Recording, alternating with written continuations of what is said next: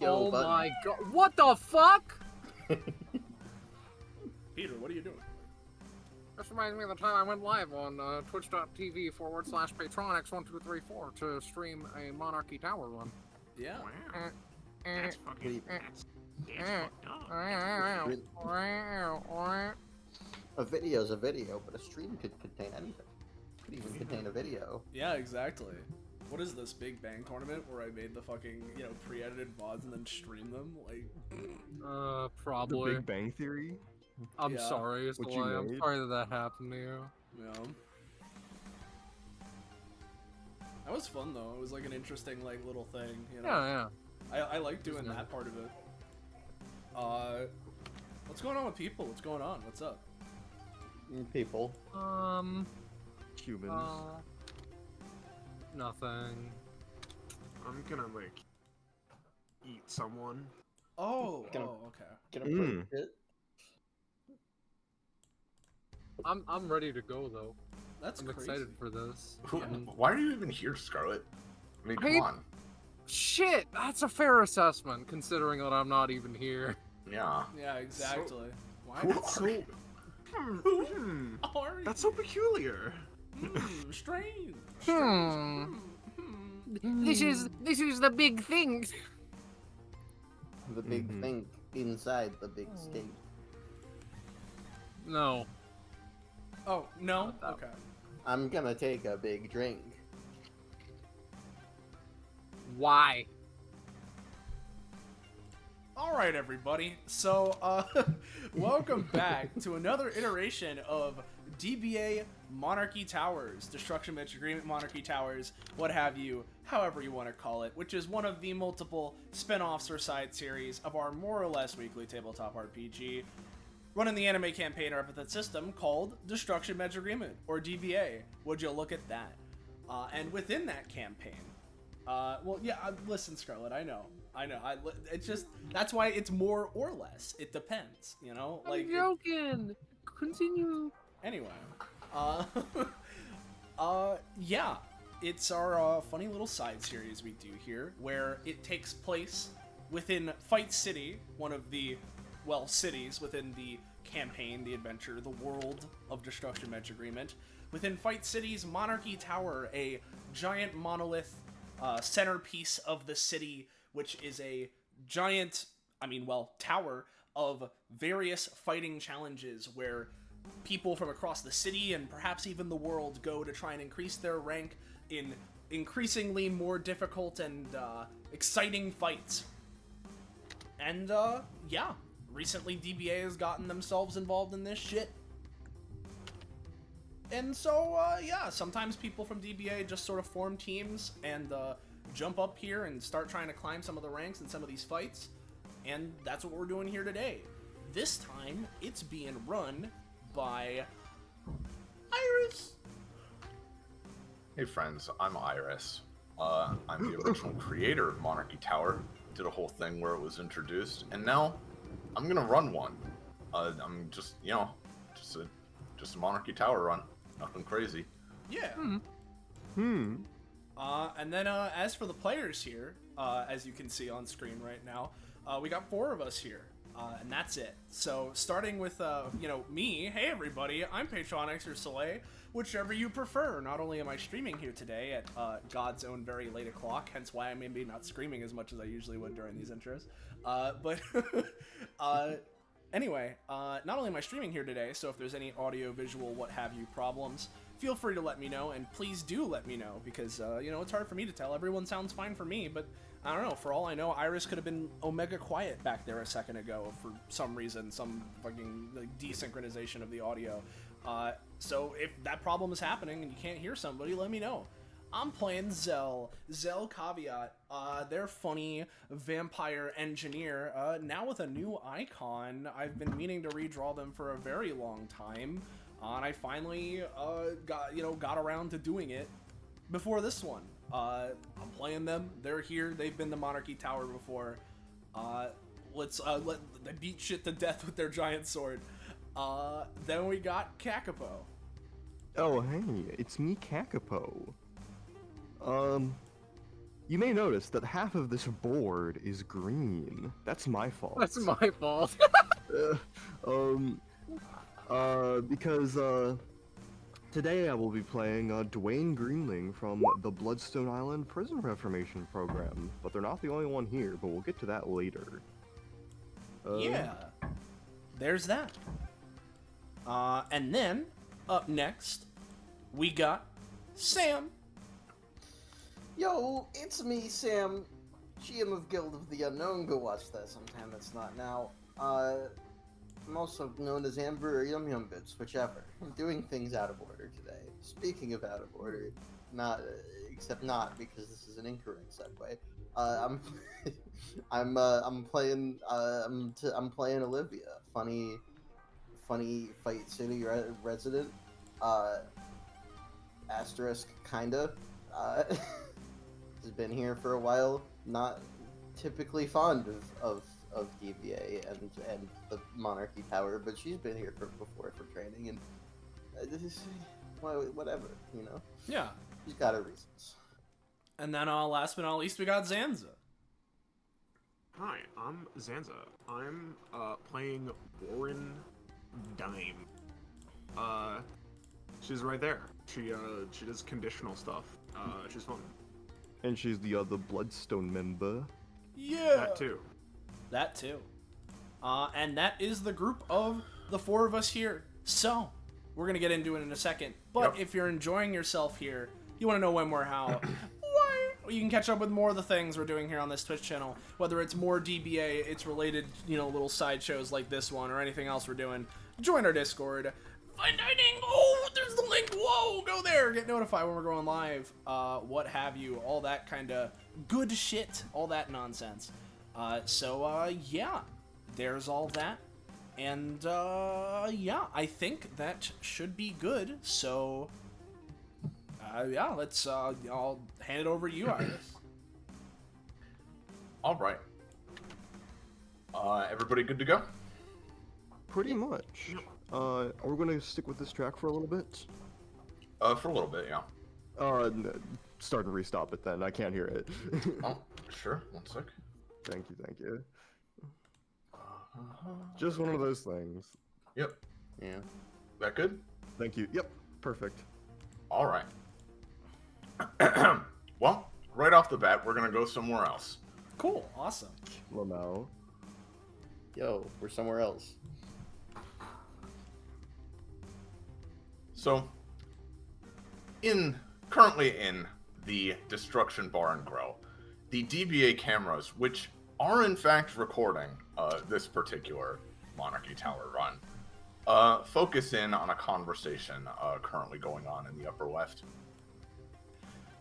So on top of everything else, they're making us just climb the floors in this slow, stilted way where we have to keep remaking the teams and keep figuring out new strategies and all that, as if climbing wasn't already hard enough. And it's like, I get it, but it's really annoying. I mean, it's so much trouble to go through just to try to get to the stupid Fight King. And it's like, I mean, obviously I still, want to do it. It's just been slow and, discouraging. Anyway, there is supposed to be a team climbing up a bit later this afternoon that I was thinking of joining in on, but we'll see how that goes. Yeah. Right. Is it, he, Silas in this case, right, crosses his arms. It's still all the same rules, right, where they just, segment it. They haven't, gone back on any of that yet. It's still all the same system. I mean, they haven't changed things again since they changed them at the end of, when we first went in.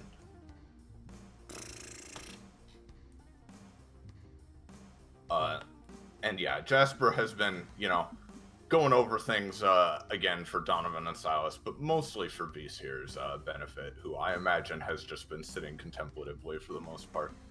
In fairness, he's been writing things down because he has heard about the Monarchy Tower. I would not be surprised if at least one or two of his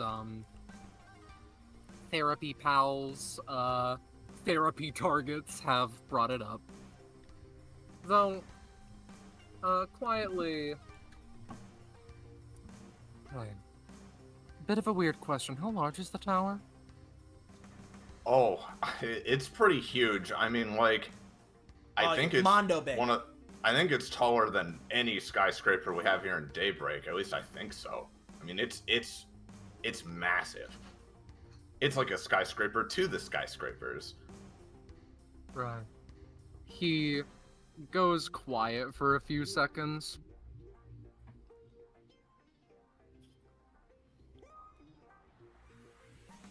I think I have an idea. Hmm? I'll explain in a bit, but I think I know how to win. What do you mean how to win? Like the... Huh? And with He that, turns back. No. and with I know that, how to win. we go to here. So, the four of you, having scheduled ahead of time to meet here and form a little team for a Monarchy Tower run, are currently waiting outside for the last members of your team to arrive. They're running a little late for reasons they've not elaborated on, but you are in, like, you know, you've got like a group chat or a text chat of some kind, and they've said they're getting close and will be here shortly. You have been told that they have a unorthodox strategy for how to win this thing, but have not been told anything else. So, like, while they're waiting, Dwayne kind of, like, you know, stretches out an arm to Monarchy Tower itself. So, Warren, what you think? Too big. Tower. Yeah, dislike. Yeah. Yeah. Nah. Monarchy, dislike. Tower, dislike.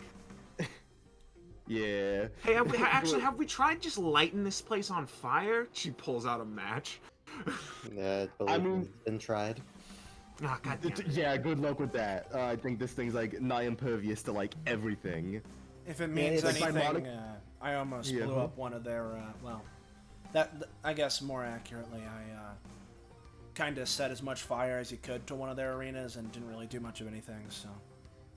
Yeah, Yeah. the place has got a shit ton of defenses, and don't even think about climbing the side. Okay. Crosses out arson. Crosses out jumping. Like on her little notepad. Yeah. Yeah, so, then there's some kind of unorthodox idea here. Any of you's got ideas about that shit? I mean... Dwayne, like, kind of puts a couple fingers to his chin. I mean... Aside from, you know, bringing you all down, aside from bringing you all down here, isn't, like, kind of, like, points to Warren, and stuff, and putting a lot of our guys on the map, I guess for now I'm just kind of doing a little bit of Dwayne recon, like, it kind of, like, flaps around the, his, envelope and stuff. That's my strategy, at least. I think they're gonna plant bombs in us or something. What? No. Wait, is that our strategy, or is that their strategy against us? Well, I mean, we were told that there's, like you said, we were told that there's like a weird strategy that someone has for us getting through this. So them. I mean, outside of, like, trying to fight through the staff areas and just break our way up outside the normal scope of things, I've got no clue. I mean, if we were But gonna I'll take any idea that's not just to try and fight to the top normally. Yeah, unfortunately, Monarchy Tower has a monopoly on violence that they're using to enforce their rules. So, I don't know. We could. I keep having ideas, but then I just keep being like, hold on. This. Now, maybe this is a bad idea, but have we tried being so annoying and just never leaving until they get sick of us and let us go higher? I guess not. Somehow doubt it would work. We'd probably just get kicked out. Yeah. Oh, shit. Good idea though, one. It's. I don't know. not- I don't know. There's some pretty annoying people in the world. Yeah. I mean, if anything, I feel like if we were just annoying at them, they'd just throw another fight our way, which is, I mean, kind of what we want coming here, so... Yeah. Yeah, I don't think the annoying contest is gonna work. Oh hey. This guy comes up, just kind of like raising a hand and greeting. You guys talking about tower strategizing? A little. What's a deal? Yeah. Fair enough, fair enough. You know, he glances upwards at the tower, and like he's been kind of in your peripheral. It looks like he's just been kind of like looking up towards the top of it. You know, I've counted. There aren't actually 100 floors to this thing. What? No, I mean, not if you go by, like, you know, the way that the segmentations are patterned and all that. There's more like only around, I think it counted 90, 91. No. No. Oh, fucking. Well, hold on. Warren's gonna buy a tape measure. No, you put this in my fucking brain. Now I gotta check this for the rest of the day. Yeah. Just Yeah. be careful, I guess. Yeah, bye, I guess. Why would they make Oh. it 91? Okay, Yeah. 2 theories. Theory number 1, invisible floors.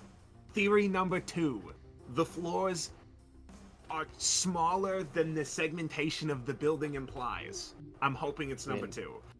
Realistically, Theory number 3 is they don't do the whole floor system for the like top 10 or so. Like no one's been up there, so they I mean, probably don't need to do that. Yeah. realistically, it doesn't necessarily need to all be individual floors. Once you get to that point, I mean, not much point in doing the floor system when you're probably just fighting through all the top brass. Yeah, if you're fighting like I think like the floor before the Fight King in this instance could be like a gauntlet match with a bunch of people, but they count as like different floors, so it's like 100 challenges, but not like you ascend 100 things, which is still like stupid if this is true, but like it's a theory. Well, I mean, if that's the whole thing they're doing, why are they even making this place so big in the first place? They could just cram as many challenges on one floor as they want. Welcome, Fight City. Shit don't make sense as long doesn't have to, as long as you're fighting something. Maybe. So they don't have those last floors because no one's ever gotten to it. That pisses me off. That's false advertising. Alternate thought. Could be basement floors. Like you get to the True. top and then the last 10 or so floors are underground. Huh. Yeah. So, Oh, wait, if I'm now imagining that when we get up there, they'll start having to rapidly build the last 9 floors. Like, oh fuck, didn't think anyone would get this far. Yeah, But check our could be work. yeah, that could be a thing. I'm just imagining with the basement theory, because like that bulb on the top is like for the Fight King, right? Like kind of points to the roof. So like, you go all the way up to like the final floors. They're just like, oh shit, last floors are down there, bucko. You go, you take the elevator all the way down. You fight some of the people there. You go all the way up, and then you fight the Fight King. That's even stupider than the do it all on one floor theory. Like, But you see, that's the thing. It's dumb, so it just might be true. Maybe Hold they're on, alright. testing you. yeah. Let's see. I'm gonna rank. I'm gonna be honest. You'll get a lot farther in Fight City with less thinking, more fighting. All right, let me write down basement theory. That's another possibility. On this note, all of you hear the sound of some kind of motor or engine of some kind, and it's worth mentioning, right, that Monarchy Tower itself, at least the entrance, is kind of up on like a raised courtyard in the center of the city. Like, there are like, you know, ramps and pads up here, but like most of the entrances to actually get to where you are involve like climbing up some flights of stairs, right? Which is why the motor you're hearing sounds like it is in some distress, as like there's kind of a as this comes into view. And this car finally gets to the top of this raised stone area, and kind of like you know, somewhat slowly but still at speed, revs over into this area and kind of makes a sliding turn, coming to a stop with a small screech. Oh, whoa! Olivia, as it's coming by, Olivia is just like stanced up, ready to punch it if it doesn't stop. But a couple of moments later, the front two doors open, and Visa is run over. Yeah, Visa's immediately run over. And Yeah. Hello. Hi. You Hey. are the team that I Yeah. heard so much about. Visa's good. gaze. You're the teammate I've heard so much about, I guess. Hi. Hello. My name Hey, is what's- Vis Fatalcrane. Hi. Hello. What? Nice to meet you. Okay, so what's the trick then? We'll get to that in a second. Real quick, Beast, we should probably Yes, yes. you know, Of course. let them out. Like, how do you want to do this? How you would do so normally. He just All right, you got it. he just opens the door. And immediately bursting out excitedly is a short-ish woman who looks to be in her mid to late teens, who has some interesting features. yeah, oh boy. Yeah, okay. This is Ava. She is my sister. One of the two. Oh my goodness, look all around. It's so big, so tall, so wide. She immediately starts moving away from the group, looking all around. To which Vis nervously makes sure to be close by. There is a very clear, like, we do not want this child going off on her own kind of situation. With a small smile, she's kind of pacing back and forth, looking at both the tower and all around herself, as though perhaps it is the first time she's been outside in quite some time. Oh, this is so exciting. I'm so happy that you offered this to me, big brother. Thank you. I'm so excited. Remember our deal, Ava. Follow all the rules. Yes, I will. I'm just... so many new friends to play with, including all of you. Hello. Hey. Hi. She gives a small curtsy. Sup? I'm Visa's little sister, Eva. I gathered. Do you? I think I might have heard. Seen her? Hey there, Liv, by the way. Hey.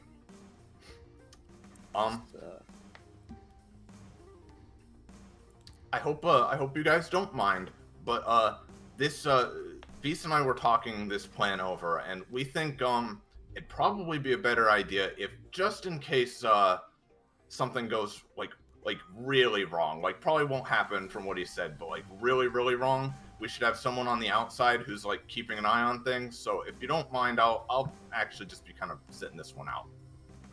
Oh, okay. Right. Good luck with the sitting. Yeah. Yeah. So, I gotta be, like a purchase visa, I gotta be real here. How, I don't mean to cast doubt on you, but What exactly is Raggedy Ava over here supposed to? What is this really a good idea here? He gestures everyone closer. My sister was an experiment of early day alias use. From requests for freedom of information and the like, Atrium style. Her epithet alias is liminal. It turns places that she is in for a long time into a subspace of her control. And I've spoken at length with her about this plan, and I have no promises that it wasn't one in one ear out the other with her. But I've been hiding her and my fear of her epithet and what it has done for a long while. And I believe that it's finally time I get over it. He takes out his tarot deck and adds in another card. And Nice. now that it has been revealed, which is fine, congrats to, I think, the 2 or 3 people who guessed it. I mean, in the years since she first showed up. I suppose I didn't fully know that it wasn't guessed, but It was technically never. It was never actually guessed. However, that is fine. Doesn't matter. People had pretty much gotten it. It's been front. I feel somewhat compelled to. I know I'm not like directly related or anything, but somewhat compelled to apologize in a sense. I mean, I have an alias as well. It's fine. Guilty by association, I guess. It's a weird No, feeling. no.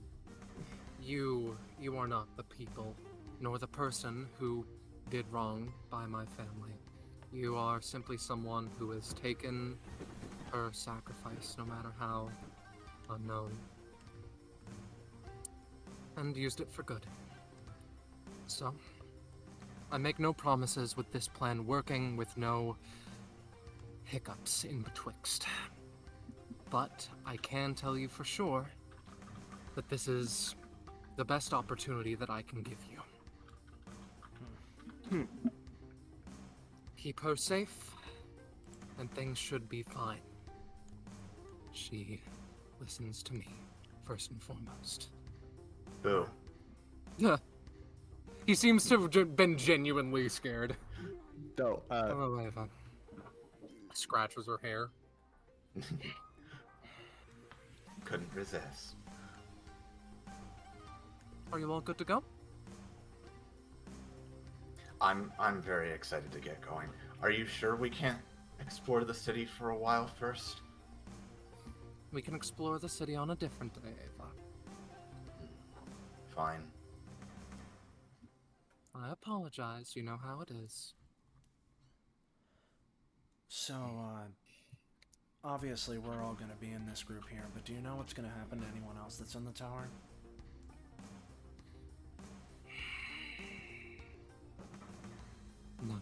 No, I don't.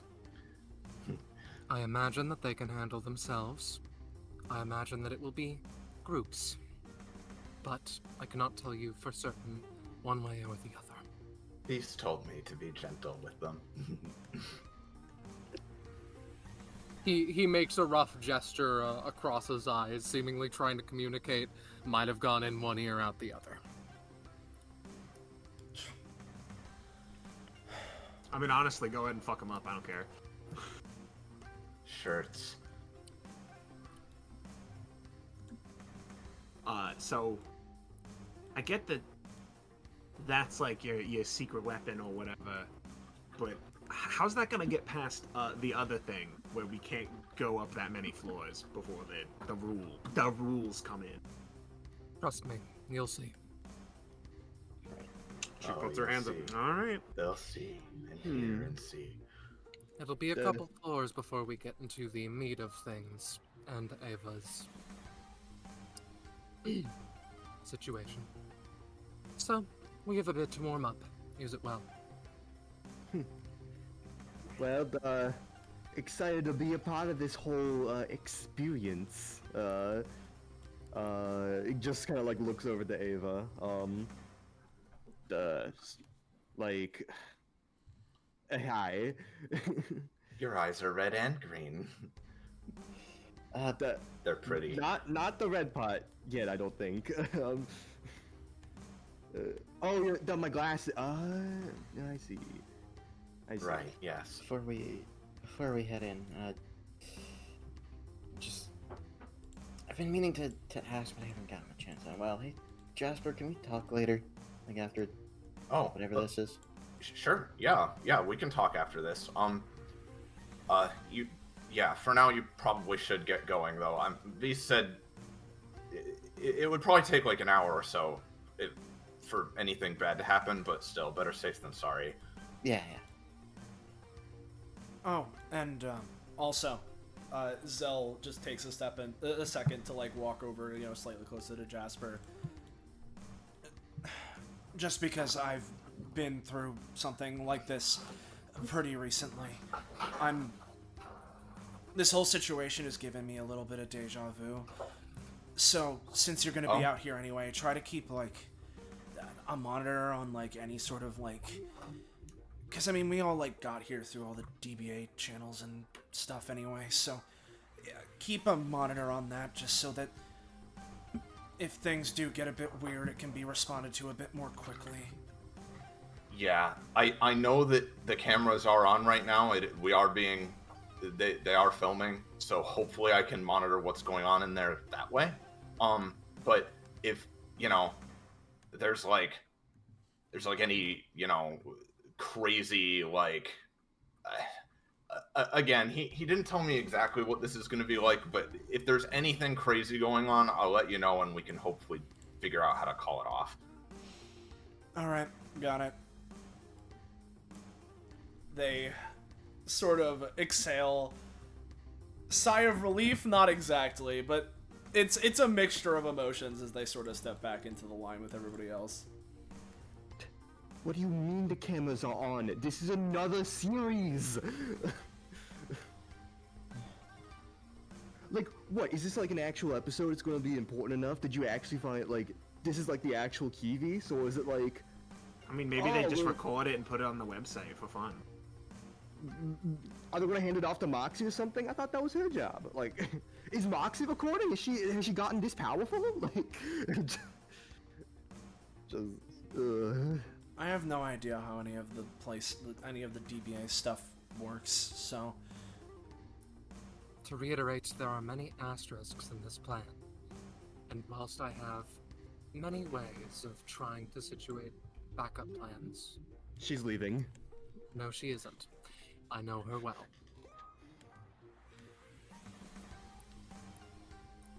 Ava? Ava, no. I wanted a shirt.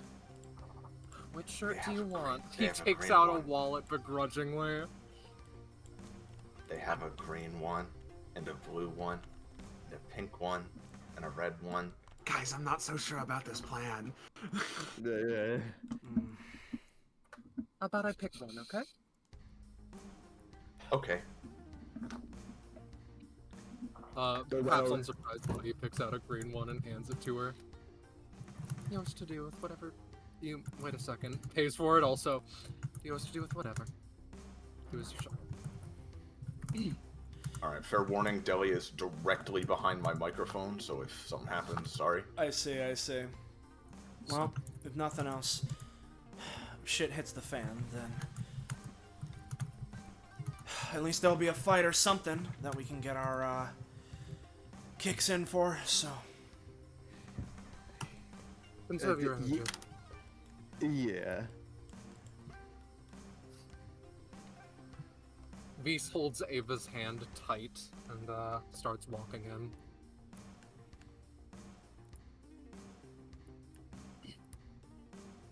And we're stuck. Yeah. And Delilah kills Hold somebody. on, there's a cat in the way. Hold on.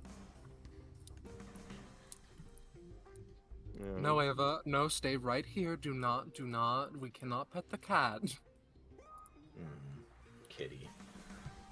Okay, there we go. Now we can go. All right. All right, everybody good? Yeah. Yeah.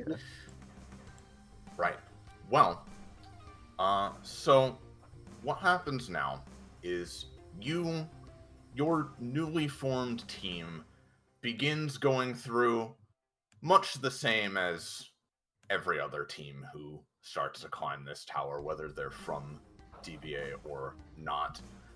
This part is typically taken for granted by viewers of this series, as well as those who watch Moxie's streams, for example, who, you know, she rarely comes down here.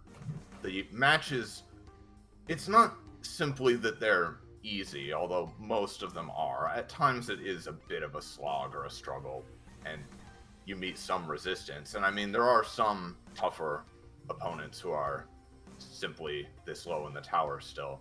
But even so, it's more so that these matches pass in a kind of blur, because most of them just simply aren't particularly noteworthy. The people within them either do not have powers that allow them to, you know, that simply carry them through, you know, the typical just like battle royale, you know, big slugfests present within the tower, or they do, but you just either don't happen to go up against them, or you beat them and their prowess is not such that, you know, again, that it's something that would really give you too much trouble. But eventually, you do manage to get through most of the slog once again. And you're starting to lose track, but you think you're probably on around floor 12, 13, something like that at this point. When you once again climb up the stairs into this in-between area between floors where the victors rest before progressing forward. And of course, as you go, as you've gone through, Eva hasn't been doing particularly much unless someone just happens to go for her. She has mainly been content to seemingly just stay in the back and watch, what the rest of you are doing. Hey, Vase. Hmm? Is it, they sort of wave their hand around in circles. Coming along? I don't know how quick it's going, but I promise you it is going. Take it from the person who can see epithets. Yeah, sure. Whatever. Right. It's been a while since I fought through the early floors. I forgot how easy they were. Have you been having fun, Ava? Oh yes, this is very exciting. I'm even more excited for the surprise you're talking about. Mm-hmm. Well. Rest up as you need. We have all the time in the world. Oh, I've done enough resting. I'm plenty alright. I was referring to our teammates, Ava. He responds with a slightly forced smile. Oh, I'm sorry. It's okay. I'm fine if everybody else is, but... Yeah.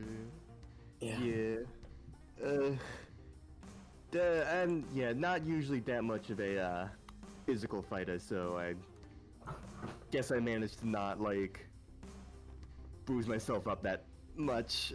Just kind of scratch his head. You know, with all the fighters and everything at DBA, you'd think that more people would have gotten to higher ranks at this point, so we didn't have to do all these early floors every single time.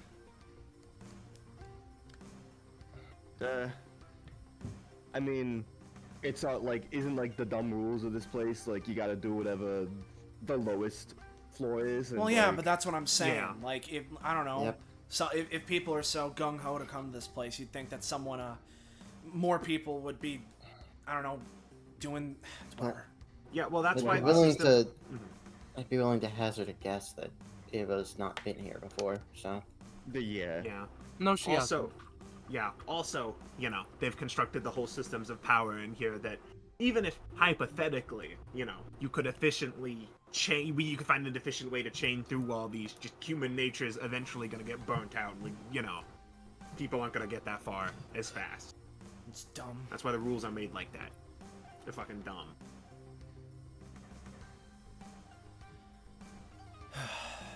It's meant to batter down your spirit just as much as it is to batter you down physically. Yep. Yeah. They didn't like the idea that someone was climbing through the tower too fast, so they instituted pretty fucking shitty rules. All to keep things as slow as possible. Believe it or not, they don't actually want people getting to the top and beating the Fight King. Well, yeah. Oh, that's- no way. Ooh. Yeah. Well, nonetheless, Yeah. I need to be up there with her, so... Oh, no, okay. Vise has been keeping a fucking hawk's eye on Ava the entire time she's been outside.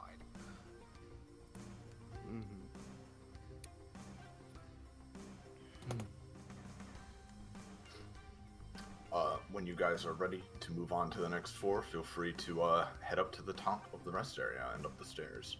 Yeah. Yeah, no, They should be good. I'm ready.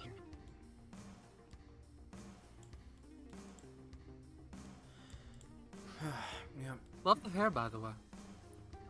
Huh? What? You. Zell, your name is. I Oh. love the hair. Thanks. They just sort of look down for a second. Not obviously not sure how to take it, but There's more. Oh What? boy. Oh, I see. I understand. Yeah.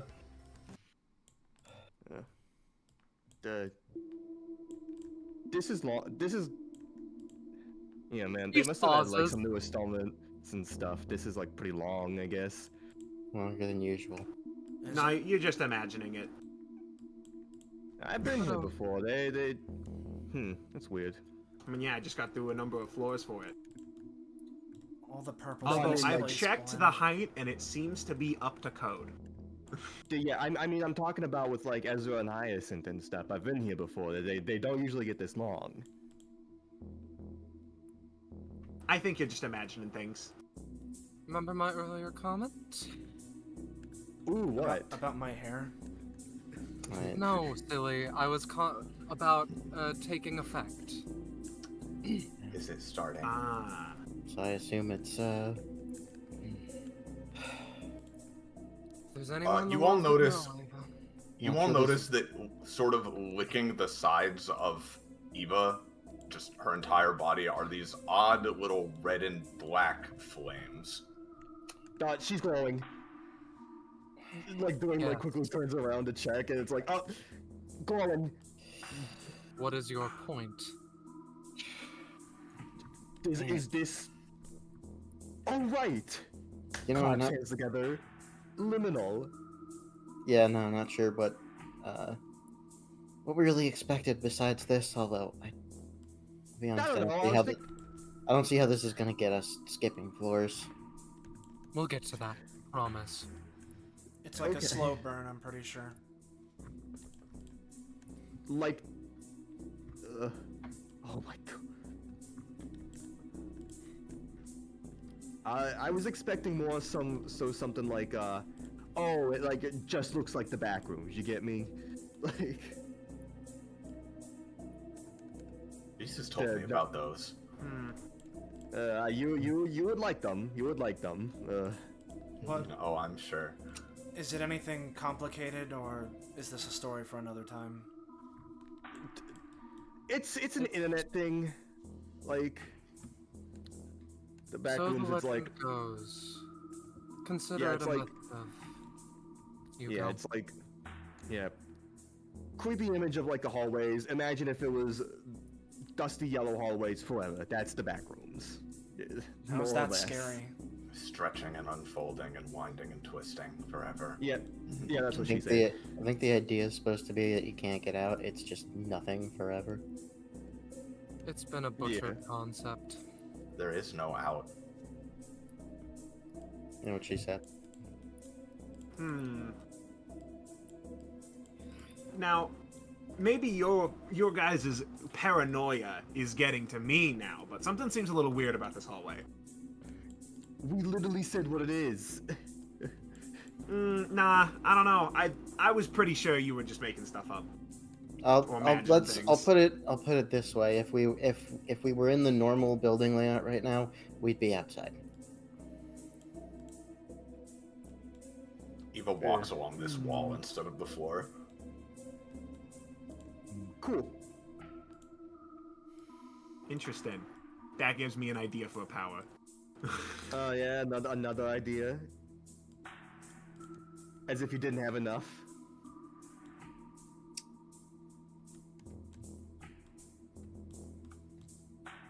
Right. There seems to be a set of stairs at the end of this hallway. Ah, there they are. Hmm. I must have just gotten a little turned around, that's all. All right. So I'm gonna be the first to say, despite living here a good portion of my life, I don't know how all of the tower's defenses works. I just know it has them for people that try to skip floors and do shit like this. So I can't promise that nothing is gonna happen in here, that the tower's not gonna try anything. I mean, we knew But- that part. No idea how the fuck it works or if it even will. Well, my bet is that by this point, they may need to turn off those systems. Who knows how many people are going through this? Something similar, something identical. 1 floor, 10 floors, 90. Oh, they're not gonna turn it off. They'll just activate it on everyone. Doesn't matter if they intended to use it or not. It's the way Fight City is. Well, if So it what works, you're saying is that they're just gonna defeat all of their own guys, is what I'm hearing, with their own security system. So it seems like a win-win to me. I mean, I guess there's that. Your hair is pretty. Thanks again. I wish I could feel it. She holds up her arms, which at this point you would have all noticed are from the elbows to the fingers, artificial in some way. Yeah. Dwayne, like, kind of freaks out, internally freaks out about, like, oh no, scary kid. Takes another look at Zell's hair, and... Damn, that is real smooth. I wish I could feel it too. not like that. Just... I'm joking. I see. Why's everyone looking at me like that? I don't. Remember the rules, Ava. You didn't say no hair touching. I mean, just generally. I didn't say no hair touching, you're right. I remember them. Okay. Is this like a wall or something, or like am I No, just... there are No, stairs. these are stairs leading up, which you all start climbing. And the stairs, maybe they're a little longer than usual, but otherwise nothing else seems too amiss.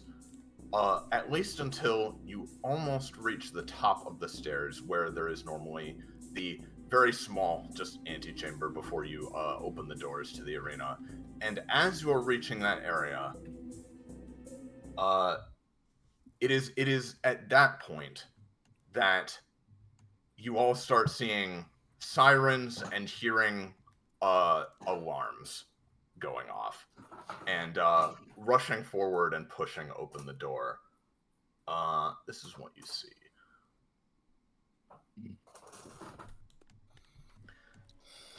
You come into this arena and see seemingly what is some kind of fight already in progress, or was in progress at least, but the arena has transformed into something you have not seen before. The stands around you have emptied. There's the sounds of rushing people. There are, again, alarms and sirens blaring. And as you enter, you hear a roboticized voice coming from somewhere. Attention. All contestants and staff within Monarchy Tower must evacuate immediately. Unknown anomaly detected. Monarchy Tower has come under the influence of an unknown ability or effect. Please evacuate now. And up in the announcements booth, someone is yelling into the microphone. Guys, this seems serious. I don't know exactly what it is, but we need to get going. The match is off. We gotta go. And all of the people in the arena are kind of like sneering, kind of in various states of confusion or dejection. This is fucking bullshit. You know we would have won if this shit hadn't started happening. Oh, fuck off. Come on. And they just seem to be arguing amongst themselves. Yeah. Keep going forward. Only one way to go, right? Yeah. Oh, there's never only one way to go. Eva is floating off the ground at this point, and very much glowing with that strange energy you've seen. Hey, kid, you might want to... As they, like, go to try and put, like, a hand on her shoulder to try and, like... They might notice if you're going a bit too crazy. Unfortunately, Zell, her smile only widens as she starts floating higher and higher, and in fact starts floating above the arena somewhat. All of the people here start looking at all of you. Hey, you know what the fuck's going on? Who the hell are you guys? The mailman. We got a mail. See ya. Olivia just kind of looks at Dwayne like... Clueless. Wait, hold up. They start trying to come towards you. However, at this point, Vise, you notice Eva is not following. She's floating higher and higher into the room. You heard the order to evacuate. Son of a bitch. It's all so... every direction. Finally, freedom. I can finally go back. Sorry, Vise. I won't go too far, I promise. And all of a sudden, all of you start feeling strange as your bodies start moving into the air, but it feels less like you're floating and more like you are in the constricting coils of some kind of creature, or maybe just the air itself has grabbed you, as all of you see the walls and the floor of this arena expanding away from you, almost as though you're not the ones moving, but everything else is simply unfolding. At this point, the people in the arena who are also floating are starting to panic and flail wildly. What do you guys do? Vise? Can Dwayne... One second. Vise, this is actually gonna be quite interesting, because, I know what this is. But, so, Vise's tarot deck has Liminal. I am going to functionally try and, Two can play to try and, best he can, reverse the current situation. You pull out the card, Beast, and you feel the power respond to you, but you do not feel as though it is particularly under your or really anyone's control at the moment. You try to do your typical methods of reasoning with it, of harnessing the epithet, trying to go with the flow of what its impulses want. However, in this case, it seems that they are simply spasming outwards, and you cannot go against it at this point. And all of you, as the sirens continue blaring and the robotic voice grows distorted, distant, muffled, all of you are forced to squeeze your eyes shut as you tumble through space and spaces. And you all eventually come to again, but when you do, you are no longer where you were a moment ago. Okay. Cool. Let me switch over to here. Now you're in the back. Okay, no. Yeah. You recognize perhaps somewhat this familiar-ish area, but Eva is nowhere to be seen, and you don't know where exactly you might have gone at this point. For this section, and until I say otherwise, rather than playing music in the Roll20, I would appreciate it if you could all open up this video I've put in voiceless and put it on loop. Okay. Wonderful. Let me go ahead. Might need to turn it up slightly, it's a little quiet, but yeah. Okay. Once that's going, you can all resume. Should be good for now. But Son of a bitch. yeah, no, as soon as they come to, Zell immediately like snaps to action, grabs, Vise as quickly as they can. What the hell's going on? There's... Ava was never one for listening to directions, but this is not something I'm used to. Usually she listens to me if nobody else. She listens to Cat, but this is something unprecedented, and frankly, we may need to switch directives. It may now be You think? her back. Listen, there's a chance that one way or another we can still do what we were planning on doing, but it doesn't... Stupid!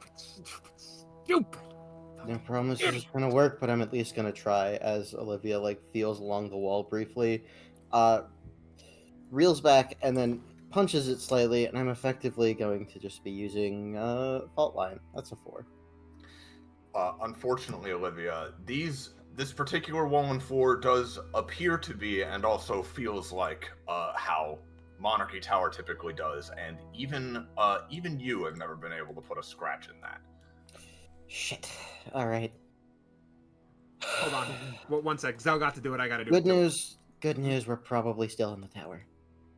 All right. For the record, there is more hallway this way, but just don't worry about it. Yeah. Warren is like, all right, Zell got to do it. I gotta do it too. Just walks up to Vise, grabs him by the shoulders, and shakes him. I'm a gent, please! Okay, I feel better.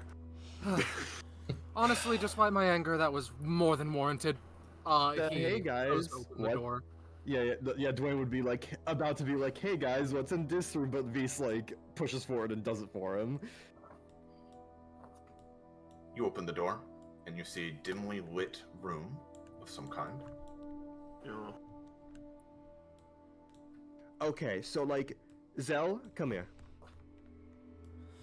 They very clearly are running through some sort of mental process as Dwayne calls out for them.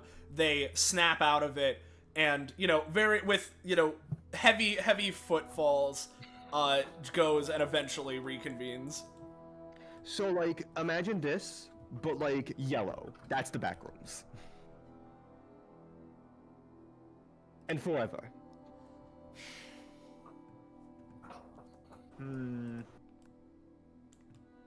Olivia's just gonna try fiddling with one of these computers, see if she can turn it on or do anything with it. Ugh. See if this place even smells like a dingy office. Yeah.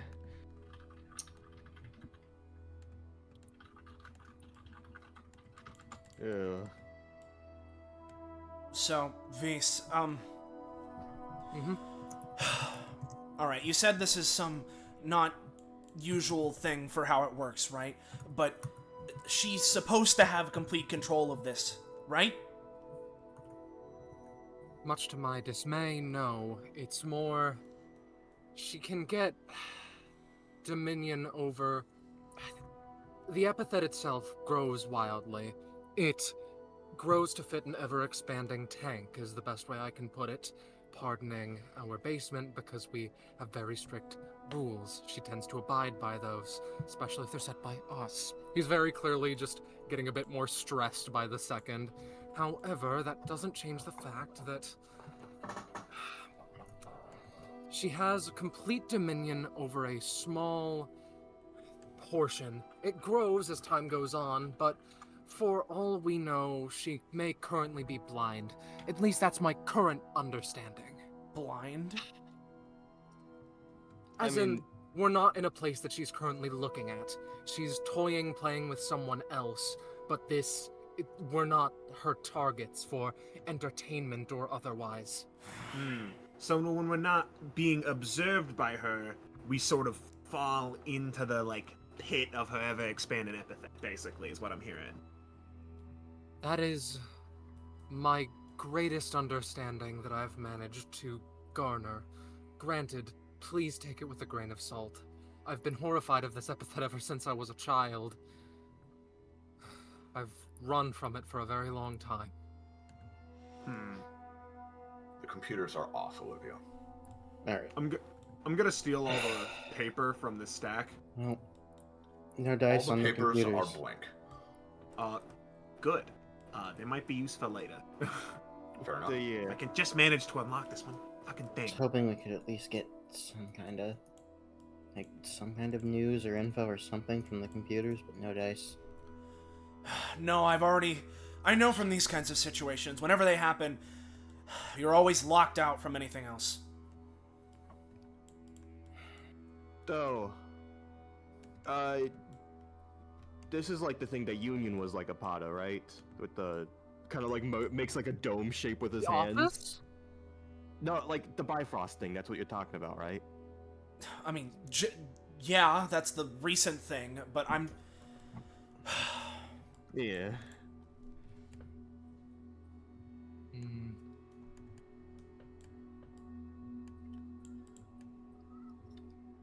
Yeah. No, I get it. Just had to be sure.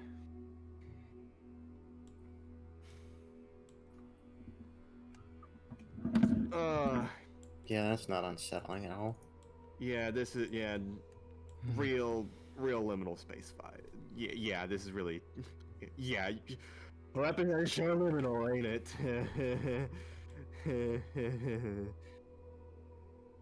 Is it better or worse for us if she doesn't know where we are? That's a dangerous question. Ultimately, considering you're all proximal to me, my bet is worse. At least you'd be able to tailor the experience, scare us, yes, but at least not put us in anything life-threatening.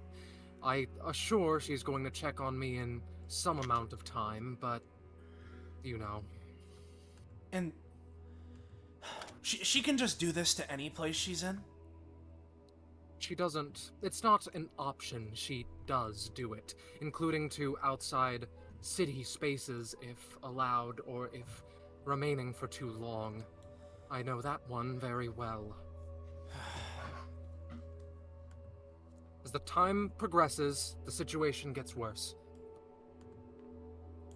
Not much I know for certain. Well, if we can get her attention or something, then I don't know. Didn't work before, but maybe you can snap her out of it? Solid, we'll see on that one. It didn't work before, indeed. Beast, as you try to push this door open, it isn't locked, but it seems to be somewhat blocked. It doesn't feel impassably so, but something is kind of like pushing against it. You all see V's try to open the door, fail, try again a bit harder. He would give it a hearty shove. If you want me to roll for it, I can, before Sure. saying move on. Alright, let's take a quick lookie. 1d20 for you. With a hearty shove and that roll, I would say you are at least able to partially dislodge the door. Give me a moment. If needed, I can break his through. Not right now. Peeking in through the door, this is what you are able to see. This is not the right layer.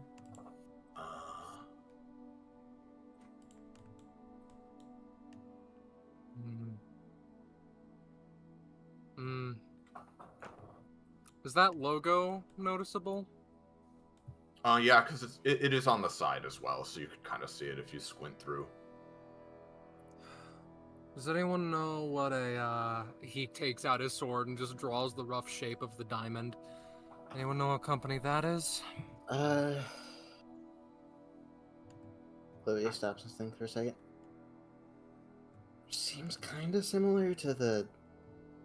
I think it was the Sakura estate, but... Oh yeah, damn. Just looks like a 4-pointed star to me. I hope that this at least makes an issue of the tower. Hopefully puts down damage that they need to fix for duration. I can't be Something 100% certain. I was given a rundown of like a lot of different groups in Daybreak, but I'd be lying if I said I was paying attention the whole time. Right. Beast tries the other door. That door leads to the next area, if you would all like to move on.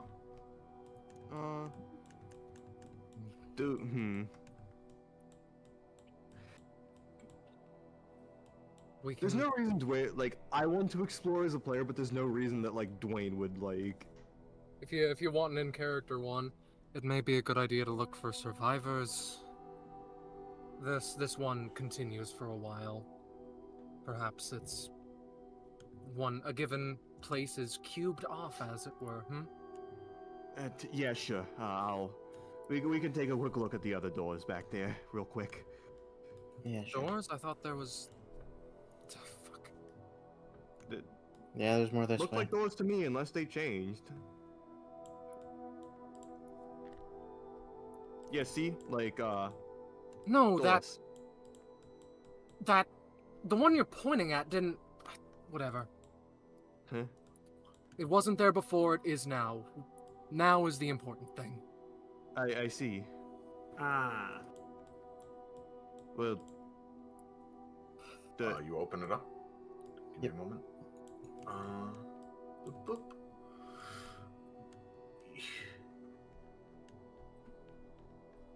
Wang. So, it's more hallway. Oh, I And, see. it's not... Might not be quite revealed, but give me a sec. There is also a door right here. Hmm.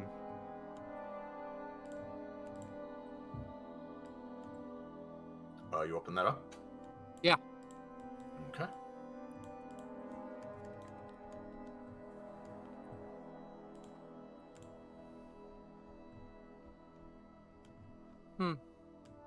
Look at this. You know, that makes more sense. Huh. Well, I did say fight through the staff areas, and I guess I wasn't entirely wrong. Are these half silver, like one-sided mirrors? They're No, not they're actually windows. mirrors. They're not actually mirrors. It seems to be a just thick glass that you can see the arena. Yeah. Looking through them. It was, as the person that made this part of the original Monarchy Tower map, it was just a convenient asset that looked like a sturdy window. Yep. I know. I thought like like a one-sided mirror where this side can see in, but nobody out there can see into here. You've been able to see into the announcement booths in the past, so. Okay. And Deli can as well. Yeah, Deli is also very Yeah. capable. She has a lot of vision.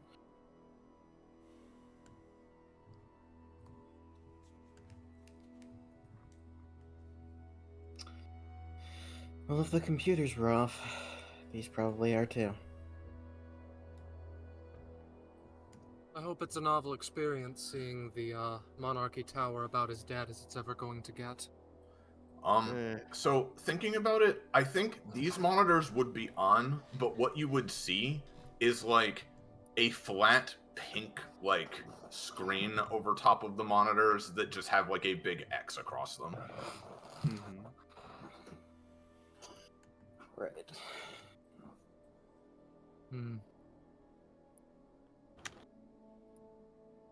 Olivia's gonna. It almost go looks over. like they've been put into a lockdown mode of some kind. Olivia's gonna peek around this corner. All right.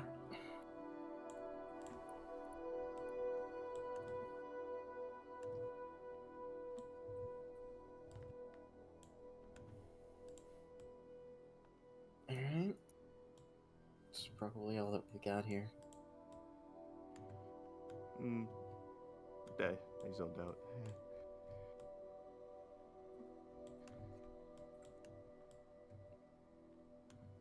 Yeah, this is the office Is there anything again. like, anything beyond here?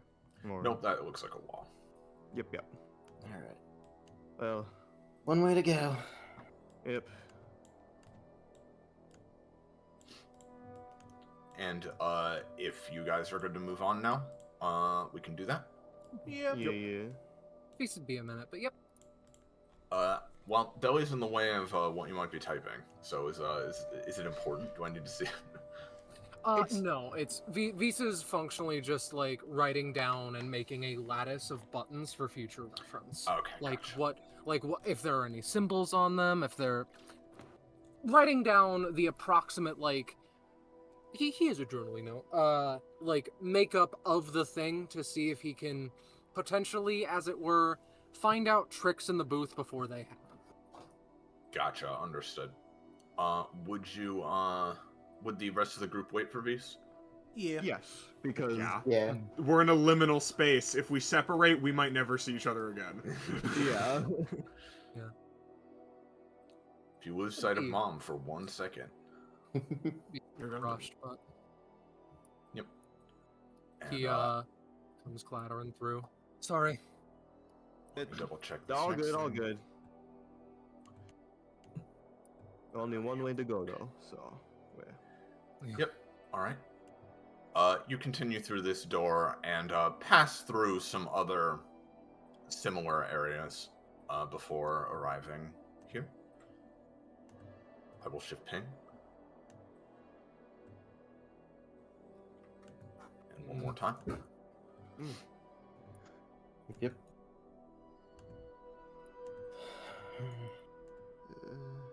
Alright. Monarchy would be more I so. don't like this gray ass fucking carpet. Don't tell Ava I swore.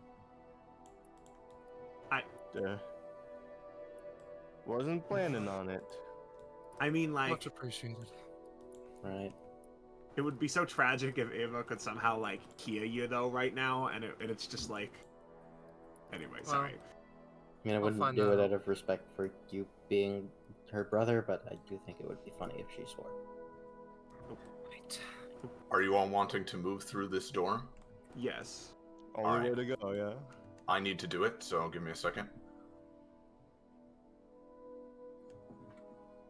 Oh, Belby. Okay. You know what? Hold on. I'm gonna take this opportunity to put them away for a bit. 'Cause Understood. They're starting to get a little restless. Getting a little Here, B. crazy. Don't worry, Don't worry, Vis is restless too. He gets it. He understands. So, I'm gonna assume that she doesn't usually just get bored with these kinds of things eventually. From my experience, she's only gotten bored once, and that was after all the fun she could have was wrenched from the place, squeezed dry. Well, as we all know, this place has 91 floors of fun, so... Oh, I thought it was 100. Well, we're working on that theory. Yeah, There might be some Something- underground... Some people were saying they might be invisible, but that makes no sense, because this is supposed to be like a spectator thing. Oh, at Hold this on, is point, the- at this I think- point, they may be invisible. Is the ceiling of this room 2 inches taller than the others? I'm so fucking... I'm gonna be honest with you. I don't think the tape measure is gonna do you much good in the liminal space. All right, ready? Well, not anymore. Mm-hmm. I spent my last money on this. Oh. Son of a bitch! Okay, Zell? Zell, look at this. What? It This happens is the every back session, rooms. baby. Every time. This is the back rooms. Like, genuinely one for one, this is what it looks like. I guess you were saying it was... Is this grass or carpet? It's carpet. It's very yellow, musty smelling carpet. Yeah. This is the Oh, back okay. rooms, Anza. I don't know. I thought we stepped into a weird outdoor place for a sec. Sorry. Oh, there's no hope. No. Sorry. I guess you were saying it was yellow, so... Yeah. I guess even if she hasn't heard of it, I guess it's a easy format to copy or whatever. Is the This, I imagine it's a subconscious layer to it, nearly. She might have somehow overheard one of us mentioning about how the back rooms was like the earlier area, but yellow, and I mean, you literally bit. explained it to me, so yeah, she probably heard it. Yeah. Credit where it's due. Ava gets inspiration from the oddest places. I I mean, this hate isn't the that sound odd. It of was just a fluorescent light conversation. We bulbs. just had this conversation. Whatever, doesn't matter. We're just. They take mean, another step yeah. forward.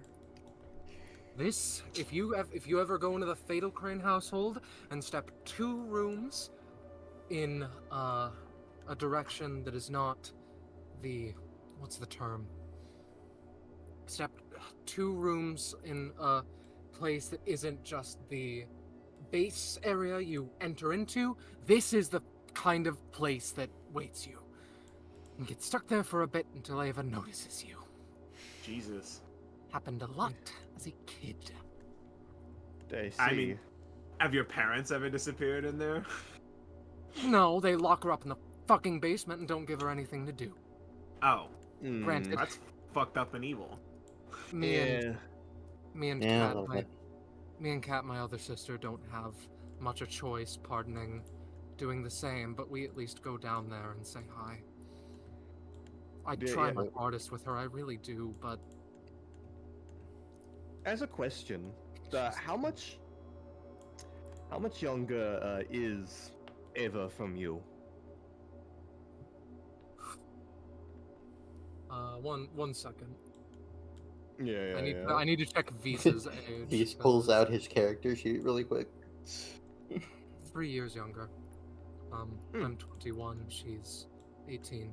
Recently-ish turned. Eva is 18, but she kind of like looks like she could be, 16, 17-ish. Yeah, I mean, yeah, she hasn't had much of a... She's had a weird development, so yeah, like... Oh! Oh, Hey The there, person! everybody. It's me, coming to you live as always, Moxie Rose Electra. Chat, I am still lost in the back rooms. Oh. I have been scouring every little turn, every single way to go. Haven't run into any entities yet, but she like turns and sees all of you. hi, You Moxie. run into 5 entities! Surprise! Well, these particular entities aren't the most unwelcome sight, at least. I was worried I was the only one left. I'll be honest. You were not the first one I was expecting to run into. Hold on, Monarchy Tower scum. Excuse me? Don't worry, like, just sort of like, kind of like puts a You're- hand over Warren's mouth and like kind of steps forward. Hi, that's Canadian slang, don't worry about it. She spits on your hand. Like, I don't want to gloss over this. She like leans into Warren. What was that you said? What'd you call me? Do you want I to say it said- again? Live? She points her phone at you. Oh, sure. She reaches over, Wait, do and we have grabs, anything here? grabs your wrist to pull the phone right up to her mouth. Ah, Monarchy Tower scum. well, listen, it's not like that's the worst insult I've ever gotten here, but while we're in this kind of situation, it probably wouldn't be best if we start catfighting, would it? No. No, it'd just be a regular fight. Bet you'd lose. Yeah. Here, let me try this again. She pulls her wrist back and holds out her hand, which then summons her microphone in it. I, Moxie Rose Electra, am making a formal announcement that this shit stops and goes away. You all feel like a ripple of power go outwards for a moment, but nothing else seems to happen. Oh. I don't think the Epithet's the Yeah. biggest fish in this Yeah, little sea. I mean, that's also really not how it works. My epithet makes things happen, not stop happening, usually, but it's, Be honest, do you guys know the if way that out of kind here? of thing, if that kind of thing worked, I would have just been able to punch us out. Well, We'd well, wait a We're we've minute. just been wondering, to be honest. We're just as lost as you. Yeah, Oh. well, wait a minute, Moxie. If you're going by that logic, just make something else happen that supersedes this effect. Make It's your own not back going rooms, to and then, happen. like, I don't know. Hmm. She has a very flexible power, from what I remember. It's like shrugs. Well, the thing is, normally I can say something like, "I go back to my room," and I'll just show up there lickety split. But in this case, I mean, it's almost like, I don't know. Like, sometimes it'll move me somewhere, but I don't know what exactly is going on. But it's almost like my room isn't where it usually is, or that my powers don't know what my room is exactly right now. I don't know. Ah, I see. And Ha. And like, the thing is, I would offer to help you guys out a bit more. Do you know, actually, do you know what the hell this even is? What even started this? I was on my way down to the 20s because I heard a team of DBA people. I assume that's you was coming up, but like, Oh, we have no idea. This is the back rooms, I think. oh, like from internet. oh yeah. She pulls up her Google image searches of the back rooms and scrolls through them. You're getting internet in here? Is that an option that we have? Oh, I mean, Yeah, I said that I have internet, so. I don't know. Yeah. Can you say that I have internet too? Oh, sure. I project around me the internet field, and like there's like a little bubble that extends from her, and you guys all have your phones come on. Oh God, information. Oh, God. All right, all right, that's a thing. My TikToks. My baby sensory videos. Now I can finally keep walking without getting bored. Yeah, I was about to say, finally I can watch Subway Surfers. Yeah, no, like next room, and we Wow. see the fucking tram. Like. Well, I mean, we're looking for a way out. So, If I may. good luck. If I may. What does Moxie's epithet look like? Oh, her microphone. Okay. It's just there. It's just. Yep, more it's pronounced? just like glowing with the aura of that's I it, got it. and everybody got else it. can see it too. Secondarily, Vise would flip out his phone, turn it away from everyone, and text Jasper status. Yeah, you have a few texts from her as well that say like she's watching, but nothing's happened outside yet. Well, not that we know what's going on, but I can at least tell you for certain that it's not affecting the outside. Well, I suppose that's nice. I'm trying to find my bedroom though, because frankly, I want to just like hide under my bed until it all goes away. That's usually what I do when things like this happen. So, well, not that I've ever seen something like this happen before. I really hope Allie can fix it soon. That's the weapons billionaire one, right? Oh, I mean, she's not a billionaire, but she... Her family is, but... yeah, that's a whole, like, weird situation. I probably shouldn't talk about that. But basically, she's the one who's, like, in charge of the tower. I mean, other than the king, but you get it. Yeah. If I may, what are the chances that she can't? That this is something beyond her? Well, she holds a finger to her chin. I've never seen something happen that she can't fix. Either with her powers or just, she's the smartest person I've ever met, and she's never panics or, shirks away from a hard situation. But at the same time, this is pretty crazy. I mean, I don't know what kind of power or effect would do this. And you say it's only here. I mean, that means it was probably on purpose. No. I don't know. I mean, I think she suddenly smiles. I'm gonna go ahead and keep being Moxie confident and Moximistic that she'll be able to fix this just fine, and everything will go back to normal soon. Well, we're looking for a way out, so good luck finding your room and all that. All right, thank you. By the way, Moxie. Moxie. Oh, yeah. It's like optimistic, but you're Moxie Rose Electra No. as well. No, I got that part. I got that. You know, never mind. Oh, well, you look like the kind of lady who needs things explained to you sometimes. So, you know, just thought I'd check. You know, You're if you say those- radioactive. Yeah. I'm getting away from you. Yeah. Wait, no, don't split up. No, just, you may never be seen again. Oh, what? Like- I mean, but you guys aren't going back to my room, are you? We may be. We don't know. We're just trying to find a way out of here. That's We may true. find Who's the to room. say what's anywhere? Yeah. But I'm Dwayne, confident that you can handle yourself. Worst comes to worst, if you see something bad, run away. now, I feel the need to point out, guys. Yeah. She's one of our enemies. Olivia glancing around the corner. Why do you think I walked away? You shouldn't be giving her freebies. Well, No, wait a minute. adios. Oh. Yeah. Oh, wait a minute. Like, you know, since Warren said that, Dwayne was just like to himself, "Oh wait, she's our enemy. Hey, Iris, does this count as like an encounter, or like?" Sure. Well, Moxie's our enemy, Yeah. All right. and with Remind me how this works again. I choose my enemy. Moxie's the only enemy here. Yeah, that's true. Yeah, so give me. I'll just get a secret from her. You get a secret. A secret, whatever one you want. Make it as juicy Sure. or as mundane as possible, but he may as well pinch it. Sure, I'll like- think that over while you guys progress. But she is gonna head off on her own. Yeah, see ya. Lonesome for now. Thanks for that, Warren.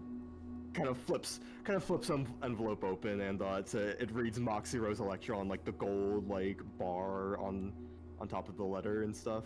Have fun and don't die. Goodbye. Same to you. I hope it's embarrassing. I hope Uh, it gets canceled on Twitch. we'll see.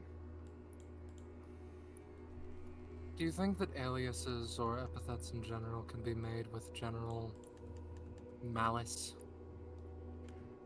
I think epithets can be probably pretty much any concept that anyone can imagine. So yeah, maybe. Yeah. Most likely. mean- I mean, yeah. Like, there's a likelihood. Warren, you've seen Ezra's epithet. I don't know. That gives me bad vibes.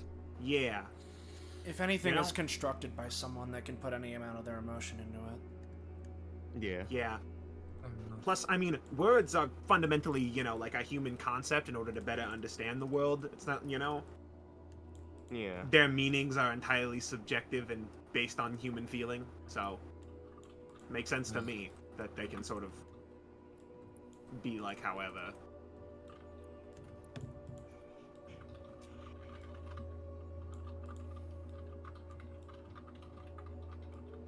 I mean, you know your sister more than anyone. With all of her, it's alias, right? The artificial one. Yes. I mean, how much do you know about all those experiments?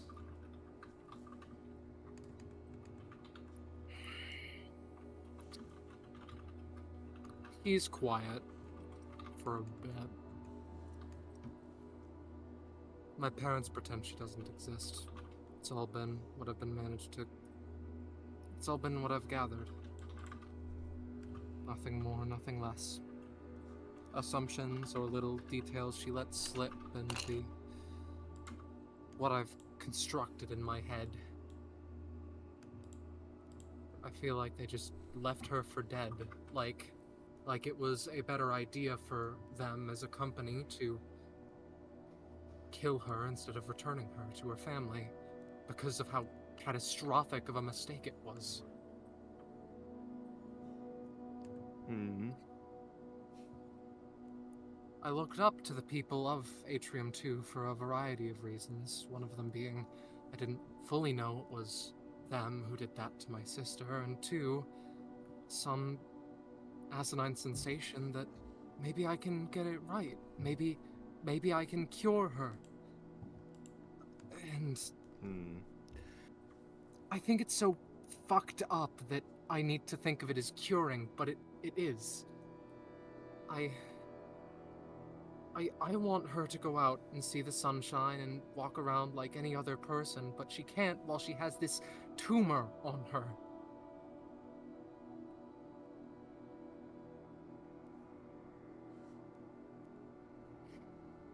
But if I get rid of that, how much of my sister is left? Do I have another one? Am I a failure of a brother if I get a different one? If I excise the tumor, but there's nothing of who I've come to love and respect and appreciate left?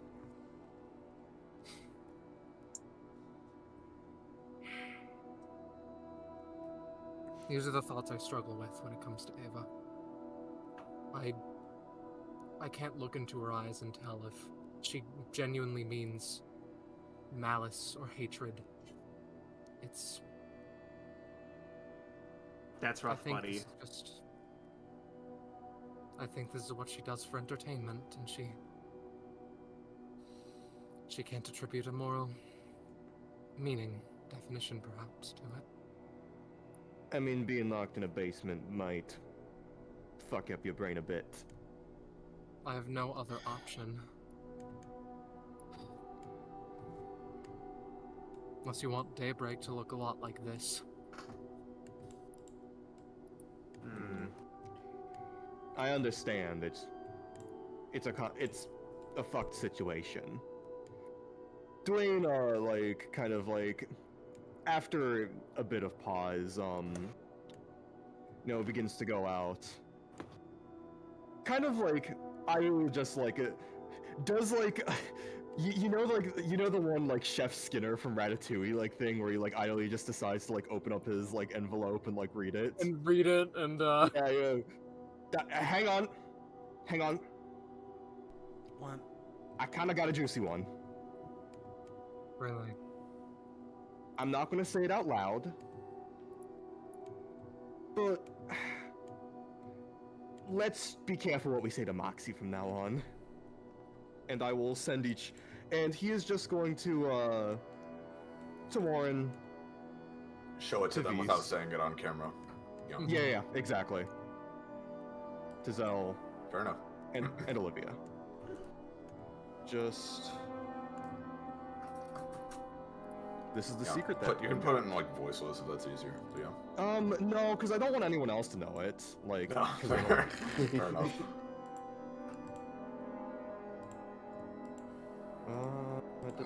And Amber. So you understand what that means, right? Well, I guess she knows that we don't like the tower. But we have no clue what's going on here. Just take your precautions. Like, kind of like elbows Warren. Excellent fucking call, by the way. Like... I mean, yeah. I don't know how to tell you this. I sort of thought we were just gonna, like, jump her and then, like, take her out here, personally. No, that... We don't want to put a target on our back. I know... Listen. I mean, who's to say? Who's to say that it wasn't? Oh wait, actually, never mind. This is- Cameras. We're on camera. I mean, well, regardless the of- cameras are ours, so I don't know. And I free to watch by Monarchy Tower. And honestly, my current running theory is that it's just going to be sent their way instead of being a DBA episode. Like, just a hunch. Listen, Maybe. regardless of that info, I mean, it was always going to be a talking with her as minimally as possible. The end goal of this is to skip up as many floors if possible to the top. We don't exactly want someone who works here along for the ride. Yeah.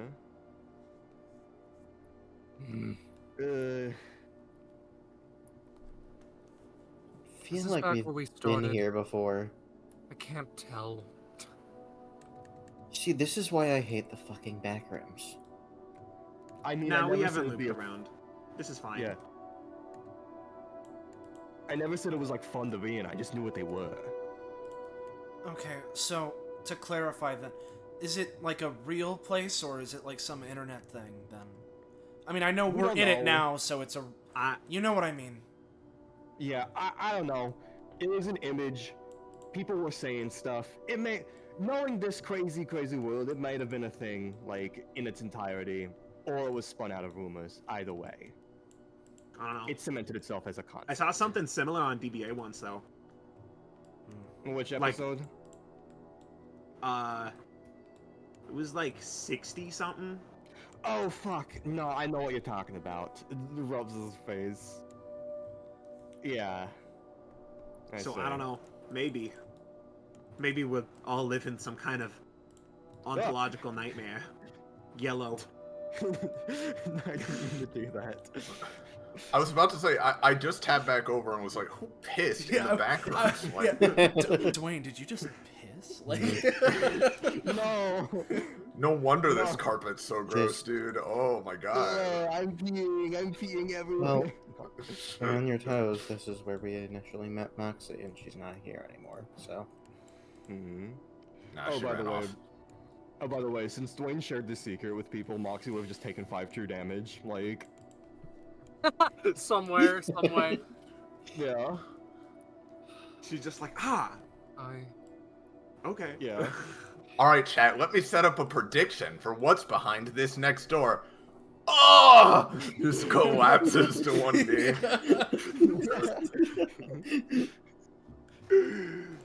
If I may. I apologize that I've been doing a lot. She's my sister, you know how it is. Yeah, it's your sister and stuff. Yeah. And make no mistake, I'm anxious. I Ava! get it. Ava! Silence. Is she deaf in this area too? For now? Killed the dude. I guess I've never thought about it.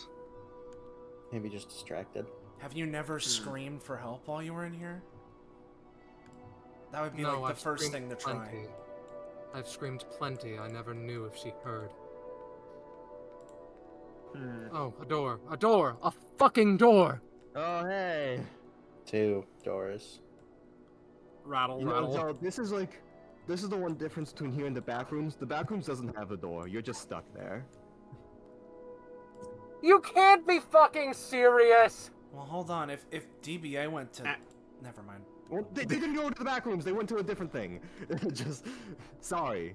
That The Roman Colosseum? Now, Zell, this is Rome. I can't believe we're in Rome. What the fuck? Ava, get back here! Confused. Never mind. Whatever. They put Rome in my Monarchy Tower? well, you know what they say. When in Rome, Olivia climbs on top of this overturned pillar. Yeah, when in Rome, climb on top of the overturned pillars. Yeah. Hang on. Sure we don't want to check out what's over here? Yeah. There are 2 doors. What? Why would I we wanna check go- that out over Hold this on, I door, want to though? go. I want to go higher as Olivia goes over here, and the mostly just passive up to this point. Tentacle-like tails on her back, like start stretching, and she just like uses them to climb up the top of Backrooms this again. pillar.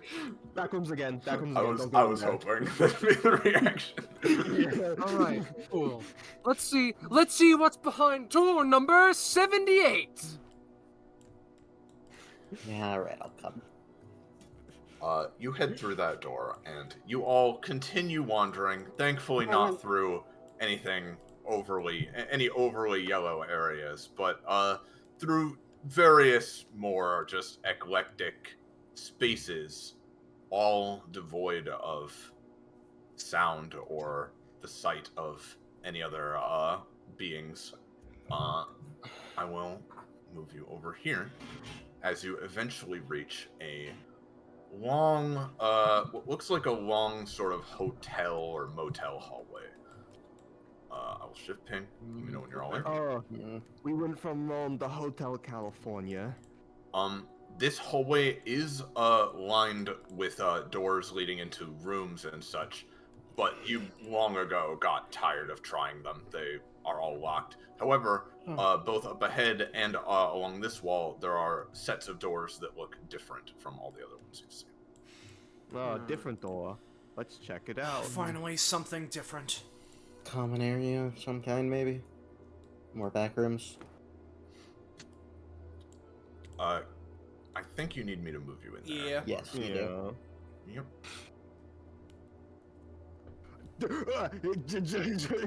Dwayne, like, visibly Art panics.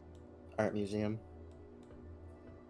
Oh my god, it's movie theater entrance like floor carpet. This Oh, one's no. even got grass behind it. Grass. Not in universe. I know.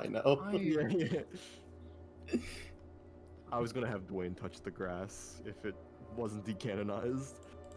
It is the statue sitting there. There is no background. Yeah. Makes sense. Same with the others. I should have apologized a long time ago, but this has been stressing me out too, so I apologize for roping you into this situation.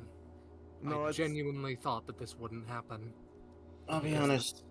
My fault. When I signed up for an alternative way to try and get to the top of the tower, I was pretty fucking sure that something was gonna go wrong. I thought it was gonna be the tower, but I mean, not outside of my expectations so far. I hope this is a nice change of pace. Don't worry, Vis. I sort of expected this plan to fall apart. Much appreciated. Your vote of confidence will be. That's all I ask. Your vote of confidence will be noted by Twink Industries. That's real? I thought that was a myth. Like, Dwayne puts his hands in the air. Oh, it's real. How do I join? Dwayne gets said an that as a envelope from joke. Beast. It's an invitation to Twink. Secret from Beast Fatal Crane, a CEO of Twink Industry. Listen, I'm. All right. It's my I'm private just business. Let's walk and talk, friends. But continue. Sorry. Yeah. I was looking for new opportunities, dude. Listen, I get you, Jonkin. He just makes a noise and finishes the sentence there. Jonking? You guys like the tall man? The art Hey, exhibit, the tall man? The tall man. What is it supposed to be? I imagine it's a sort of avant-garde view of an animal. I was gonna say elephant at first, but no. I thought it was tripod plasmoid. Yeah. You know what it might Yeah. be. And Zell, you haven't heard of Jonkin? No. It's rock, paper, scissors in Japan. Oh, I see what you mean by tall man. No, not that. It's like joking, but you're like the Joker. So you're Jonkin. It's like joke squared. That doesn't make sense. If you were the Joker and then you joked, you'd just be joking. No, you think that. If Zell joined our Discord server, they'd fucking have an episode. What do you mean? Listen, when you know the people I know, you learn things. It's my sense of humor and language has irreversibly been altered, like some linguistics poison jar. So I apologize. Oh, noted. Well, you get So it, right? it's not just this No, world there's that's been corrupted. Hold on. There's a lever down this way. There's a lever down this way. Oh, Lever. Probably just for the exhibit, but who knows? With Ava, you don't. You do see a lever in front of this ancient, some statue from an ancient civilization. It looks like. Olivia's just gonna pull the lever. All of you hear a slight muffled noise of something opening. Yeah. That was the door and not the horse. Or Thought the the door statue would- to the thought the- horse. Thought the statue would spin. The Spin. doors, perhaps? I get this weird feeling that we're gonna go back and that big statue's gonna be missing. Ooh. Are the horrors usually here, like in Ava's space or anything? Like monsters, She has- threats? Long story short, yes. Oh no, okay, that one's an elephant. That's an Hey. elephant. But that's a rhinoceros. They Well, never- It can be both. Can it? I don't. You know that one image that's like a duck and a rabbit, and it's like, oh, it looks like both, depending on your perspective. It's like that. Oh, So- you mean in the autistic sense? I thought you were like. I thought you were trying to argue that rhinos and elephants were like the same thing for a second, and I was gonna hit you. No, Are there birds in here? Has anyone seen any birds? No. no. No. Is that the Why? pale horse of death? Looks like it. I should. No, I was just asking if there's birds, because, I mean, this looks like a completely normal horse, except a lot of birds got to it. Oh. What is this constructed of? Paper mache, I think. It looks to be of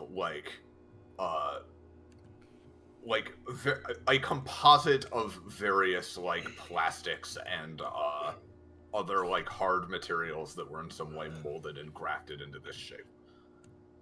I'd need to look up the actual thing for more. Yeah. Damn. Iris not immediately knowing the exact make and history of every like piece of modern art in this area. Like, come Yeah. on. I was Oh, tempted to you- put the shark one in here, but I decided not to. Oh, you're an artist? Name every art. Yeah. Well, you know what you said about one of the statues going missing? Ah. Eh, The grass is gone, I joke. yeah. I Well, drunk. Yeah, sorry, I junk. So oh, I guess yeah, be on the you get watch for patrolling constructions. No, wait a minute. Is this like a Super Mario World thing where if you step in it, you go somewhere else? Nope, goodbye. Listen, you gotta try everything. True. Maybe Yeah. we need to eat a metal mushroom so that we become metal, and then we go on, and then it'll do something. You know. Ah, yeah. There's something Knowing this here. place, there's a non-zero chance that there is a metal mushroom. Like, I'm so glad this one is still in place, though. yeah, Mr. Massive.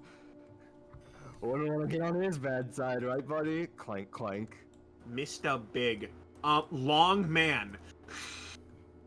Good thing he's Yes, still here. he was still there. Okay. He's but a Alright. piece of the architecture. No, Let's we go haven't down been here. down- Yeah, we haven't For been down now. this way. By the Oh, yeah. long man. Was the long man always here? Yeah, Yes, he was always there. I explicitly saw him because I do He's- not like that piece. He's on another one of those pedestals, so he might leave at some point. Well, he does look like he's walking. He's like, hey, I'm walking here or something, you know? Yeah. Zell is like walking backwards, keeping an eye on the long man before they make this turn this corner. Yeah, good call. So, I should properly mention Ava does have constructs, and I'm not fully sure if they were once people or otherwise, but she calls them sisters. They don't attack me, but who knows where they are, what they're doing, the like. Hmm. Do they look like something specific, or can they be anything? He puts a hand to his eyes. I'm not sure how many she has. I can tell you at least what a couple of them look like.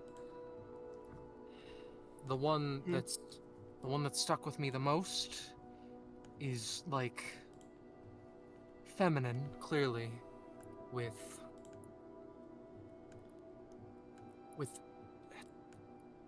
like a zipper.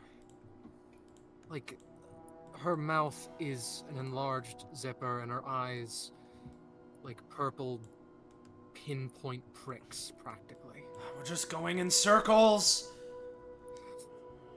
Yeah. I'll be honest, I was hoping the statue would have moved, so there'd be something else to see.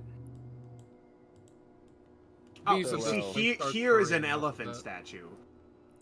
I thought it was a rhinoceros. You just Still kind of looks completely like both reversed. to me. You just don't see art the way I do. yeah. Yeah. You just you're worse at art. You just like you're worse at seeing. Well, objectively, yes. Like Dwayne like fidgets with their glasses. Thanks for pointing it out. Not in that way. I Well, mean, like but worse I'm calling holistically. ableism. Yeah. I'm calling ableism on you. Yeah, All right. Whoever sounded like it opened something, maybe it changed where this door leads to. Maybe. Perhaps.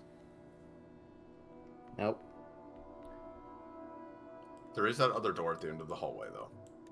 Oh, that could have been. I think that was locked before. Maybe. Yeah, that was. Yeah, I'm getting more yellow vibes from it, from red vibes. I'm joking. What are you talking about? Okay. Well, if Yeah, it's I'm- yellow, I'm then just shouldn't we gonna go say the that. other way? That's Yeah, where we we came can't from. go back to the back rooms. Yeah, I know. Yeah. But yeah, I might have unlocked it. Probably you switch it in the room and that's free. Here, 1 second. He goes to a random fucking hotel door and tries to open it. It makes a video game lock sound effect. Oh, whoop-de-doo. At this point, you may all turn off that track I supplied. You walk through this door, and again, you wander through yet more winding hallways, and foyers, and all manner of other spaces for a good few minutes before you arrive. Seemingly, it is dark, but there are clouds. Give me a moment. Is there strife? Oh, I had the fucking backroom lights still on. Sorry. Well, now it feels empty without them. Yeah.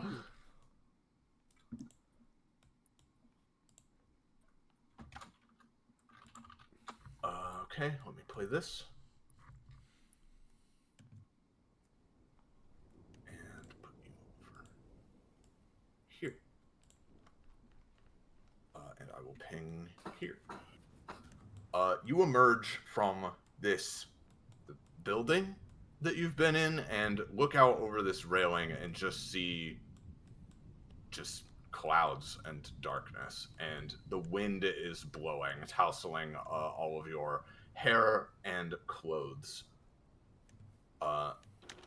It looks like this sort of outer balcony wraps around this structure in some way. Shit. Alright. Where'd we come? Get here from? Like, which direction? There's like a door right here. Okay, got it. Well, I was under the impression that To we'd the only north. get interior areas, but... alright then. It's a bit You too ready? dark to see, but there is more balcony over to the right.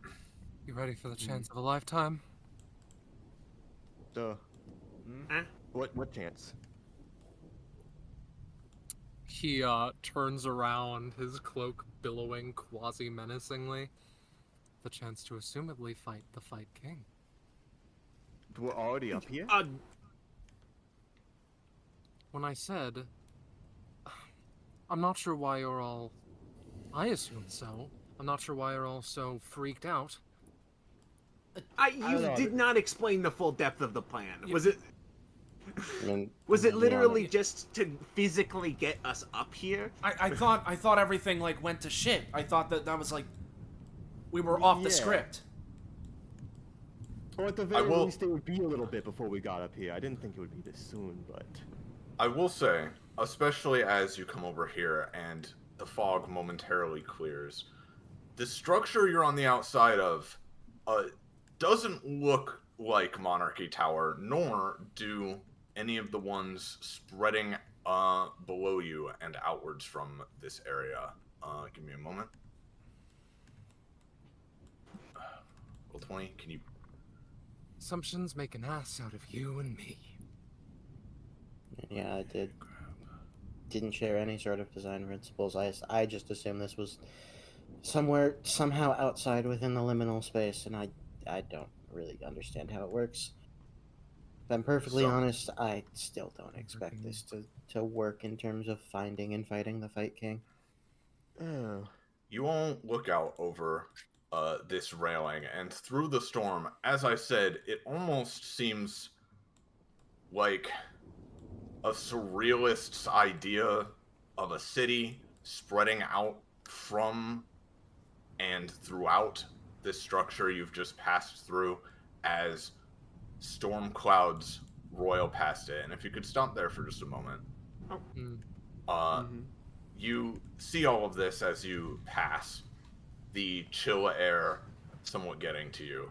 And it is dark, but up ahead along this railing leading to a bridge of some kind, you do see a figure in the distance.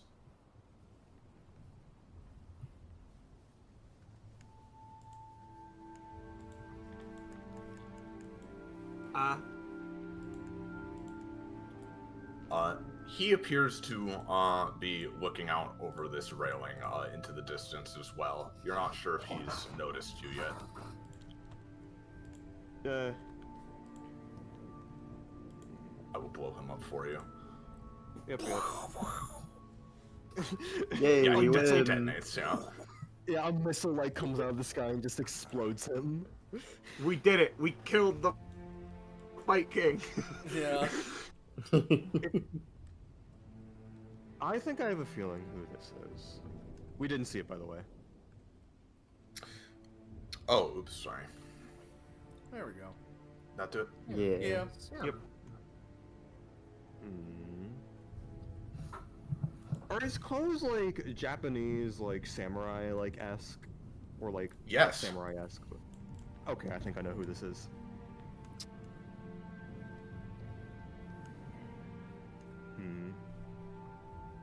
Shall we just speak as normal? Be careful. My hunch is off about this guy. Maybe we should all just run and jump him. No. We don't know how strong this guy is. If he's around. Like, if he is, like, anything. What do you make of this? As you approach, he inclines his head, not quite looking at you, but inclines his head in your direction with a small smile. Well, I think it's simply quite marvelous, isn't it? I'm not sure what exactly has caused this phenomenon, but needless to say, it certainly has its distinct flair, wouldn't you say? I suppose so. But I assume you are also wanderers through this strange unspace, all space, whatever it is you'd like to call it. I'm sure it doesn't really matter. Something Yes. like that. Well met then. He gives a slight bow. I wasn't expecting to run into anyone else in a place like this, frankly. The odds are like 1 in a million. Oh, but where fate and destiny are concerned, odds and chance are... well, I suppose they still have their place, but, well, if this is a fated meeting, he now fully turns towards you. You see he is, in fact, wearing samurai-like robes that stretch down most of his body, though there does seem to be some pants underneath it as well. And at each of his hips, both left and right, there is a long sheathed sword with a black sheath and golden pommel around the hilt.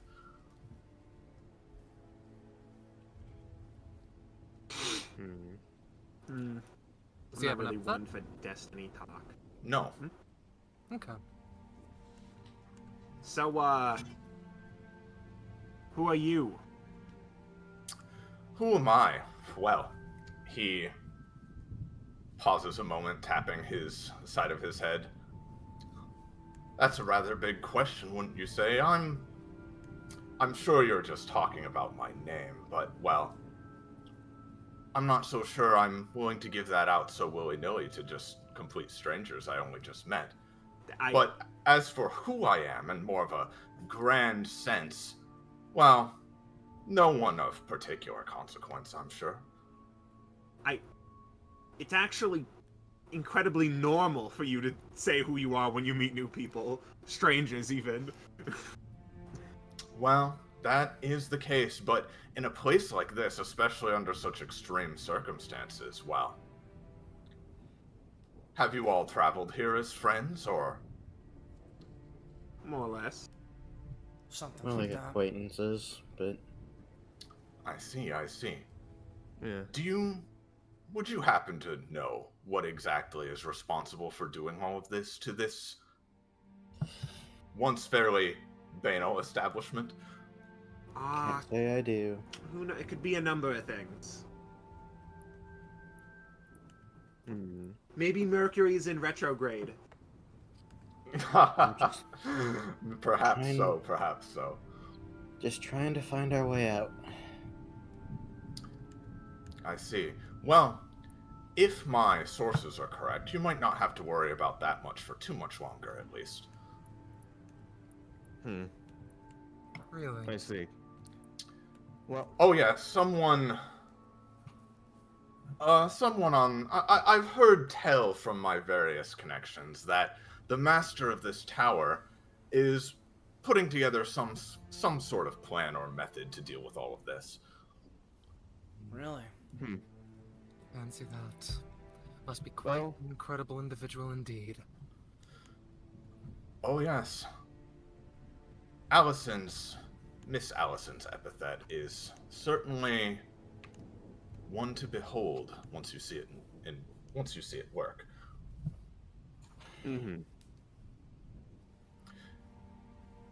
That will be quite all. Oh, I will doubt it? that we're done. I simply doubt that we're all done wandering. Perhaps we can Yeah. get to the source before, before your crack team can manage. Would that land us a couple floors up, do you think? Now, first of all, I don't know what you mean by my crack team. He kind of closes his eyes and leans forward a bit. But if you're talking about wandering around aimlessly, I mean, if you'd like, I could supply a bit more of a direction to your travels if you wish. Assuming things haven't changed too much, I do know where Miss Allison is currently located, if of course such a matter would concern the likes of all of you. I think Give it us- would me. give us what you need. Or what you want, I guess. Oh, I will give you what I want. However, such things... such conversations, they're not meant to be had so trivially, so quickly. No, as I said, the lot of us have only just met, and if you are interested in meeting the master of this tower, well, you need to give me a little something in return. A deed of sorts, a favor.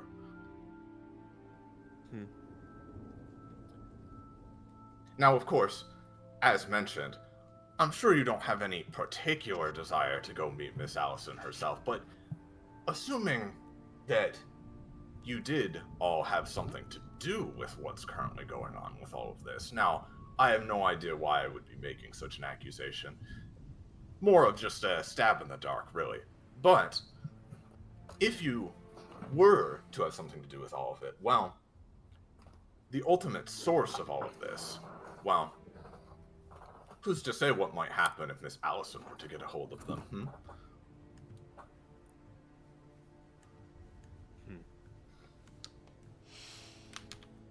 And again, Beast. wandering in some direction is likely better than no direction at all, yes? What's the favor you want? Well, it's rather simple. It's what I would imagine you came to this tower looking for in the first place, if I'm not mistaken. Yeah, What I most figured. people come looking for. I would like to test the metal of destruction bench agreement myself. I do know that at least you are from the organization, and I have watched. I've done a bit of watching from afar and been curious to see, well, to experience their inner voices, their tactics, their techniques in combat on a more personal level. Dwayne kind of like stops. Like he's like, it looks like he was getting antsy and wanting to go, but once he offered a fight, Dwayne kind of turns. Well, who am I to deny a quest of the Black Tiger of sword fighting?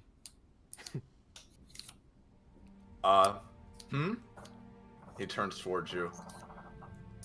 Black Tiger. Oh, you're assuming. I see. No, I do understand where you might get that assumption. I assume you've done your research. Well, no, I'm not one of the Black Tigers or anything quite so lofty as that. My mistake, then. Do you want to make one thing a little clear? Been brought up a couple of times.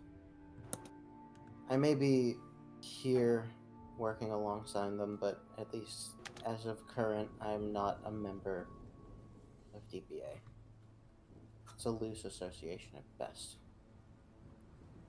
You say that, but you're here with us right now. Zell goes and reaches towards their sword, which is kind of in like the anime way, attached, held by their back as they reach for for its handle.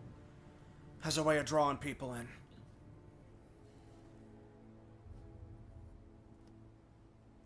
Indeed. Well, let's walk and talk. We might be going for some time after all. Sure. Dwayne kind of falls back. To Warren at least. Probably would wait for Olivia to go away. Yeah. Now. She'd take him. Olivia jumps off the... Yeah. What? yeah. Dwayne would like tap Warren and just like be like, "Hey,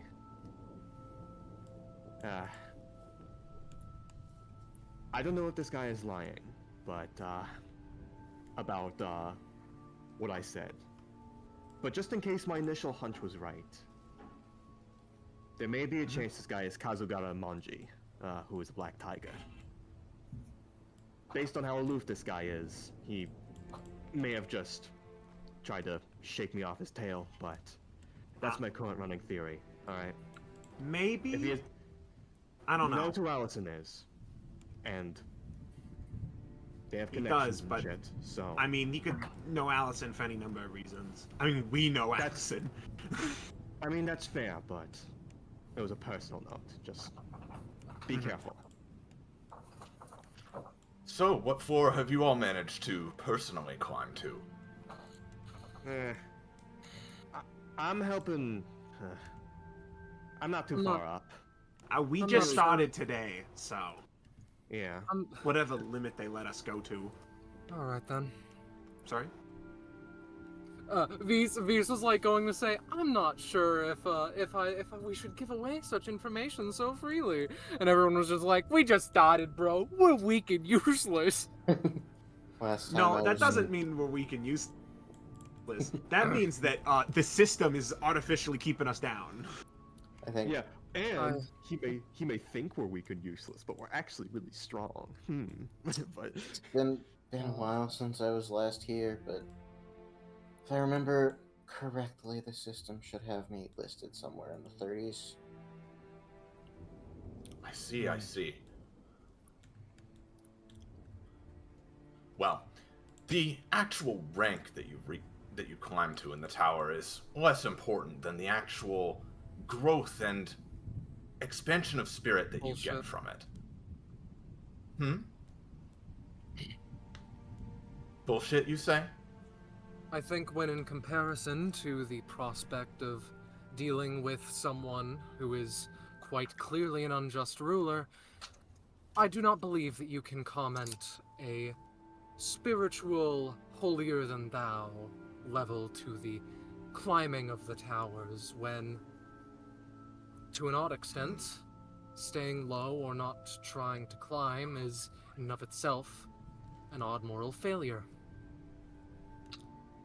Ah, I see. He nods somewhat thoughtfully. Yes, you are quite right. I suppose I was projecting my own point of view and opinion onto this establishment, yes. See, you might expect that in Fight City everyone would constantly be itching for life and death combat. Not that that's exactly what I'm looking for, by the by. I don't wish to kill any of you, nor to see myself slain here in a place like this, but for you all in DBA, I see in you, well, unless I'm sorely mistaken, I see kindred spirits to myself. You'd be surprised how rare it is to find someone or something with which you feel like you can truly test your mettle against 100% of the way.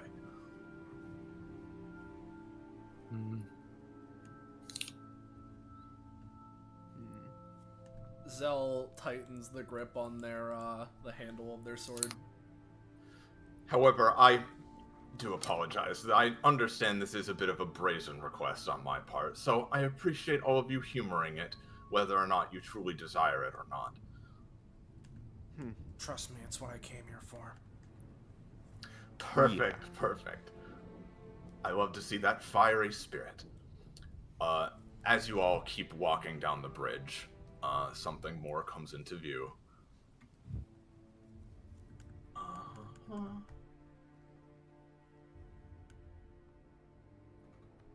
Oh, look at that. How convenient.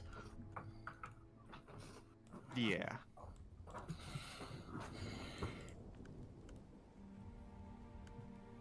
You know what kind of things Allison does to people who interrupt the tower's inner workings, shall we say?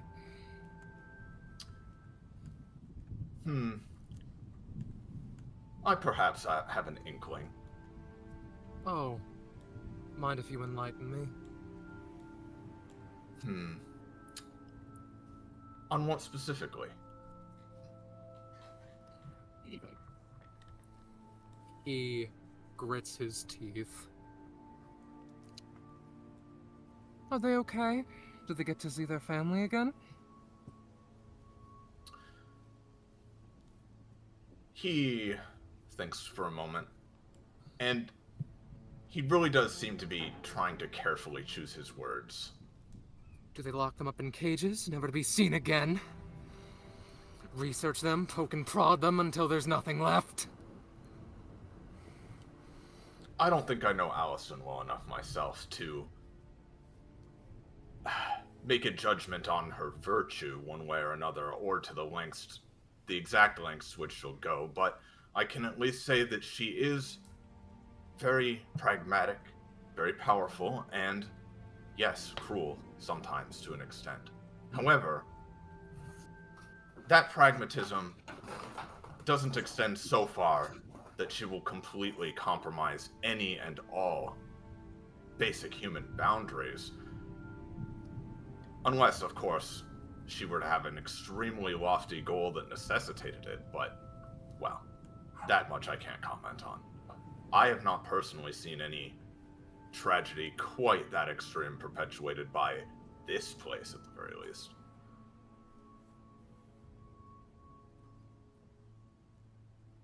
But you seem to presume that I know an awful lot about the inner workings of this tower. What was your exact wording? Your sources? Yes, as I said, I do have some connections, but, well, we're all rungs on a chain.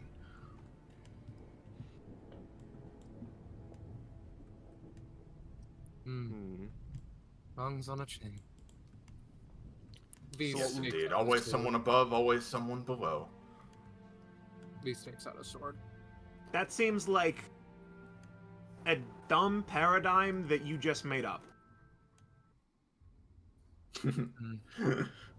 Well, it's merely my perspective, and the perspective, I think, of many who inhabit this city.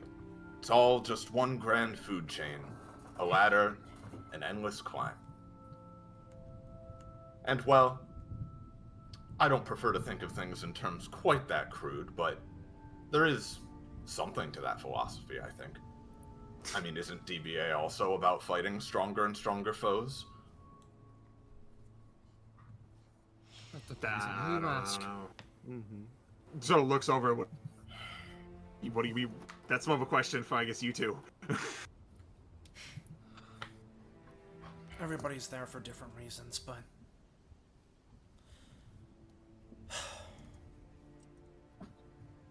for me, yeah.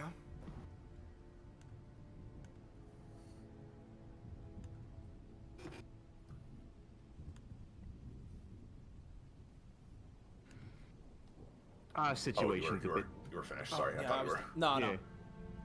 Yeah. Our situation's a little different. Don't know how much you know about us, but yeah, kind of like He motions nods. to him and Warren, but DBA. I know a he few does basics not of elaborate this. or he deliberately does not elaborate or say what group he's a part of. Trying to compare DBA to Fight City is a fat load of bullshit, and you know it. Oh, really? Well, I suppose in some ways. Again, merely sharing my own perspective. It But- seems like comparing them seems sort of like ignoring the what is it? The material reality of the situations and the people within it. I don't That really is think true. they're comparable. That is true. Most people are simply born in Fight City, whereas in DBA it's, well, no one's born and raised there. It's more of a place where nomads converge. I was a bit of a nomad myself. I can see epithets. No one really believed me. But I found people Really? who believed me, who furthermore were assisted by me having this ability, by talking to their epithets as one would a human being. Well, It was stolen from me. obviously I have no particular inclination towards trusting you, but I find simply disbelieving you quite laughable on principle, considering, I mean, saying it would be silly that someone could see epithets is just as silly as saying that there couldn't be a large square arena floating in the middle of nowhere between realities. Alright. If we're done filling the air with words, he takes the hilts of his two swords and slides them from their sheaths, taking somewhat of a stance. He seems relaxed, calm despite the situation. Whenever you're all ready. And assuming you all are, we can get this started. It's time to game. Where is... Oh, there it is. The new layout confused me for a moment. Oh, right. I gotta make my macros again. Silly me. Oh, your your token macros? No. Initiative. Yeah, my initiative macro and my. Yeah. Let me go ahead. Also, for start of combat, since this is a new thing, I'm choosing enemies. I want to. You want a secret? I want a secret. Give me anything. Sure. I have a funny feeling I have a potential idea of what this could relate to, but that's just me. Could be anything, really. Brother. Damn. Jesus Christ. We're not going. I'm feeling pretty good about my position. Here we go. Initiative macro. And you're gonna get a 20, please. Oh, okay, thanks. Close.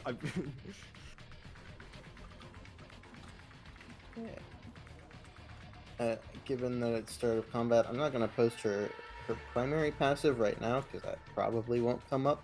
for the time being, but I will go ahead and post Olivia's secondary negative passive that she has because she has an alias. Oh God! I just saw the one frenzy. What Yeah. the fuck? Yeah. So Christ! I mean, decide what order you're going in, I suppose. I don't have a preference. If there's no preference, I will arrange them in order that they're appearing for me. Sure. Okay. Sure. Yep. So in that case, fuck you, Zell. I have the best that gives me more based on how my initiative is, so I'm rolling a 1 and I'm bad. You're bad. Uh, So the wind and lightning billowing around you all. Vise, go ahead. I'm so sad that I'm first, I'll be honest. I was going to give a Hold your lot. turn. I was going to give a... Oh, am I muted? No. No. No, I was just going- saying you can hold your turn. Yeah. I was putting so much thought into what I want to sobriquet, because I'm definitely using that. Yeah. Yep, fair enough. Do your portents So, first. yes, that is 3, correct? Yes. Believe so. Dwayne, Morgan, and Olivia. Yeah, it'll be Dwayne Ward, Olivia in that order, and you guys can, Yay! A 1!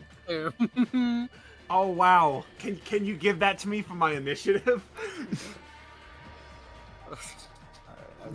I will put that in my red stat for now, so I remember that I have a 12. Or is it Understood. a 1? Okay, I have a 12. All right. If I ever really need to not succeed something, I've got it down pat, guys. Don't Yeah, yeah, fucking yeah. worry. Hell about it. yeah.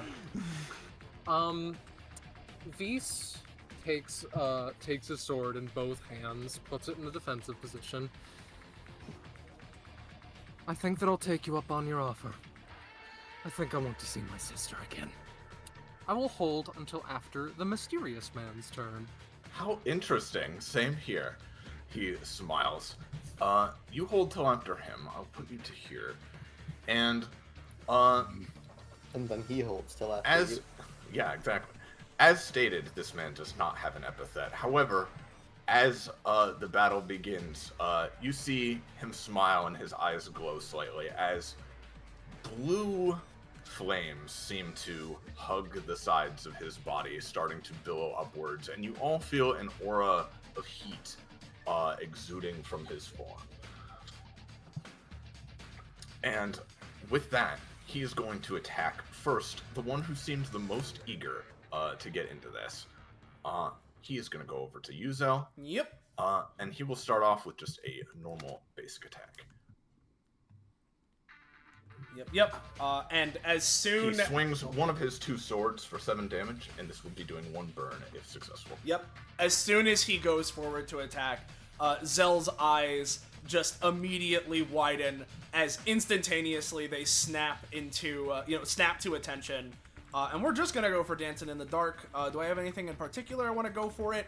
I don't think so. I think we're just gonna go for a standard, turn into bat swarm as I'm gonna try and pass through to the other side, in the process slashing through him instead.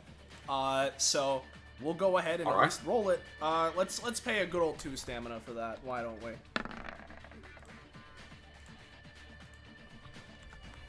Well, I mean, that very definitively rolls higher, so I will say you dodge successfully and do manage to do that. So, how much damage is this? Yep. So, unless anything in particular would impact it, a slash from Blazing Chief in this form typically deals around 3 to 4 rather than its usual damage before any modifiers. Alright, I will say that does its damage. No Yep. problem. And as soon as after Zell just, disperses into this swarm of bats, immediately just, dispersing out of the way of this attack, reforming, making 1 slash, they go slam the tip of their sword into the ground, and we're gonna go for a good old-fashioned one of these. Starting off strong, rolling within 2 gives me 3. That's good to see. Awesome. Alright, is that it for that? Yep, that's all mine. Alright. He is going to, as a bonus action, he does not seem phased by the fact that you dodged through him. He is going to spin his body and dash this way as he whirls his blades. This will be a successful hitting Zell, Olivia, and Warren. Fuck, I don't have it each anytime. Each of you take. Oh, hold on, didn't mean to do that. Each of you takes 7 damage, and alternatingly will be taking bleed, burn, then bleed again. So Zell takes a bleed, Olivia takes burn, then Warren takes bleed. Yeah, I'm just gonna dodge out of the way. Yep, you dodge, no problem. This doesn't affect Dwayne, right? Nope, he's not hitting you, Dwayne. Okay, cool. Yep, I don't have any times. I have to unlock mine. Fair enough. Then you take that damage and bleed. Zell, did you take it? Yep, I'm taking it. I'm gonna really quickly just do the funny, put an icon here so that my token actually updates, and move my, Oh, this yeah, one off to the understood. side. I just reloaded. Understood. Oh, right. We have an actual bleed icon. Oh yeah, you know what? Yeah, just, we would just need to move it off to the side, because if it's on the GM layer, then, you know, it goes off to order. Yep. That's fine. Oop. Boopy. Oop. Yep, all good. Alright, that's his turn, Beast. Alright, I Oh, apologize. sorry, actually. Sorry, really quick. At the end of his turn, after doing that spin, he twirls one of the blades and sheathes it, but keeps the other one up in a defensive position. Okay. Continue. So, I apologize. This is going to be a little bit of a turn, Iris. Number 1, Vise takes out the liminal card. Oh boy. He holds it out. Is the epithet reciprocative to potentially being used by Vise? No is a valid answer. I think it is going to be harder than usual, specifically because, Vise, from what you know and like could feel earlier, it's a weird situation where being inside the epithet actually makes it harder to interface with, because it generally is like when you're inside, you know, the playrooms, as they're called, the Eva has dominion over them. So it will be harder than usual.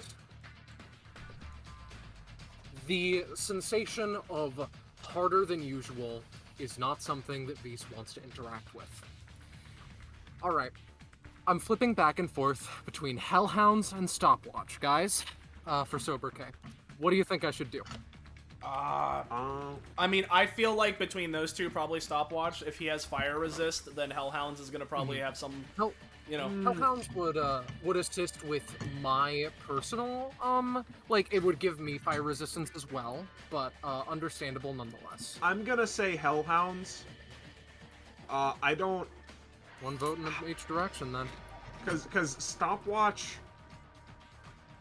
I can't... I don't want to say why. I just think you should pick Hellhounds. Sam, anything to add? I have no preference. I'm feeling Stopwatch, but like, do what you want. Well, what would Vise do, Scarlet? It's the simple question. I think you would pick Hellhounds. He shoves Stopwatch back, quietly apologizing to Kat that she cannot help in this situation. And, we're just going to get really, really down to brass tacks here. Alright. Oh, Vise. Oh, Vise. He holds out the card with a supreme, not confidence. This is trauma. This is understanding that if this does not go through, if this does not end up perfect, he could end up losing another person very important to him. So, let's get down to business. I imagine that this will temporarily count as Visa's action. Unless you want to count the 20 as he gains an action back, functionally. He gains an additional action on his turns that can only be used by the epithet. While it is inside of him, the original user, which doesn't exist, LMAO, it would have problems, but that doesn't matter. He also gets a generalized super move once per combat, the like, right? Yep, that was Visa's action, so you have one epithet action. 1, 2, 3, 4, 5. Want some help, Zell? Fire in your engine? Won't say no. Won't say no. Just what I'd like to hear. The fire action that Visa's going to take is going to be pressing a, now a little bit more fluffy appendage to Zell's sword, and just making the edge burn bright. Just a clear white. Hopefully also getting the, giving him some ref stacks, but that is optional. Here is your roll, Iris. Alright, that's pretty damn good. So you're essentially powering up yourself right now? Zell's sword. Oh, you're powering up Zell's sword, gotcha. I mean, it looks like some fucking twisted metal shit at this point. I mean, you are heavily in tune with this epithet, no matter how strange and uncomfortable that might feel.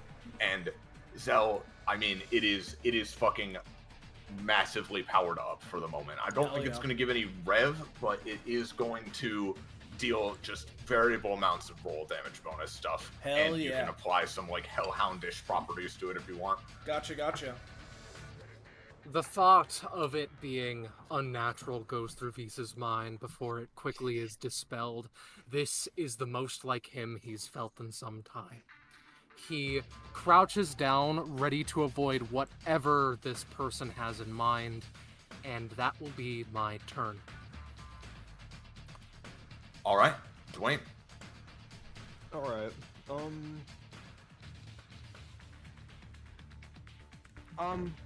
I'm gonna also use a funny, support action on Warren. Hey. Warren, about that thing you were telling me about the other day, about that, with, like, your powers and stuff.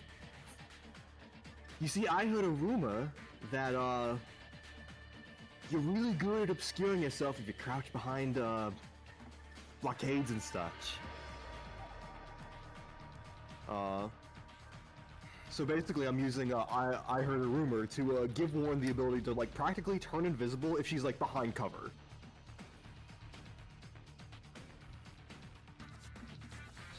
Alright. 7. She'll at least be more stealthy, at least. Yeah. That still works. Yeah. Alright, sounds good. When your turn is over, I apologize. I did forget one very important thing for this guy's, gimmick. When his turn ends, but again, just when your turn ends, we can do that. Yeah. I'm trying to figure out what to do.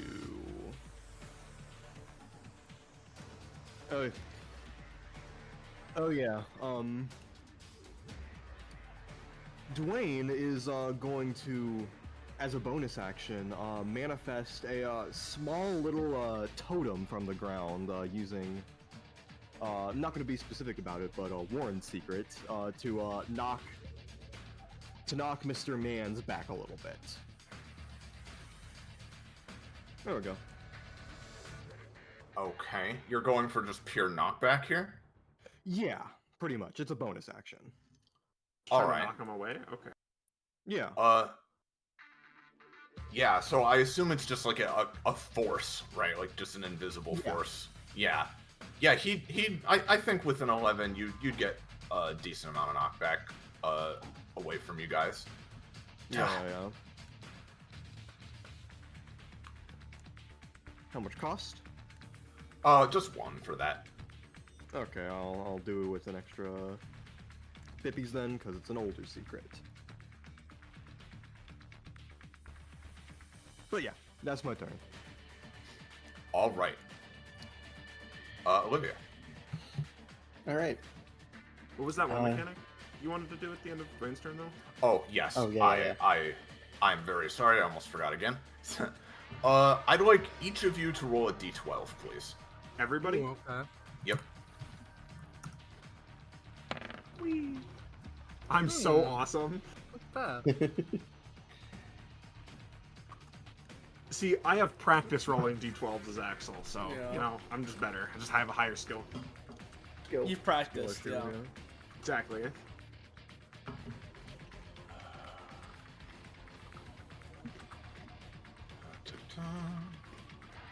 The second Dwayne has hit the towers.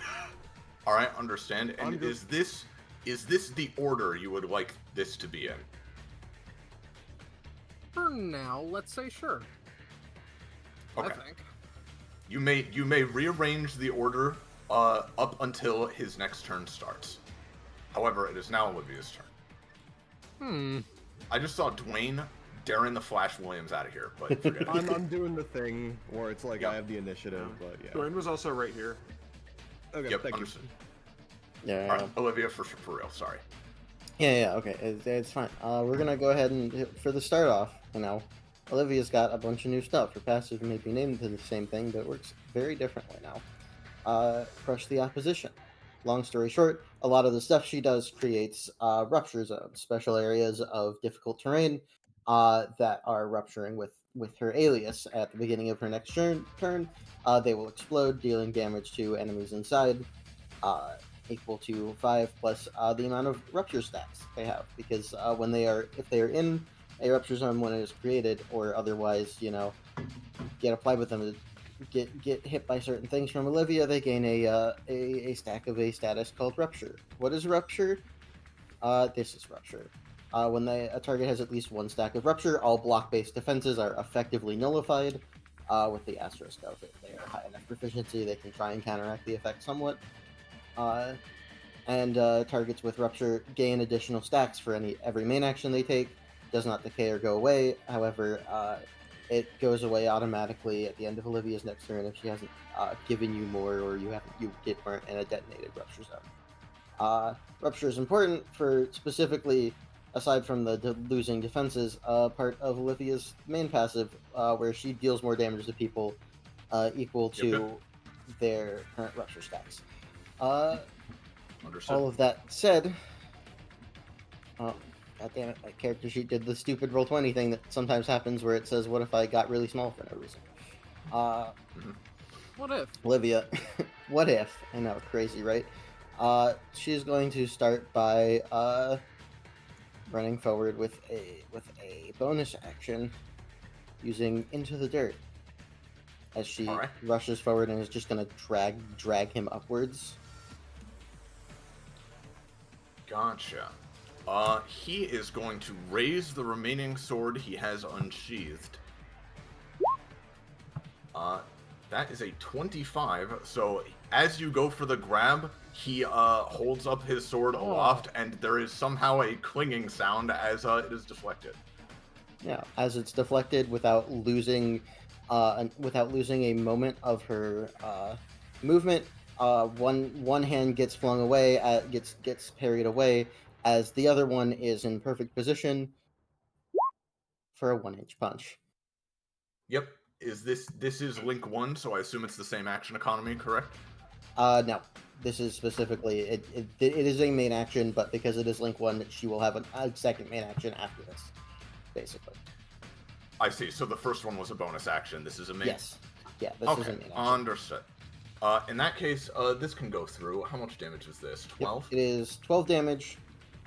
Creates a 4-long rupture zone behind them. Including the space they are on, so he would gain a stack of rupture. So I will draw the area really Oh yeah, thank you. Please do so. quick. Here's the draw tool. Surprised by the speed of your follow-up attack, your punch just slams into him, and he stumbles back a little bit.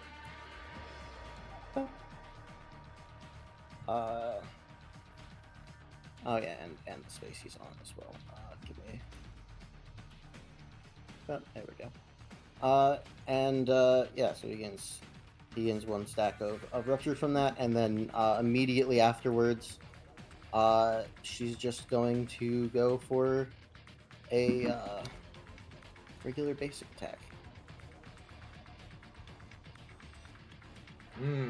Considering the situation, he will also be trying to parry this one, I'm afraid, as he brings his sword back up and around.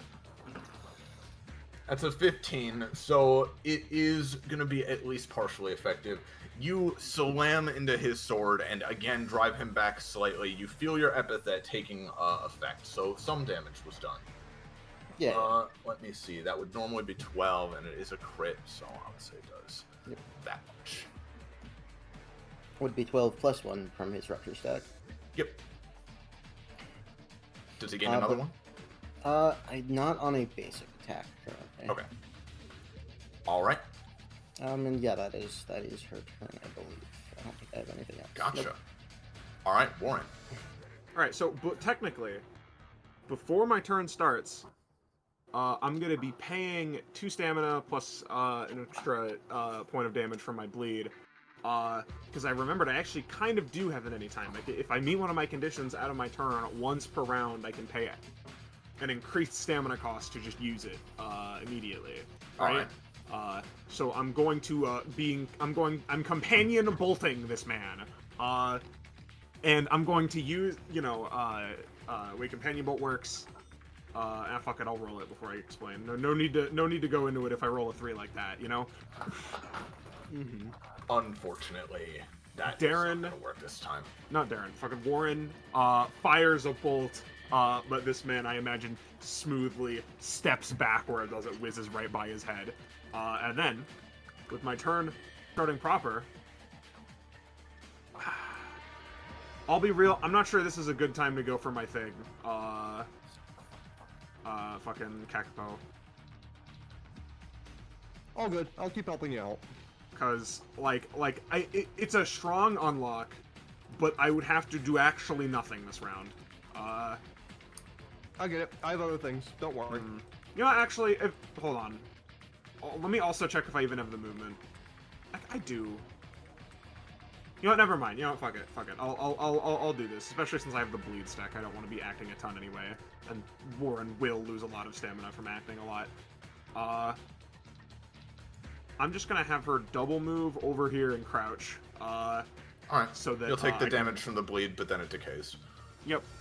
Well, I'll actually get hit twice from it because I have to move and then double move. Doesn't it decay on every action now, though? Yeah, it can't go below 1 though until the end of your turn. Okay, no, gotcha. All right. Yeah, I remember I did a big change a while ago because it's like, oh, this way, simultaneously, bleed has yet less of a logarithmic scaling where 5 stacks mean you're taking 50 damage, but also, 1 stack has more impact. I just forgot about the 1 remaining stack. Yep. So Warren is gonna run over here and crouch using that stealth. So yep. That is my turn. All right, I might have you make a roll for that in the future, but for now it's fine. Zell. Gotcha. Now, before anything else, just to clarify, I'm gonna I'll ask any level of, do we get any inherent resist rolls to the bleed, or am I gonna have to spend something? I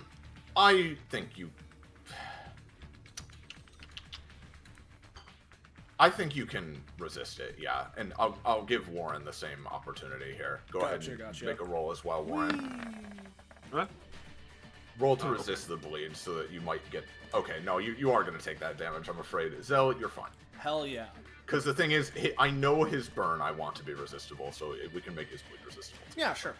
In that case, as, Zell goes after the previous attack, and now watching Olivia begin the assault on this man, they go reaffirm their stance, look at the modifications that Vise has added to their blade, as they first off, yet again, jam the blade's tip into the ground, twist the handle as the loud, like, growling humming of the engine just bursts out, and I'm going to spend 4 of my movement speed for this turn to get up to Jack state. So, as as per, I got this. So I'm at least in Jack state now. Let me go ahead and put my funny aura. And as they do that, you want to test our metal? All right, let's go for it. Show me what it's like for another person at the top.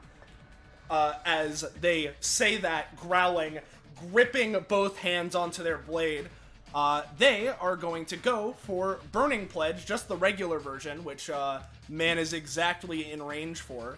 Yeah, let's see if it works. Boop. 5, so no. You dash in, Zell, and he chuckles. I have a long way to go myself, and just manages to drive one of his katanas into the ground to brace himself as you clash against him. A just wave of matching blue and red fire going out from between you. They grit their teeth, and despite being able to tell that this guy wields fire, I mean, I gotta do something on my turn. As the swords clashing against each other, I'm gonna try and make use of the superheating that Vise put onto my onto Blazing Chief, right? And use my bonus action to have some of that red hot fire just extend out and reach towards the guy to just pierce and skewer into him. So bada bada bing, where is it? There it is. That's better than a 5 by 1. That's better than the 5. Yeah, I mean, he does take reduced damage from fire, and not only that, I will go ahead and say that he is going to, his own flames are going to consume these in this situation. However, I will go ahead and link this passive with his as well, which basically makes comboing a bit less effective against him if you are just doing it on the same turn over and over. Okay. However, I will say, Rupture will count as, like, piercing through this. So, I will give him very slight damage from this, but not very much considering the roll. You know what? Everything else. In that case, it's actually potentially a good thing that I failed Burning Pledge, so I didn't try to combo off. I mean, it's still worth it. I mean, it just might not do as much damage. Yeah. I will go ahead and play the slight devil's advocate play of, would you consider this a particularly block-based defensive effect? Because if so, I heard him having rupture stats would nullify it. It is not block-based, no. It is based more on his sort of, like, inner fire, so to speak.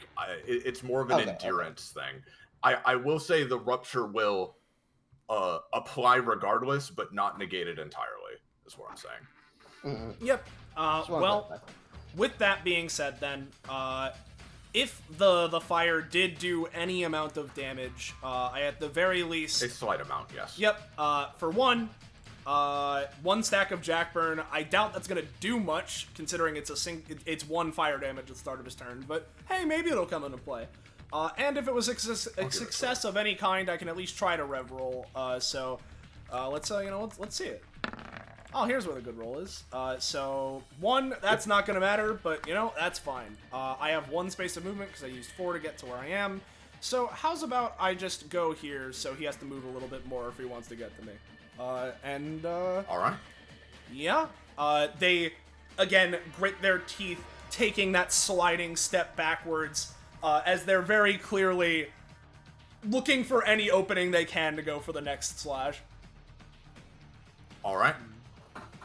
If that is in fact your turn, yeah, then... Oh boy. His turn begins. And, as it does, the blade that he had sheathed, he reaches down for with his hand, and... for just the flash of an instant, a thrilled look crosses his face as he unsheathes the blade and immediately turns to Olivia and is going to perform the first dragon technique. Rolls with advantage. Oh, good. Oh, good. no. It's a good thing his dragon techniques cannot crit in either direction. So, paying the 1 stamina for this, Olivia, you are going to be taking the... let me see here. So... actually, no. This is a different one than I thought it was. Hold on.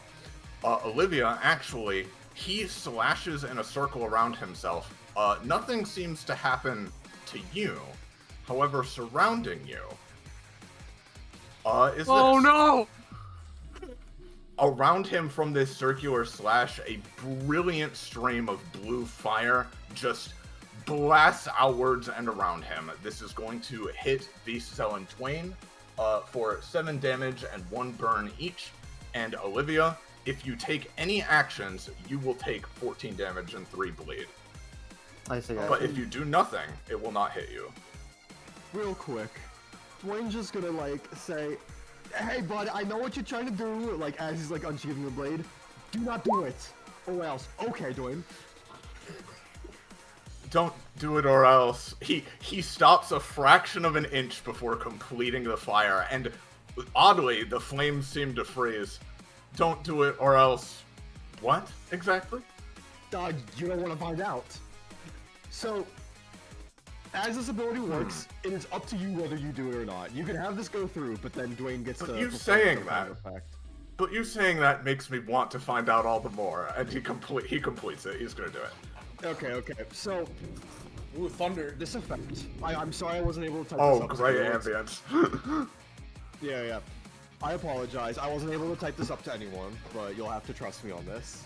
It's all good. The effect I was going to do is that if this effect goes through, nobody here is affected, but instead, an aura of pure darkness appears in a 3x3 area around Warren, effectively like empowering her next like actions and stuff with dark elements, and obscuring her even further to the point where you can't see in, but she can see out. You know. Gotcha. I'm down for that, and it is a 20, so I'm gonna say, Warren, you have fucking vanished into the night, and you feel greatly empowered. Yeah. Yep. There you go. And since the attack is still going through, right? Before Beast does anything, unless you'd really rather go Scarlet, I have something that, if it works, can potentially protect both of us. So. Go off. The only anytime Beast has functionally is best used against Epithet users, so... Yeah. This... Then, yet again, eyes dilate as they sense, with their innate, pyrokinesis and fire sense, are able to, just a moment before it happens, tell that something is about to erupt, and they're gonna try to go for the Jack State version of Dancing in the Dark, which lets me produce a 3x3 wall in a chosen location within 4 spaces of me, which can protect me and allies from incoming attacks, and so, go ahead and put that wall of fire bats beneath us so that this fire can't pass through it. At least is the idea. Gotcha. Let's see what that roll is, huh? So it's a 2, and it's Jack. That's a single digit. We'll see. I think it will minorly reduce the damage you're taking, but otherwise it is still gonna go through. All right. I'm gonna say that reduces it to, including cost, you're gonna take 4. Alright. And then Vis presumably also just takes 4, so. I think Beast is gonna take 5. Okay. It only mainly works on you. I'm getting to that. Is it my turn? No. This was just the beginning No, of the this technique is just resolving. Is In that anybody case, else I'll doing anything? post it here. Vis gains a damage effect resistance and damage effect immunity based on the epithet. What do you think that would be here? This isn't an epithet. No, well, the epithet that Vis has. Hellhounds. Oh, sorry. What? Hellhounds, probably fire, right? Alright, so In that would you case, like to update how much damage I take? Yeah, 2. Alright, That's fine by understood. me. The, Makes sense. Got it. only other thing here is that, as mentioned at the end of Dancing in the Dark, after the attack is, hits the wall, the bats scatter for fire damage, because, maybe it'll do something still, like... That's the max roll. That is the max roll. What was this for? Just Rev? 3 damage. Oh, to him? Yeah, to him. Yeah, for the dancing in the dark effect. Oh, gotcha. Yeah, basically think of it as the wall, like, blocks the attack, and then the bats that are forming the wall, disperse and attack whoever, attacked them. Yeah. So. Alright, gotcha. Alright. This in is that my case, red roll. Dwayne, if you... Alright. Yeah. Dwayne, if you have taken your damage, then this is done. Okay. Oh, Yeah, okay. 7 damage, and do I also get the bleed and burn? You get 1 burn, yeah. Owie, Just a owie. burn. Alright, next up, he takes a couple of steps over to Vise. He is going to gracefully and almost methodically swing his blade towards you, Vise. But the steel does not hit you. He swings it directly before you. And then you feel a bit of a surge of heat.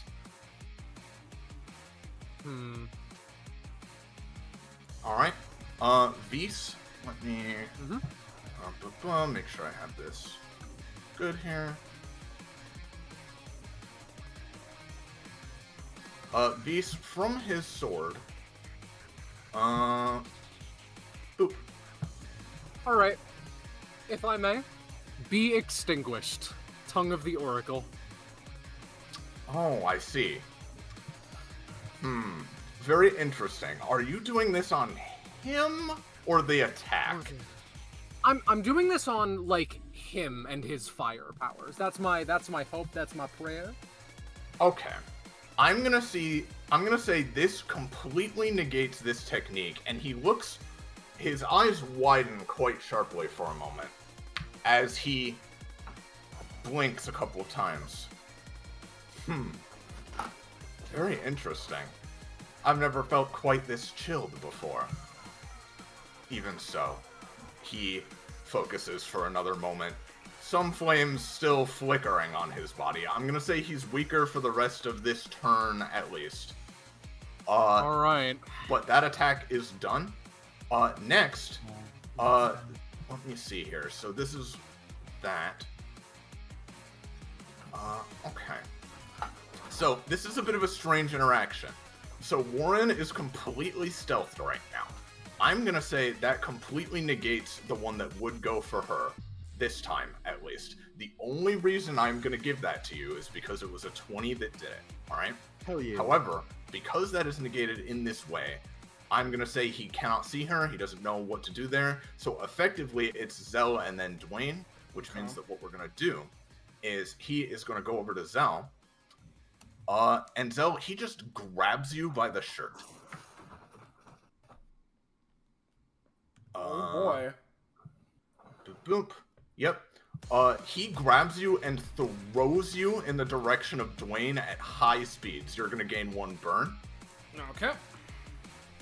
However, that is all that is done for the moment, because that is only the 3rd technique, not the 4th. He then zooms up to you and Dwayne, and he is going to, once again, boop, this.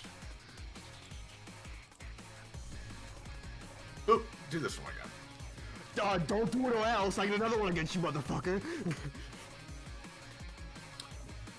And let me send the effect to someone, actually, this time, because I have written a few. I before you roll for this, right? To my understanding with how this ability works, if you do this, you'll be taking 14 damage, I believe. I'll be doing it before he does anything. That's assuming you succeed, of course. Well, That yes, is but assuming you succeed. If you are, he is moving blindingly fast right now. If you do something, I'm gonna say it's gonna have to roll significantly higher than his 11 to not take the damage from it.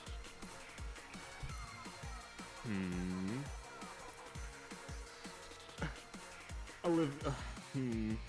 I can do something if you don't want to, like, feel free to just protect yourself. I have things I can do. So I am, as the having seen this technique before, as it was originally used with her at the center, as the flames begin to come out and come towards her, she is going to, rather than try and dodge or get out of the way, stance up and quite literally punch through the fire and the slash. Yep. breaking apart at the seams. I'm going to use my V's portent roll, so that's a 12. That is a 12. All right. In that case, I'm gonna say, Olivia, you punch through this fire with as much force as you can muster. I'm gonna say take 1 damage and pay the cost, so 2 total. But you avoid it otherwise. And thankfully, the fire does not quite hit anybody else. So I assume that will be it. Yep. Yeah, I mean, assuming Olivia's thing works, it would literally break apart the attack. Yeah. In fact, actually, with Visa's weakening, just go ahead and pay costs, nothing else. All right. That means that matters a lot for me because that means Olivia doesn't get her rupture stack. And with that, his turn starts. So he can take a main action now. Boy. Seeing Zell kind of somewhat, well, actually, Dwayne's closer. I think he's going to do this for Dwayne. Dwayne, as a main action, he holds up his swords in kind of a cross-like pattern before you. Oh, but you, Dwayne, he telegraphs it, and you see it coming. You manage to dodge the dual slash coming in your direction. Let me pay all the costs for all that stuff he's done so far. And then, so he dashes through you to do that, but otherwise, misses. With that, I will say his turn ends. Everybody roll a d12, please. Yeah. Alright then. Uh-oh. You son of a bitch! Oh, this is bad! Oh, my god! We're dead. Over. Okay. It's Jover. Oh, Wait, that's hey, real quick, can I very replace that with my cringe. 6? I will say yes. Oh, you will? Okay, Yes, can I you actually can. replace mine with the 1? Yes, you can. That is also fine. Give me a moment. Hold on. Can one person take more than one of these dice? No. Okay. Given. Got it. But you can, as I've said, rearrange the order they're going to happen in. So Dwayne, you've replaced yours with a 6, and Warren, you've replaced yours with a 1. Is that correct? Lovely. Okay. Gotcha. Alright. Visa's turn. Alright, bad, terrible. If you can, get him back into the area. Ava's not going to live to see tomorrow. Visa nods, but we'll see how productive that ends up being.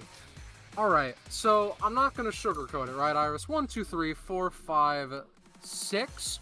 I No. am going... For your sake, Scarlet, this is all difficult terrain for everybody. Oh, well... The let's, damaging effects only Alright, let's... just only affect enemies. Let's think for a minute, then. I think it was here. 1, 2, 3, 4. Alright. Difficult terrain as in just, like, the ground is hard to move over, right? Yes. Alright. Iris, I'm not gonna sugarcoat it. Hellhound action, Warwick ultimate. Shit.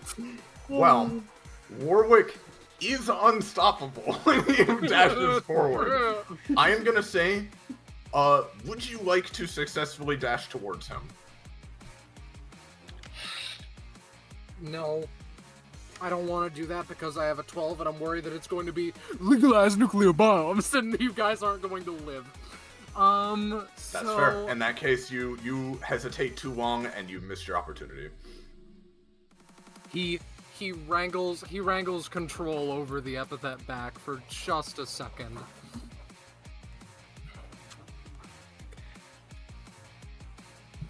In that case... Oh, I hate that I'm doing so much setup, but he's so far away. I'm going to... pray that one, the first one didn't work, and so this is the trance will. Yes, it will. Thank fuck. Alright. Alright, what are you going for? So, this is a stance that Vise can enter, where basically, instead of taking damage, he can pay 5 stamina to, like, just quote-unquote true dodge it, right? Ultra Instinct style. And it has a killer upkeep, but I think it's important considering what he may be cooking up in his little brain. Actually, that's a bonus action once per combat. That isn't my main action. Yeah, no. This is the trances fucked up and insane overpowered. Alright, so with that being said, that's now up. Mm-hmm. I am going to do a Terra prediction. Turn my main action into a movement, and roll the... Well, just one moment, let me check my list again. It is now 12. And then let me see if that is reversed or upright. That is another d12, sorry. That would be reversed. That is relative kaleidoscope reversed. A fact that cannot be changed. Oh? That's pretty good. You say that? What you do with the fact that cannot be changed is solely up to you. Something in regards to it will happen within the next round, but that's currently everything. Okay, but I assume I'm supposed to help you with that. It is a thing that you do at some point within the next round. Simple as. That I do? Yes, to help us, hopefully, but it is simply it is a glimpse into the future, a glimpse of things to come, but Vis does not have such thorough fate manipulation. Yeah, that's fair. Alright, anything else? No, that is all of the action economy I got in the tank, baby. Alright, Dwayne. Yep. Alright.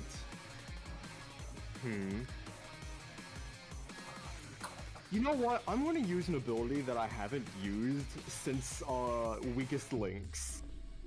Ooh, spicy. It's pretty weird. So, Dwayne kind of like flips up his funny envelope. All right, let's see how this works. Hey you, whatever your name is, walk into that area. Oh, sorry, this one here, you mean? Yeah. You certainly know how to manipulate one's curiosity. Yeah, something like that. Well, my ancestors would not look favorably on me if I didn't see what lies in store and on my path at every turn. Yeah, he'll walk in. Yeah, there we go. Just to get him set up. You know, the further in the better, you know? Like Oh, sure. Oh, here? Is here good? Alright. maybe like one down too. Like, One down? Alright. Yeah, thank you. This may be important. I'm intruding, so might as well do it now. Olivia, what does her epithet look like? Her epithet would appear basically as like glowing, like as if you can imagine, you know, similar to up in the top left, you know, like glowing, like cracks in the ground and everything. It would look like there are like cracks sort of snaking over and around her entire body, and anywhere that she touches something, it seems like the cracks seem to lightly spread into that area. Understood. Got it. That will be all on my end. I might be able to help you with something, though. Is that all for Dwayne? I'm gonna take a move action. Let's see. Got 6 movement. Damn.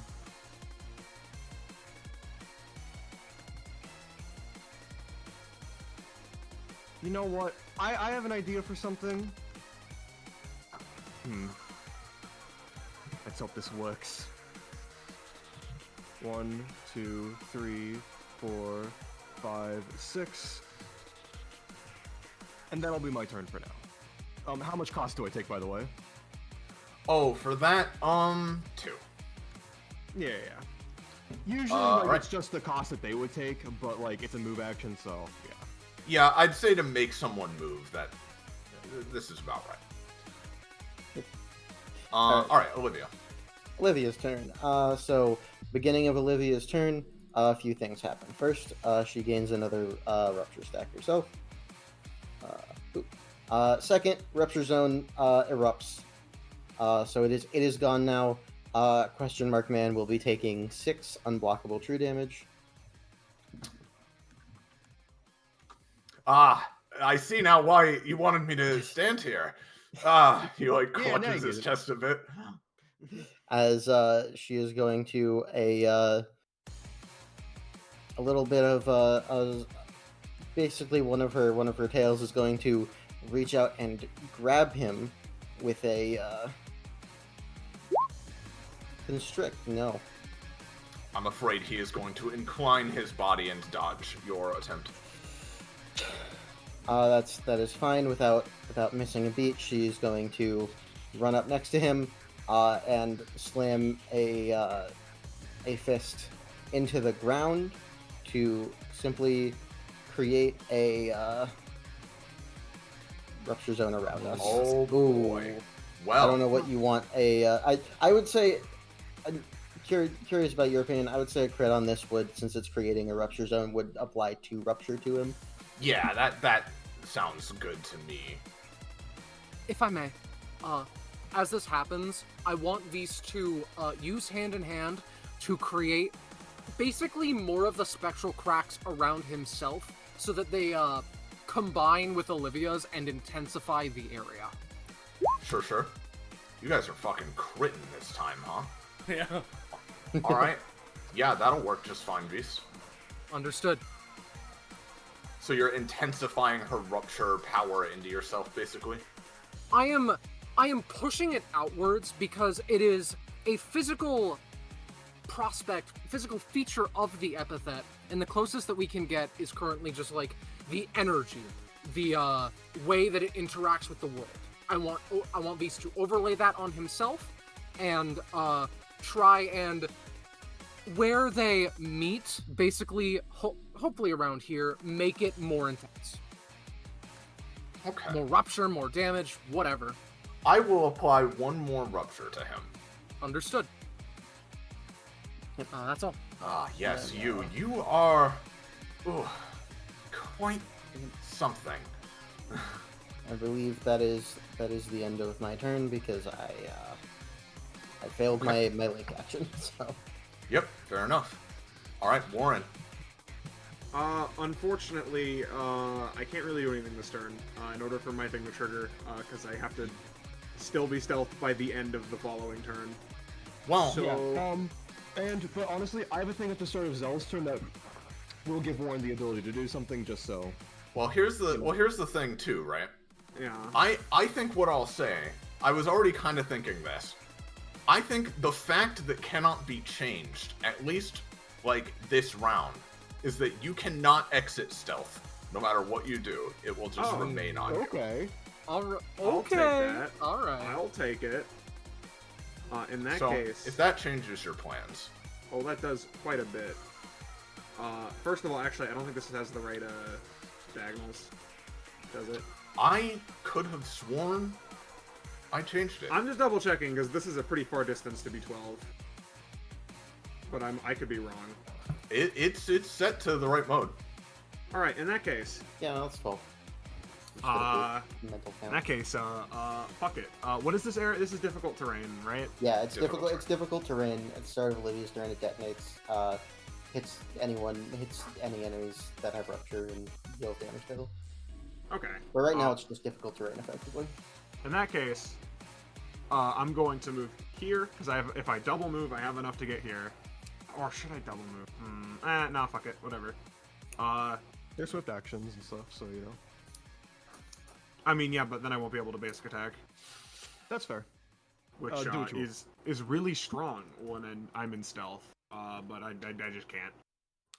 Also can't use my other attack. Oh shit. Oh no, if I'm not adjacent, I can't really do those either. Let me go back. Let me rethink. Sorry, my plan was just to have my turn end. It's all good. It happens.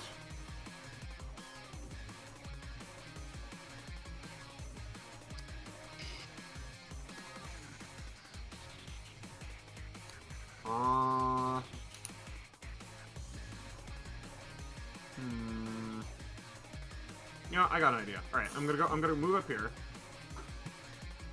No, hold on. Isn't this track a bop, Soleil? Yeah. Yeah. Whoa. Of course. Not so I much feel the like game it's from, though, huh? I feel like I've heard this theme for DBA before. Oh, Which isn't, well, fair isn't enough. like a bad thing. It's just like, vaguely familiar. I stumbled across it all on my own, and I was like, ooh. Yep. All good, all good. Shadow the Hedgehog. Yeah. Warren is gonna move here. Then I'm going to attempt to Companion Bolt. Using Dwayne, especially since we have more companionship. And specifically, take the ability of Bad News, and how it has the ability to travel. It's the fastest thing that travels in the world. To basically not only attack you, or... Oh god, what is its range? Fuck. There's so many little stipulations everywhere. It's always okay, but that's conditional. Yeah. It's a range of 8, but I think it increases by 1 with my comp. So, yeah, it's enough. All right. I'm going to use Companion Bolt with Dwayne's thing to basically allow me to move across it so I can get up to him with it. Okay. While also hitting him. So, Companion Bolt.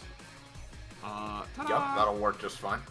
Yep, so that will deal 6 lightning damage as Warren zoops across the lightning.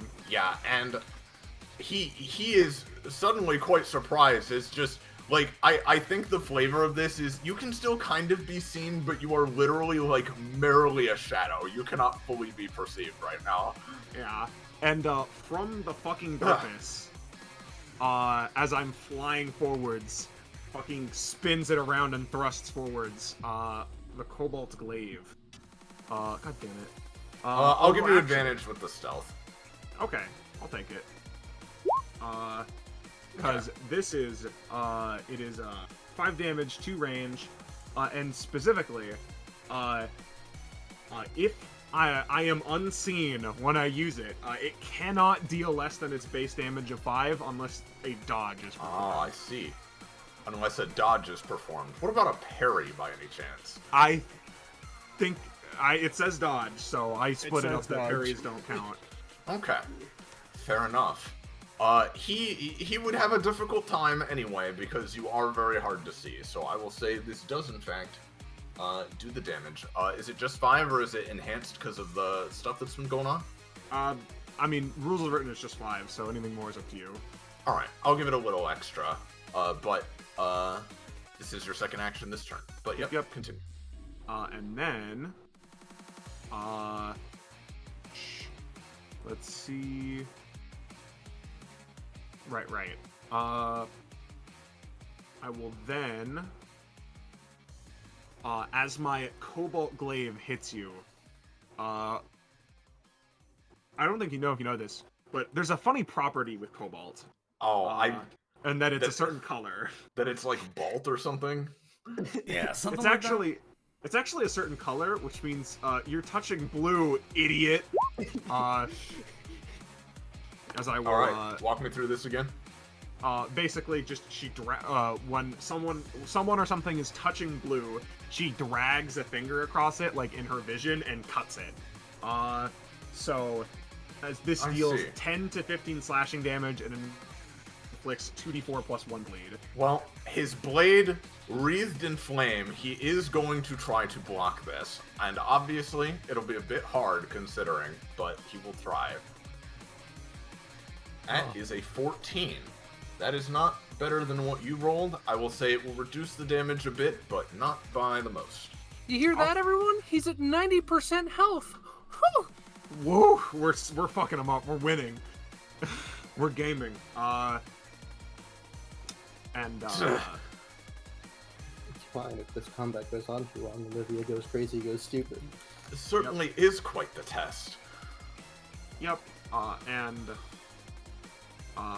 With that, I will end my turn, but not before making a prediction for one of my other conditions. I will put it in mid-session mechanics, the spoilers. Yep. And yeah, I imagine she ends her turn in stealth. Yep. That, however, it is now back to, you know, doing something will end the stealth from here. But yeah. Yeah. And when the stealth ends, I finally unlock an ability that is maybe not super useful in this combat, but quite useful in this situation. Boop. Yeah, okay. Basically, it lets me create shadow doors that lead to a subdimension of mine. Ah, that is very cool. Anyway, Yeah. that is my turn. All right, Zell. Alrighty, well, let's take my burn damage that Kakapo should have also taken. Oh yeah, thank you. Yeah. You can roll the resist first.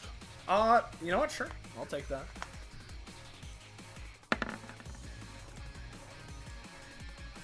I will say both of you take the one that is then dispelled. Okay. Well, Okay. actually, might I ask, before it is completely dispelled, could I potentially try to use my bonus action, Pyrokinesis, to take that burn that is on me, as well as any other flame I can muster, to try and further enhance the little Hellhound enchantment that Beast gave me? I will say yes, but not because you're using the burn necessarily, but simply because, like, this is kind of a fire-themed sort of deal going on. There is ambient flames just around. You feel like you can draw them forth. Gotcha. We'll give it a shot at least. 9. We're working up in the world. It is already quite potent, but sure, I will take it into account. You know, the fucking hounds are what are... The hounds have been let slip, and they are now burning as well, just screaming and howling. Just screaming and howling. That is, within 3, my good sir, so it's only just +1.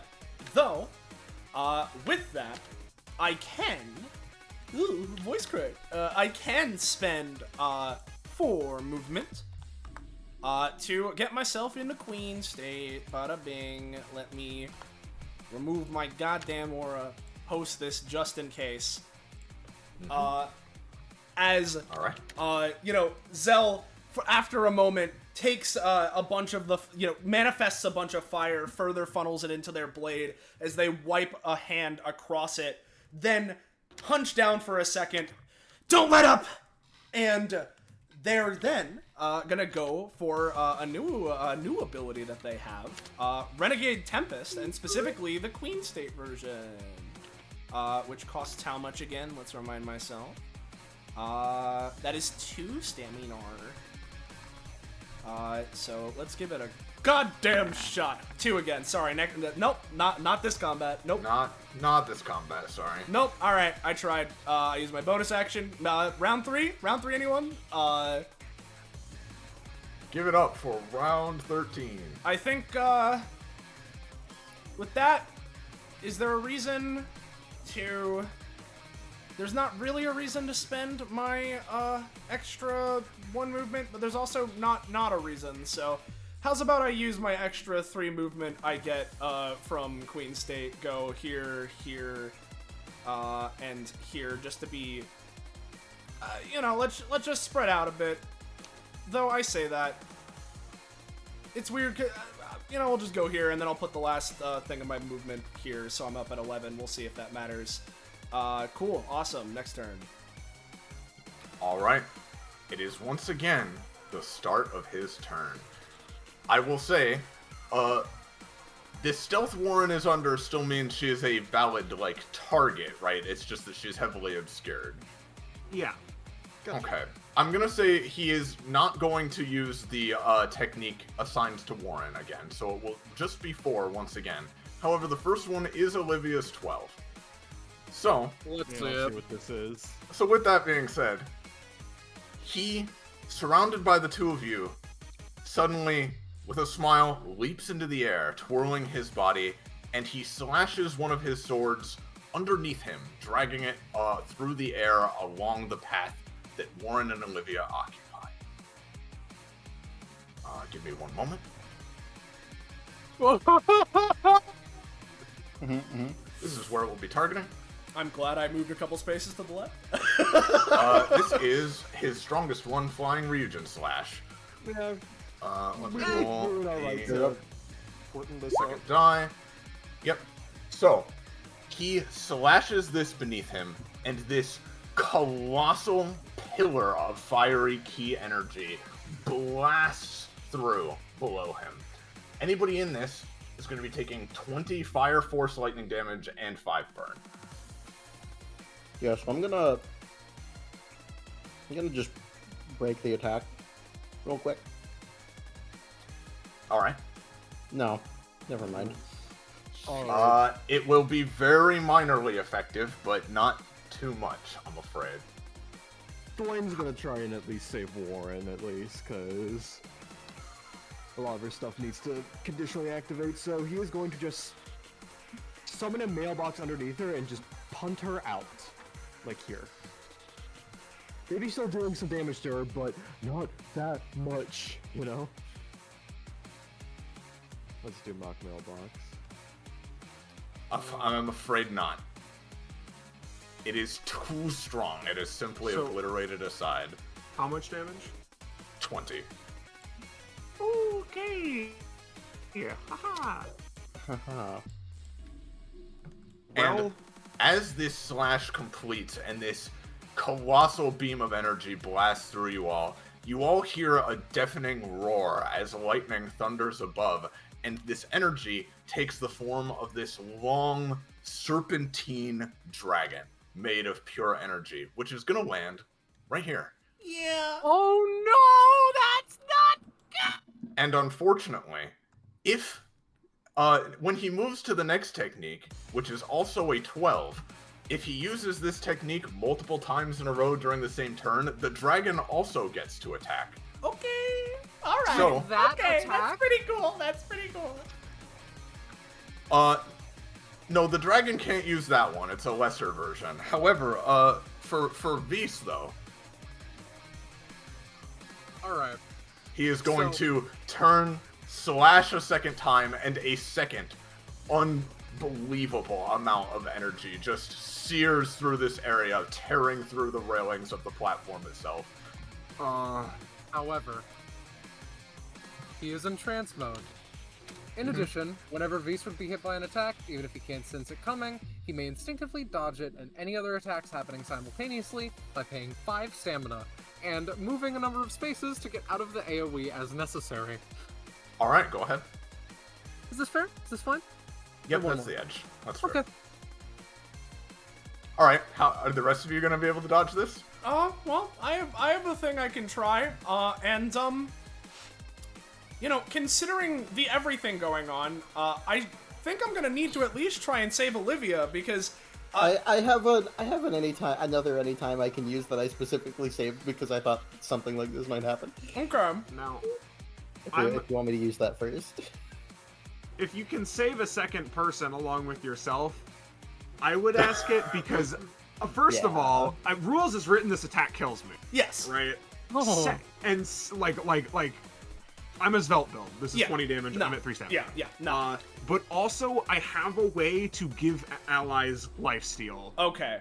I just need to be alive. I assume that you can willingly exit stealth such that I can see you, right? Yeah, Okay. I assume. In that, yeah, assumedly. Yeah, I don't see Yeah. why that would be a thing. In which case, let me just double check some ranges here because I would need to move because I can fly with this. I can get to you and just barely get out if this square that I'm currently pointing to counts as out of the blast. But I'm taking that into account, Feast. I'm sorry, I'm fucking around. I'm stressed. Continue, Soleil. yeah, no, I guess I'll ask, does this space I'm currently pointing to count as out of the blast? Yes. Okay, in that case, I can just barely get to that. Since this, anytime I'm gonna try and use being Dancing in the Dark Queen State, gives me funny equal to my movement speed, which is currently 8 because I'm in Queen State. So, let's try and save me and Warren, huh? Let's, bada bing, and I'm not going for any of the follow-up slashes, so this is just one cost. Up-up-boo. Nope, that's an out one, I see it. Nope. Never mind. Oh. Never Also, mind. Actually, there is Oh, one thing, boy. real quick. I did forget to roll for the bleed stacks that he got when I attacked him, so Oh, okay, fair enough. he would have I will been at give him 5 his- and then taken. I will give. It was the same. partially parried, so I will give him some, but not all. All right. Yeah. So then he would have taken some for that. So let me his damage. I do need to know how much damage he's taking, by the way, because I have a thing that triggers if I deal 30 total damage to somebody. Oh, okay. It was. I'll get back to you on that after all this resolves. Okay. In the meantime, I'm gonna try and get out of the way, get out of the goddamn way. I think you can get out of the way. That's fine. Is it too late to tell him not to do it, or else I'll do something really bad? You can do that, but it will only be relevant for you and Zell. Gotcha. That sounds good. Hey man, when I say don't do it, come on. And let me just put my thing in the secret thing before you put your response. Again, I feel like this is having the opposite effect you'd like it to, as the energy is coming anyway. All right. And then bro becomes drenched. Okay. Maybe this helps with the extinguish effect, you know? Like... Yeah, I will say that will weaken this attack marginally, but it will more so contribute to the thing I am planning on doing in a bit. Okay, cool. As long as it helps. Okay. So, does anybody else have anything? Nope, we're all dead. It is gonna be doing 10 damage to everybody in the zone. Only 10, thank God. Yeah, only 10. It's fine. Well, I'm out. And then, in conjunction with that attack, this dragon is going to charge downwards in a straight line and deal, let me roll. No damage. It will deal 3 damage to Dwayne. Okay. I'm not gonna pop another anytime on 3 damage, though. Ow. Everybody hit by that, by the way, is quite significantly knocked aside. Yeah. Alright. And Dwayne, you are also knocked aside again by this guy.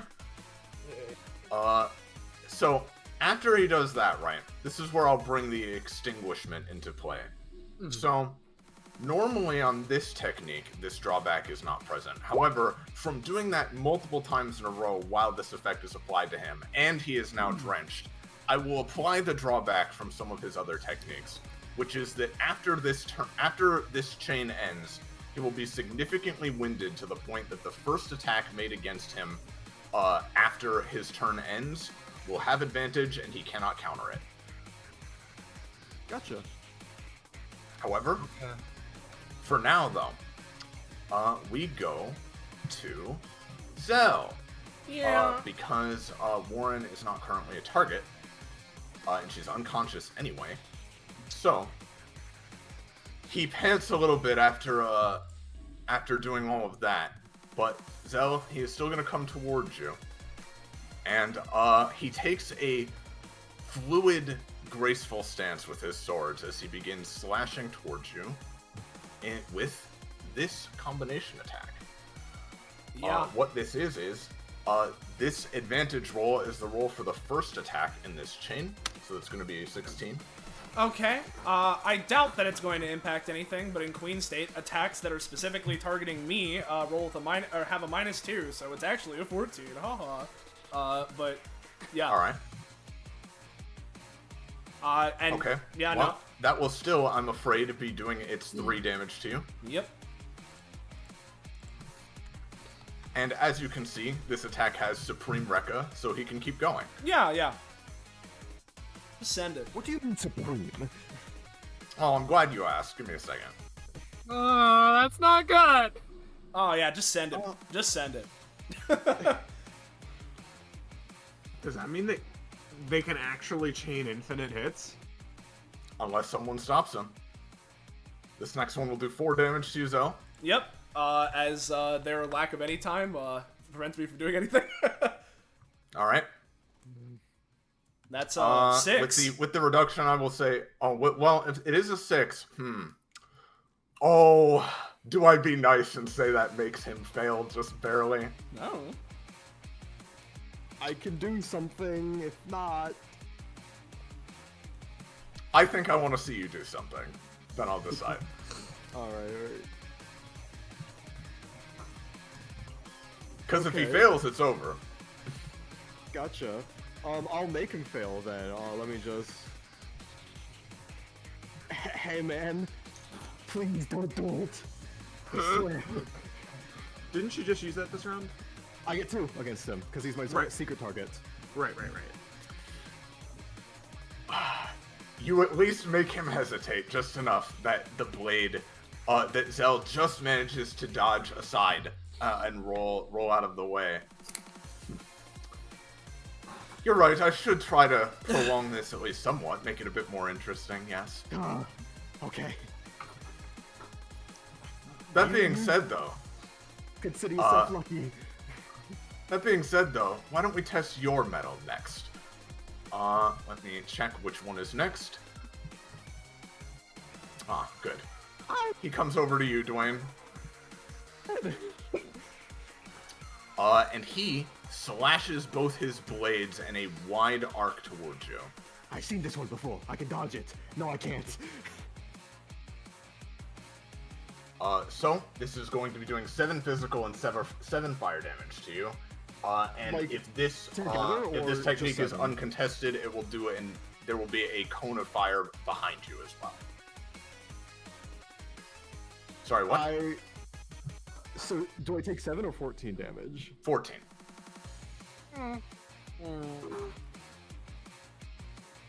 I think we're all any-timed out. Brother, yeah, we're dead. We're Yeah. done. I've used mine. I did warn you. I mean, yeah, listen, you warned us, and the dice decided I don't get main actions this combat. Yeah, so. the dice were either crits or nothing for a lot of you. Don't worry, I can get Warren back up, I think, on my turn. This won't be enough to kill me.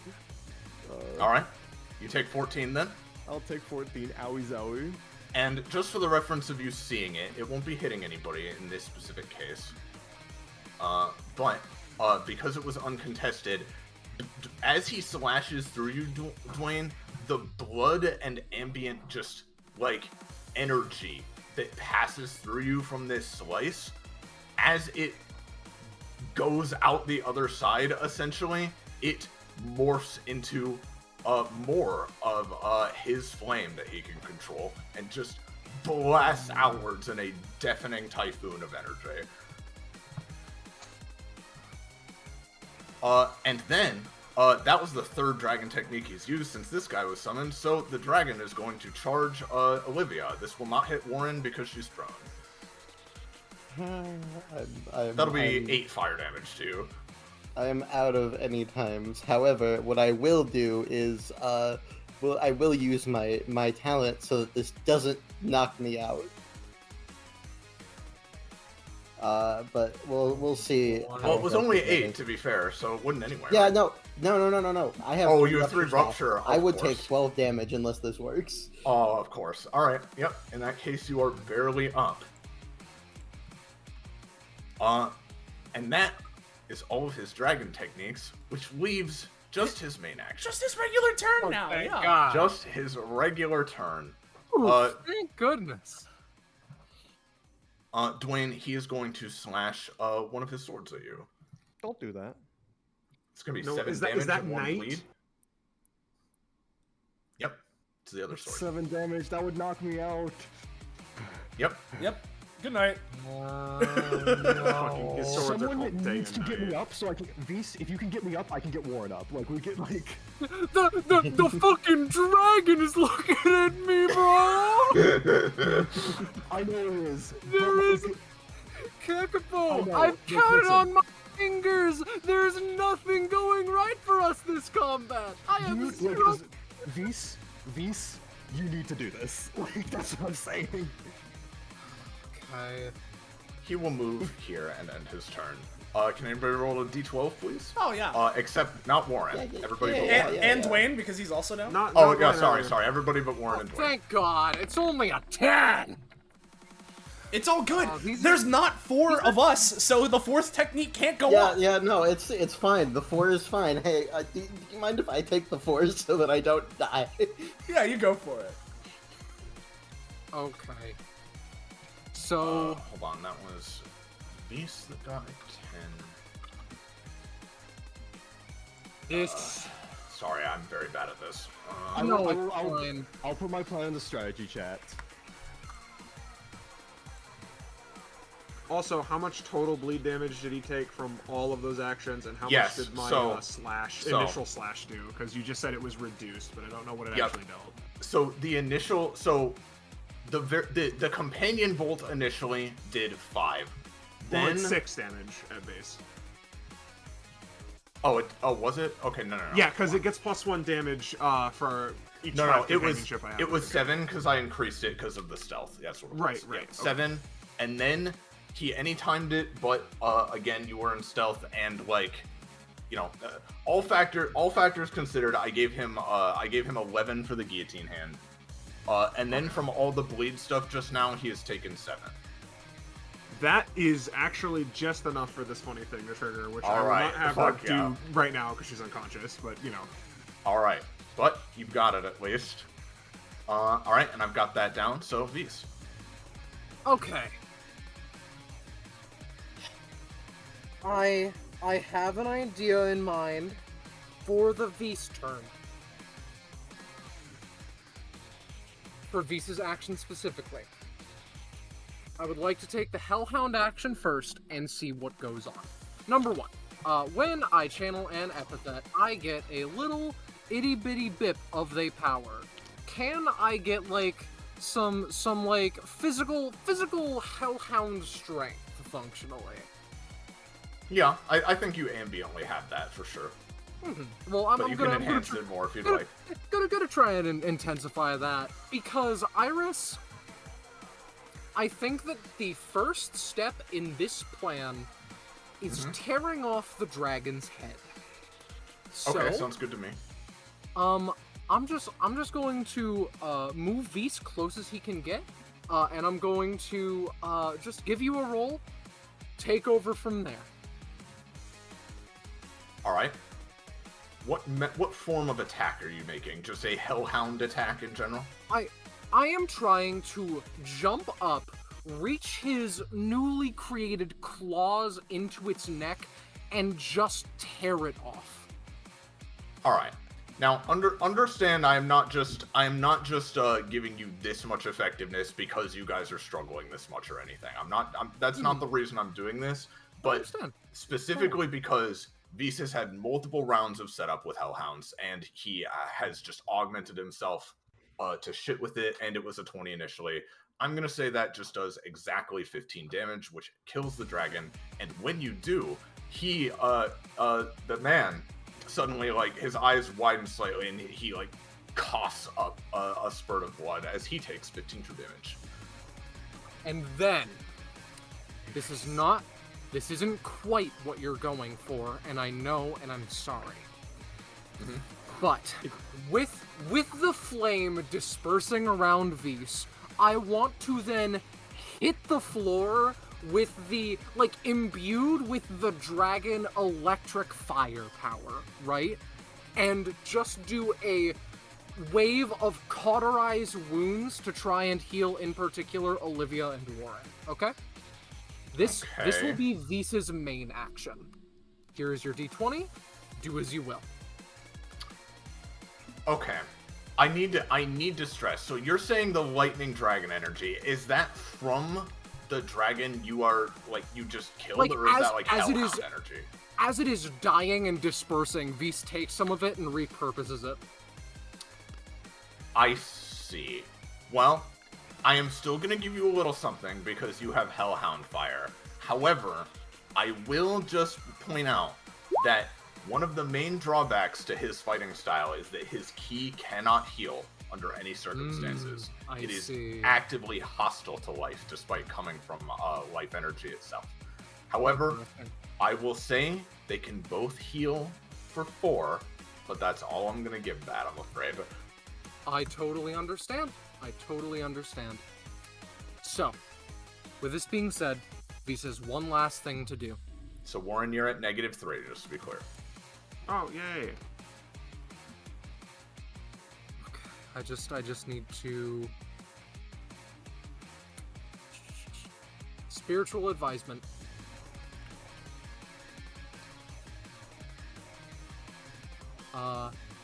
With how back and forth the wording was, I changed it to he may use this as a free action on his turn or as a main action for increased effectiveness. He used his main action, so we're doing it as a free action. Olivia. After a few moments, still a bit still quite distracted, still dealing with the sensation of having the still distracted with the sensation of having another epithet inside him.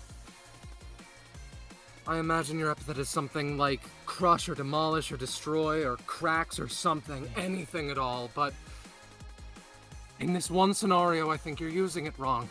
You're using it fantastically, make no mistake, but you're cracking the area, cracking the world around you. That's not what we need to do. We need to crack a person, crack and destroy, and make sure that his defenses are crumbled to dust and ash!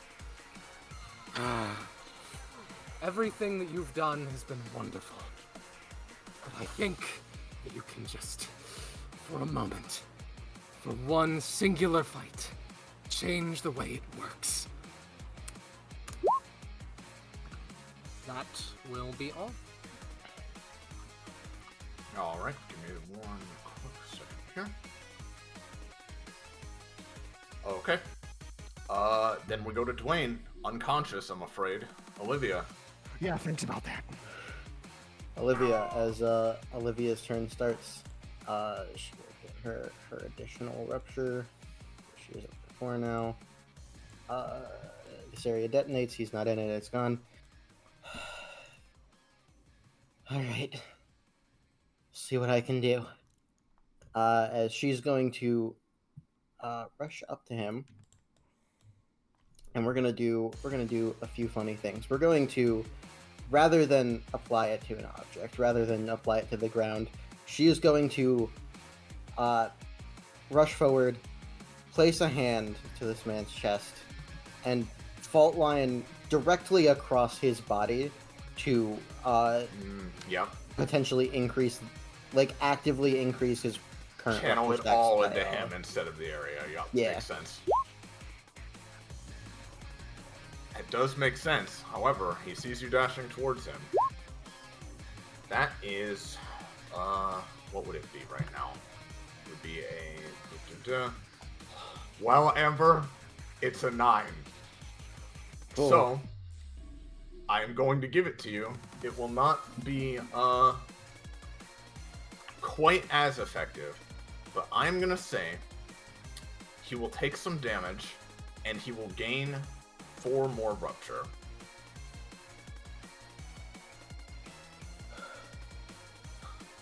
You're just as fast as you seem.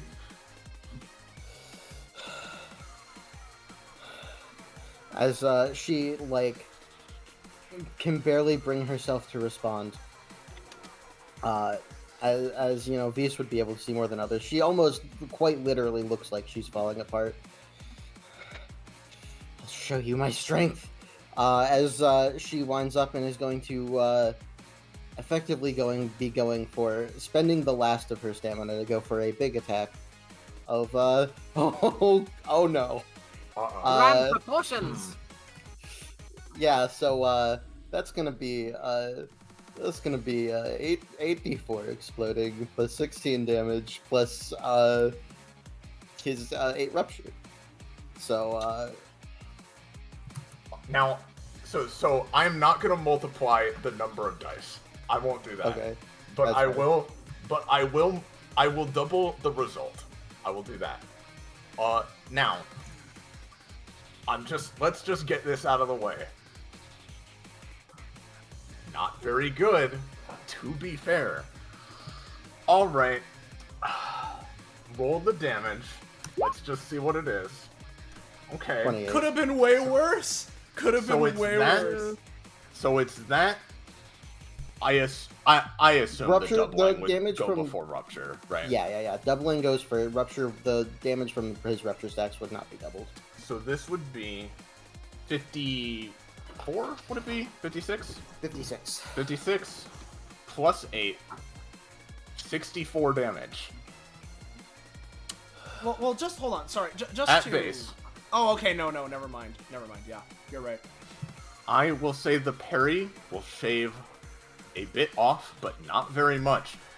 He looks surprised, Olivia, as, like, you know, he's giving it all. He has clearly been giving it his all. I mean, he's exhausted. He is not taking you guys lightly whatsoever here, right? Oh, and I just remembered that first parry couldn't have gone off anyway because of the extinguishment effect. So, all good, but it didn't matter either way. But he has been taking you guys seriously. However, you know, seeing you in this weakened, battered state as you are, he just did not account for how fast and ferocious this attack that you are literally spending the last of your strength to perform was going to be. I'm going to say he is harshly knocked back onto his knees almost, sliding along the ground, a sword scraping against the concrete as he coughs up a heavy amount of blood, the flames around him seeming to spasm and flicker from a extreme amount of damage you just did to him. Yeah. As with that last punch after he's pummeled by her tails and she delivers the last punch and he gets knocked back, she on the follow through just collapses forward. I see. This is why. He grins maniacally, flames and blood erupting from him in equal measure. I assume that is your turn. Yes. Warren is still unconscious. Zell? Oh boy. So I have one very important question that's going to dictate precisely how much I'm gonna try and unload, because just based on how this combat's going, I think I just need to try and burst as soon as possible, as opposed to hoping and praying that I'll live around to get to King State. With Renegade Tempest, right? When I can, if I use the Queen State version of it, right, I'm able to, assuming that I succeed, may use any weapon attack or Queen State ability as immediate follow-ups. Can I use the Inferno Ender? Yes. Yeah, I think that would count as a Queen State ability. I mean, if it's the Queen State Inferno Ender, It then is yeah. the Queen State Inferno Ender. In which no, case, I mean, yeah. we're gonna try and pop off, and I know that he has combo prevention, but I mean, I gotta do something. Oh, no, I mean, here's the thing. You have to do something, and with 8 Rupture, that's gonna take, like, more longer to come into effect. Yeah. So, Zell still recovering from the previous, like, even just 2 slashes, right, that this guy was able to deliver on them before he then swiftly moved on to Dwayne. Zell audibly grits their teeth, grips the blade, as they're going to first spend 5 movement to rev it up, right? Actually, hold on. Let me just double check something about how I wrote this, because... Right, okay. Oh, right, no, actually, I don't think that would be able to work, because, yeah, I wouldn't be entering Queen State. Fuck. Actually, that sucks a little bit. That kind of sucks really hard. Can I fix that? That is an oversight on my part. Is there anything I can do to make that better? I would need to get, like, an omega high fucking rev roll if I wanted to do that. And I'm not relying on that this combat, so can I make it work with this instead? I'm sorry that this is all of a sudden, This is a pretty crazy situation, so... Okay. Yeah. This won't deal as much... Oh, no, I can't... No! No! No, okay. No, that's just... I wouldn't be able to combo off as hard if I, with just how that works. Yeah, no. Well, I'm not gonna be able to go as, whole hog as I wanted to, unless I get really lucky. And if that happens, then we'll be pretty cool. But how's about, right, in that case... Actually, never mind, I might be a genius, I just need to sequence it differently. I've worked it out, sorry that took so long. Anyway, now that I do not, this is a situation where I will not blame someone for doing this, you know? Yeah. Regardless, though, as they grip the handle of their blade, don't pity me! This is a test! Test me! Don't let up! And... as they say that... I have no intention whatsoever.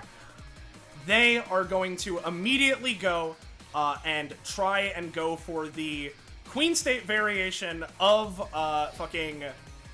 Renegade Tempest yet again. And, yeah, I mean, we're just going to give it a shot. And if I fail this, then I'm doomed by the narrative.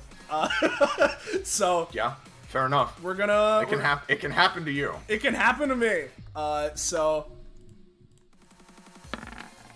maybe.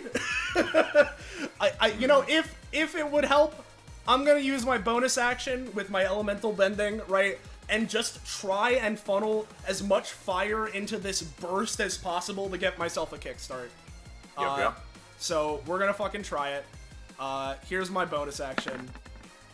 Nope.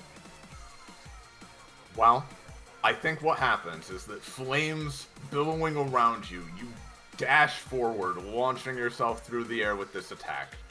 And it will make contact. It will not do very much damage with that roll. However, he does have this left, so he blocks it. I mean, if I do this, I'm completely defenseless and I'm gonna be fucked, but I'm already gonna be spending all my stamina anyway. I mean, no, I think Zell would try and go all out, so I'm just gonna fucking try it, because I mean, yeah, you might as well. I want to do something this combat. We're here to have a good time. Yeah, we're here to have a good time, not a long time. You know what? How's about I'm in Queen State? I say I'm in Queen State anyway.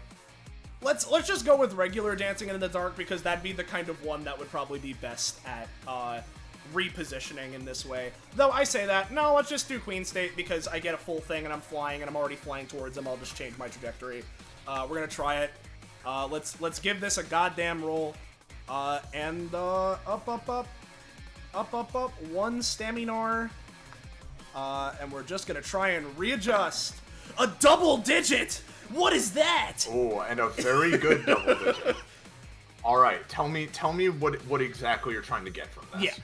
All I'm trying to do, right, is as I go in for the pretty faulty Renegade Tempest, right, and he goes to parry it, just Zell sprouts the fiery bat wings and is just going to very quickly alter their position such that they can still land the attack and, like, avoid the parry, hit from a different direction, and just try and, like, outspeed, outfox, and hit it from a different direction.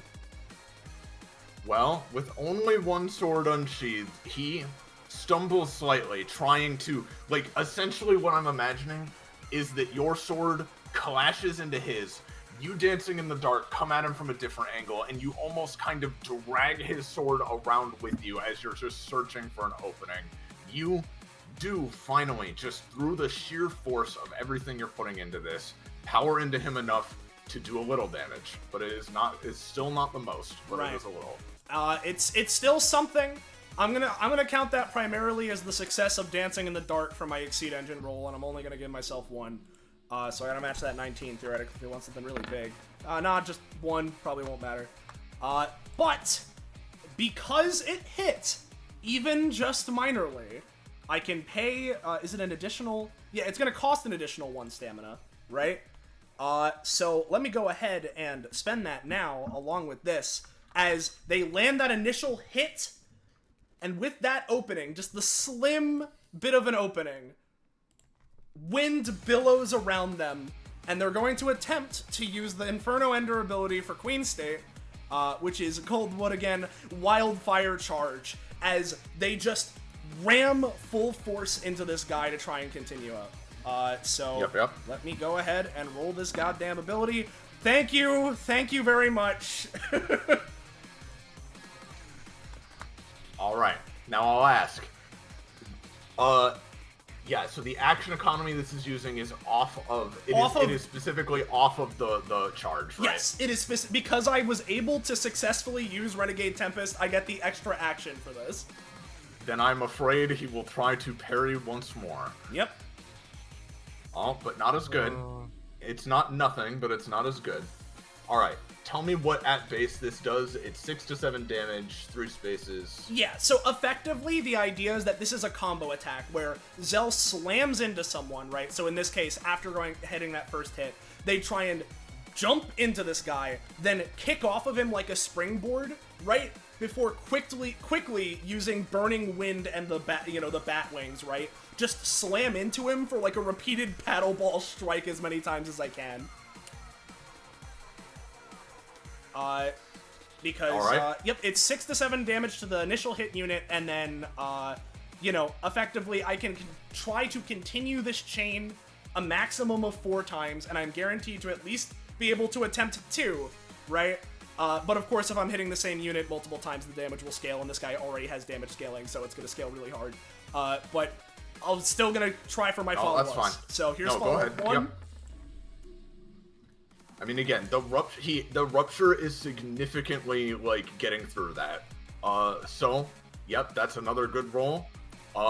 He will try to parry it again. Yep. Give me a moment. Oh, no. Not that button. Once again, Zell, somehow, even under this absolutely furious assault, at this point, it is a test of reckless passion versus patient skill, as you are getting him, you are wearing him down, but he is still just barely hanging on, blocking the blows at least partially. And with a growl, after that one, they bounce off of the sword, his sword, as the two blades are grinding against each other, as they're going to slide a, burning trail following their feet as they attempt to go for the next one.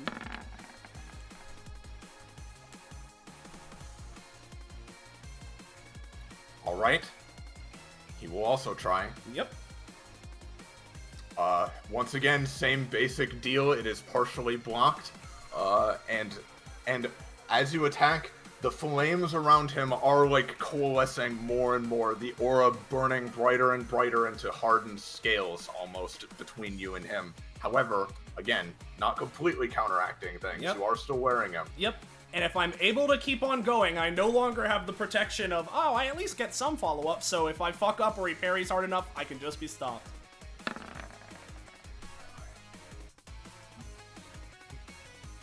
I think at this point, you go for the slash, and this time he finally fully disengages with you, inclining his body and dodging it. As Zell just swipes the sword, it then clatters against the ground, and they take a step back.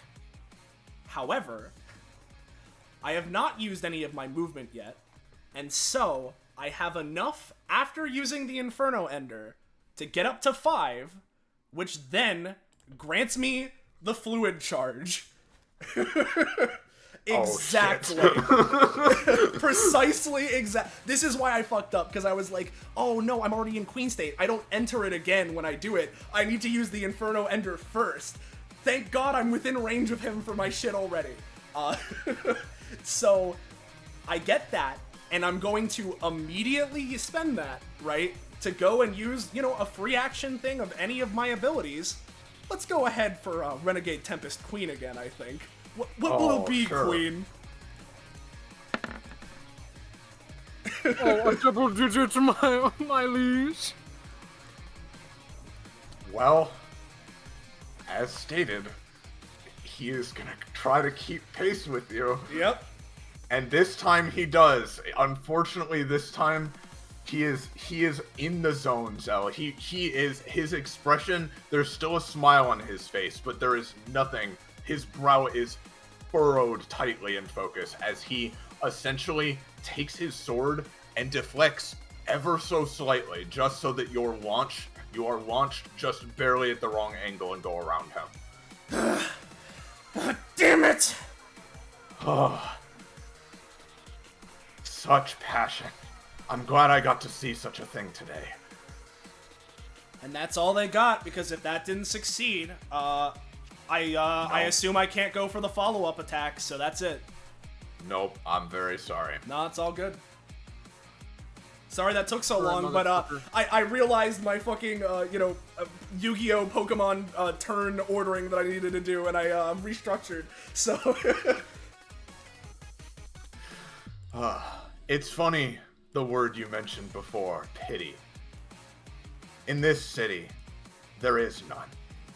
You will get beaten over and over, beaten down within an inch of your life, and just when you think you can't take any more, that's when it kicks you in the ribs yet again.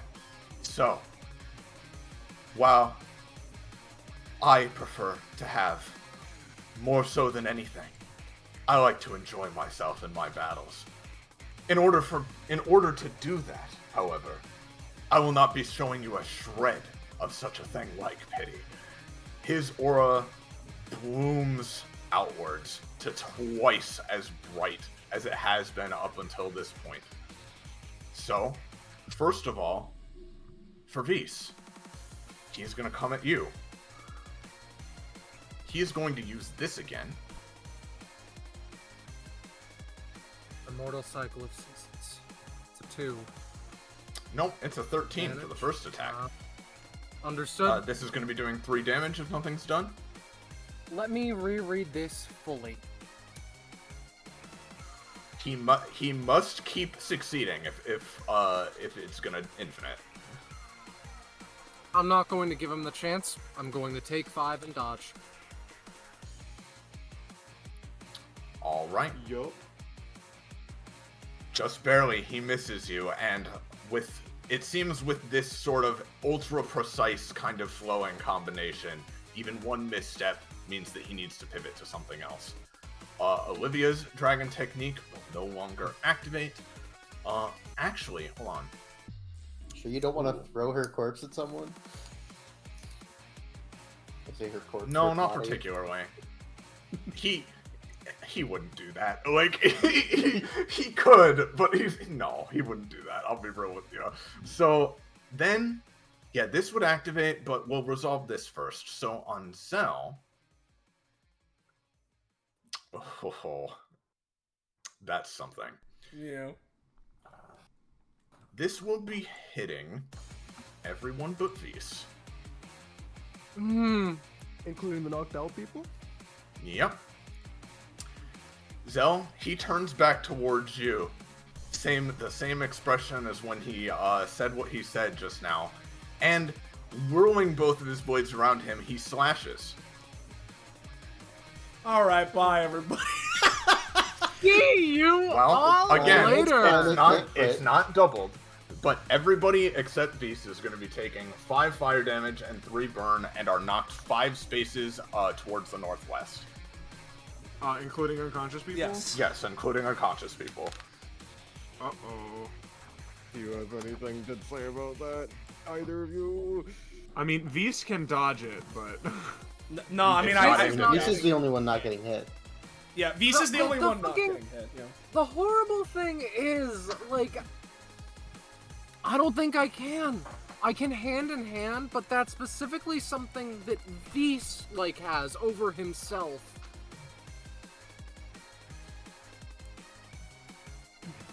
Alright. As that resolves, with that, he takes a deep breath yet again, and this time, he sheathes both of his blades. So I will add a turn on initiative for him. Oh, yeah. Because he needs one? Oh. Yep. There we go. So that will be where his second turn is. And also, where is this? I will not do this turn, but this activates. When he's only facing 1 or 2 conscious enemies, he can choose which dragon techniques he uses against them, and he can use one as a main action. However, only 1 target is chosen specifically. Okay. But that will activate starting now. It's Visa's turn now. Is it? Alright. Do we... Hellhound Oh, and of power! course, hold on, I gotta switch into this. There we Of go. course, there we go. Yeah. Hellhound power! What is my movement, Iris? What is your movement? As in, like, it's 5. What do I get as a bonus? Oh, a bonus for Hellhound power? I'll say you get a +2 Hellhound bonus, sure. Oh, boy. We got this, Scarlet. We got this. Well, before we initiate the plan... I said before this, I'm very curious if this party can manage it. This is... yes?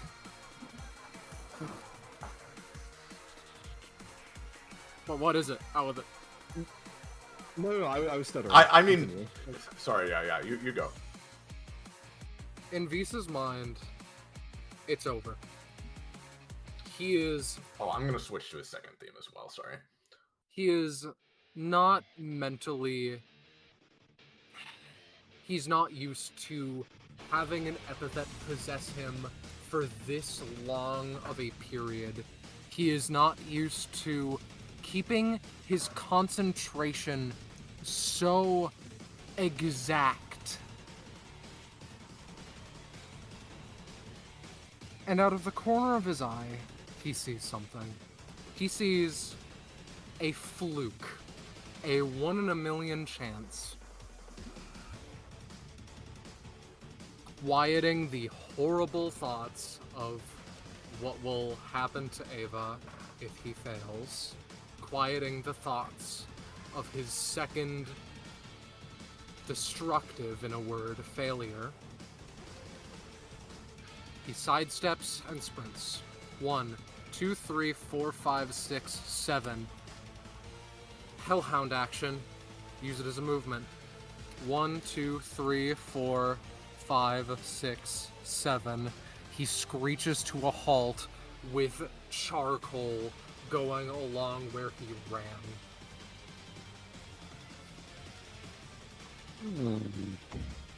Indeed. All of these things do truly pique the curiosity, don't they? He reaches down and, using 2 can play at this game, manifests the black envelope. For you see, I heard a rumor that Dwayne has been just lying there, gathering his energy, waiting for the perfect, precise moment to spring back up and help everyone here. And I believe that the time has finally come around. I assume you are using Dwayne's own epithet, yes? Yes, more specifically, an ability that he has seen. Tell you what. Would you like to pay 2 extra stamina with this ability? I will do so gladly. Dwayne, you can be up at 7. No. What did I tell you? Oh. Let's see this plan come to fruition, boy who sees epithets. Iris. A Yeah. secondary thing. Which is, may I add, much stupider. Earlier, Dwayne commented that, quote, a giant waterfall comes out of the sky, drenching you with water and koi fish. You know, Yeah? Beast just ran through just around where that was. Can he have gotten a koi fish? Can he eat it, perchance? No is a valid answer. You are going to have to capital G give me a roll for that. Will this count as action economy? No, it won't. But it will need to be a very good roll. Who are you wanting to use this on? Yourself? Himself. You can heal 3. I appreciate it. I am not gonna give you too many gimmies here, though. Yeah, I understand. I am not. I told myself going in, I am not going to hand this to anybody. I am just doing as I feel I should. Mm-hmm. Okay, so Did you just secondarily. eat a live fish? Oh shit! Is that really what I'm gonna go with? Yes, it is. So something about Bloodstone. Something about Bloodstone epithets is that they have green and red cracks. Scars and such, with that essence leaking out, effectively. Yeah, scars and wounds. Yeah, Kakapo. What do those Yeah. feel like to these? It's not painful. It feels like part of you is missing, and it's a little frustrating and annoying. Hmm. Probably exhausting the more you use it over time, but like, not especially so. It's manageable. The Bloodstone Island prisoners haven't been dying because of it. So it's nearly potential. / like something that is to be filled in at a later time, right? Exactly. Alright. I'm going to use hand in hand to put that on V's. It explicitly mentions that no one but himself can see the change. This can either use action or, it can be used as a simple action, like, after which it vanishes. So, can I fill out my other 2 chakras with just more Hellhound, basically? That is the closest thing I can get when it comes to this. Sure, yes, you've already enhanced it quite significantly, but I will let you, yes, go ahead. Alright. I believe that is Visa's turn. I apologize, I know it took a bit. I'm using him at as high a strength as I can manage right now. Alright. Give me one quick moment.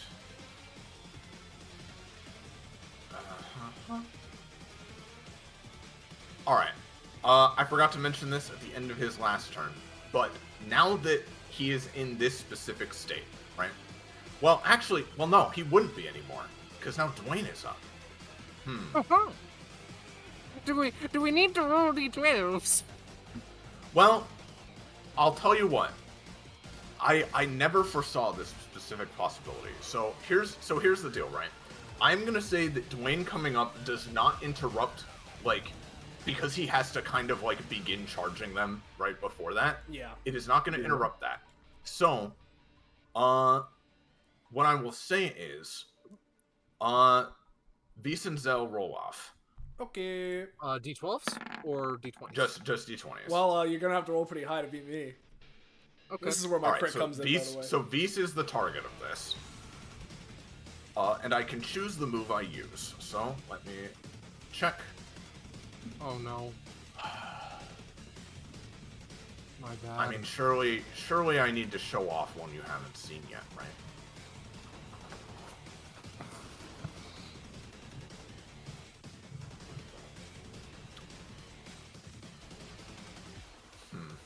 Oh, that would be really mean if I did that one. Do it. No mercy, no pity, right? Yeah, that's true. You know what? Let's keep things simple and keep things moving. Let's keep the energy up, right? I'm not gonna try to calculate one of the more complicated ones. Let's just do the basic one that would be in the number 1 slot.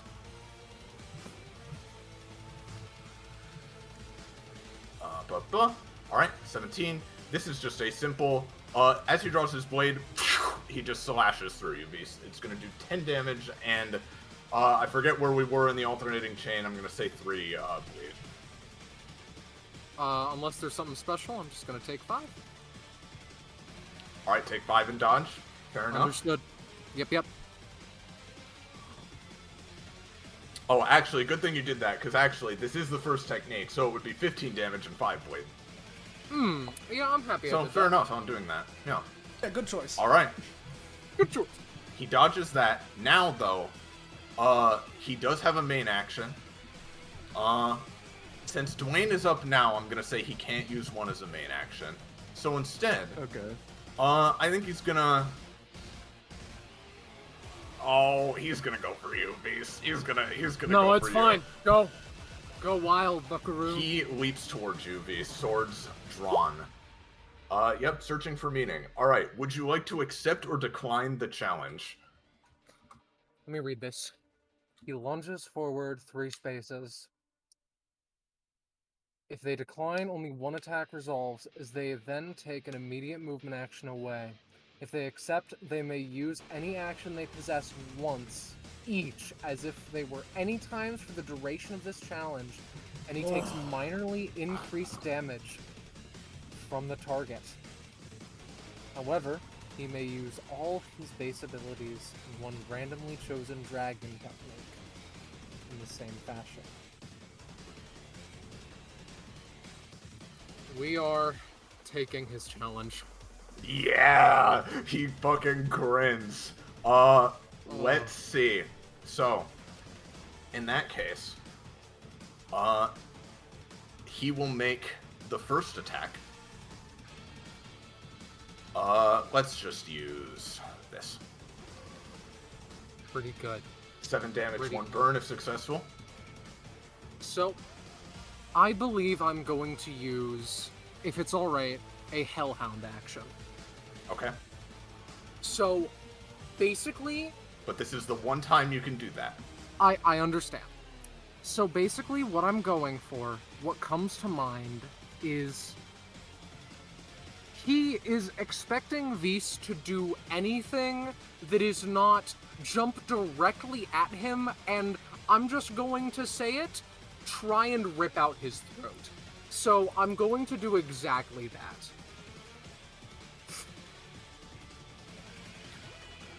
Sorry, can you say again what exactly you were doing there?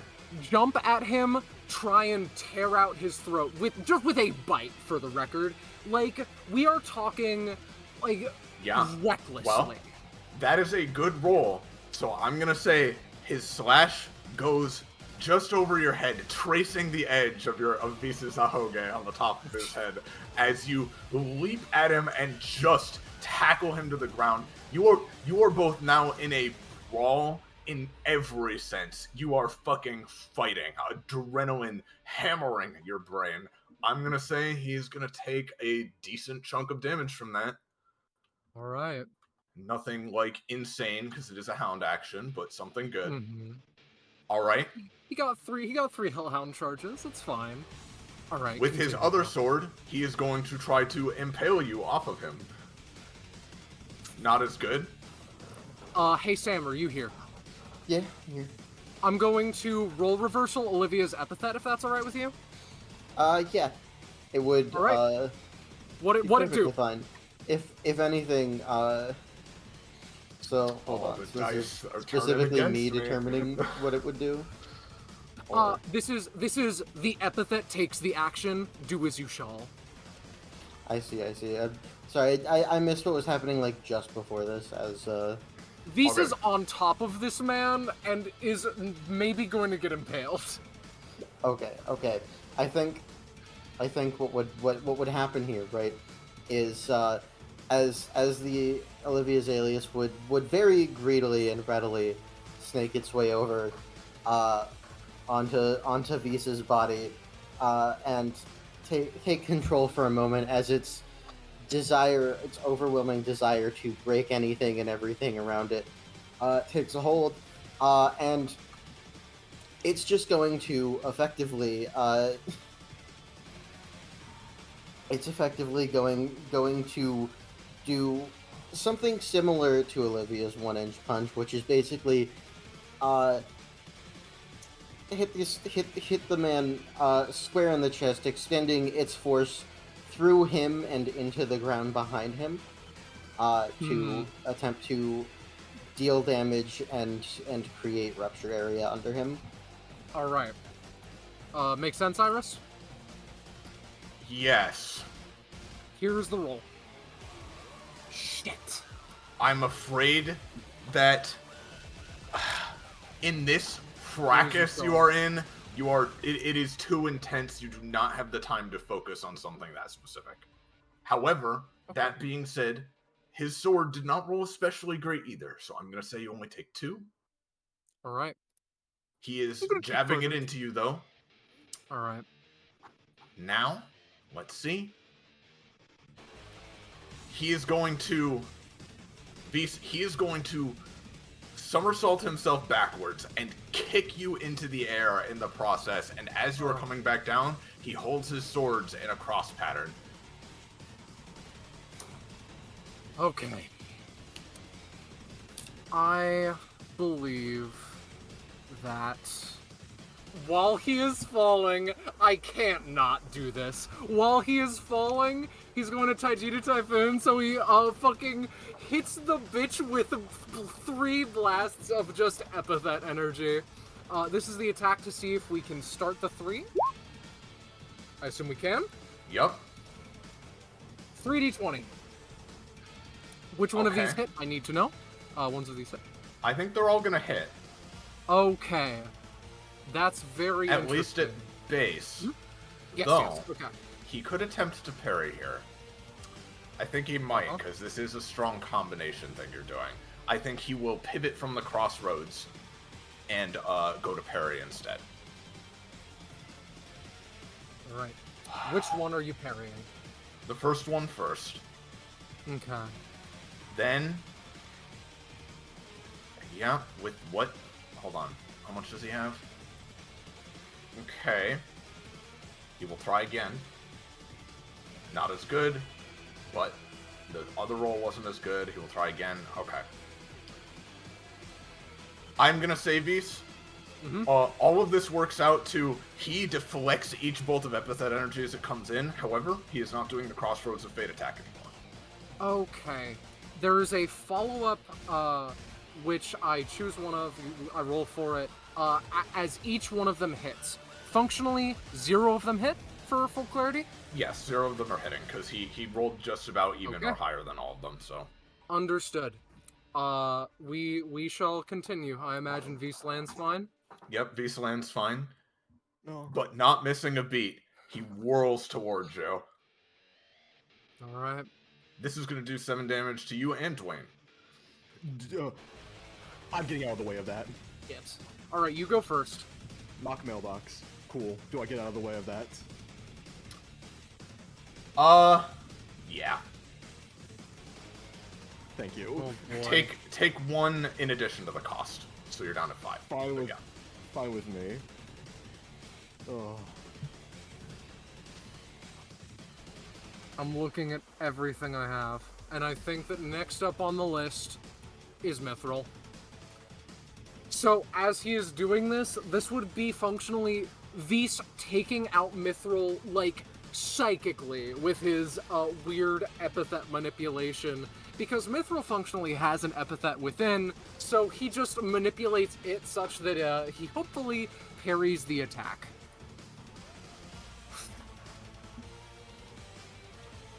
Well, that is a very, very good roll. Here's a I'm going to offer you a devil's bargain, Vis. Would you like to emphasize deflecting his attack or dealing damage to him? Honestly, I think deflecting his attack. Okay. Then you do so. Okay. Finally, staring at you, he smiles, panting heavily. In my long career, I admit to having only rarely experienced defeat. However, a lesson I've learned well is that even one blow can make all the difference, one way or the other. He dashes towards you, Vis. He is going to do this one. Where is it?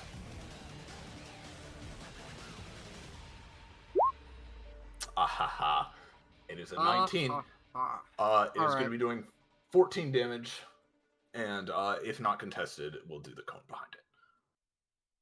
So, if I spend 5 to dodge, do I not get a counterattack? No, you Imagine won't. not. That will effectively be your response to this. Yeah. I honestly think... Iris, I'm gonna be honest. V's doesn't have too many main actions. You've seen, like, all of them. I mean, you can take your regular anytimes as responses, right? Do I... Yeah, you can. I honestly think I'm going to dodge and take 5.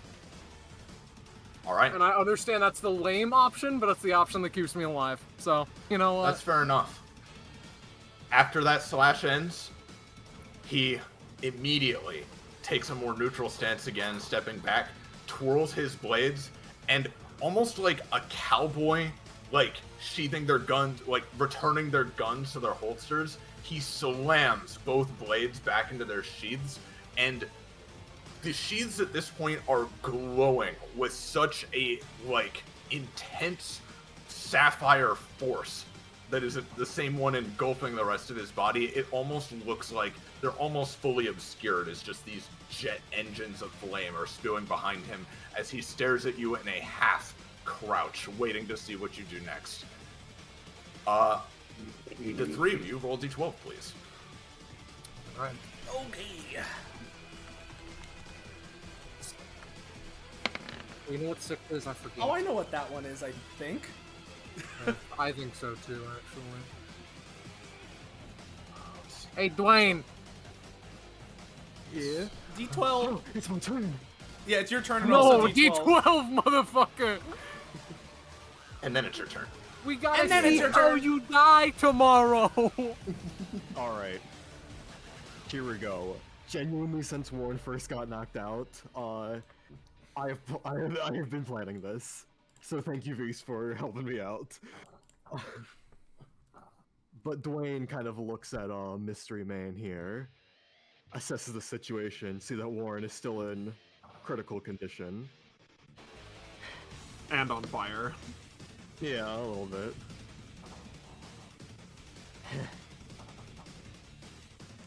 You're strong. I don't think you need me to say that, but it still needs to be said. But something I have seen is that you're also an observant. You've missed a critical factor of this battle. And kind of coughs up a bit. I think it's about time I enlighten you of what you've missed this whole time. He extends his black envelope to his side. You see, I've been helping out my pal Warren. She's wanted to take that down Monarchy Tower all by herself, you see. That's the whole deal. And I support her in her endeavors. And I was helping her out, you know, by giving her the whole stealth maneuvers. Points to Warren there. Alas, she appears to be knocked out. But is that really her? He kind of pushes up his glasses. For you see, you may have noticed she was obscured for quite some time, even while right next to you. What the hell is this guy's epithet? He's just staring at you, Dwayne. It's a little fucking goblin, he says! He continues. Cause you see, she never dropped that stealth. The version of her who got knocked out by a huge inferno or whatever, she wasn't in the blast. That right there is an afterimage created by one of Warren's many powers and shit. The real one has been stealth the whole time. He's looking at you like he should probably attack, but he's so curious where the fuck this is going. The real Warren's in there. I heard a rumor that Warren's been stealth the whole time, not having taken that onslaught of your attacks, ready and primed to get back at you. So, what I'm trying to do here... Oh, it's rumors. A little bit. I am trying to make it so that retroactively, Warren was still stealth and just left the blast before it happened. You know, the one that took like 20, then 10 of her stamina, you know? Yeah, the two big beams that she got hit by the sides of. Yep. I'm trying to negate both of those and retroactively teleport her back in here. Okay. Go ahead. Replay. I heard a rumor. It's a 6 and... Nope. I mean, depends on how you roll 6s. That's contention. Is there anything anybody can do to enhance this, or is this just what it is? No. Oh, I would. I can try and do something else with one of my secret augmentations by spending a bonus action. Might knock me out depending on how you roll it. I want to see it. I want to see you do that. Ah, I see. I do not want to be accused of giving it to you guys. Yeah, no, I understand. No, I do get that. it. No, I understand. I'm going to use my bonus secret application to also manifest Warren, because I do have Warren's secrets. I have all the Bloodstone secrets. Manifesting her and also using her, you know, since she used to work under I the Amazing's like future kind of retroactive shit, altering the course of the future. Both of those aspects together, all in one, not really like copying it, but like manifesting the same vibe to enhance this effect. Kind of almost like manifesting Warren in here, in a way, you know? And getting her back to her full health. Sure. Manifesting. Okay. Dwayne, alright. With that X cost being used especially, Yep. if you are down to be knocked out beyond hope of recourse for this combat, I will let this at least somewhat work. Aye, Captain.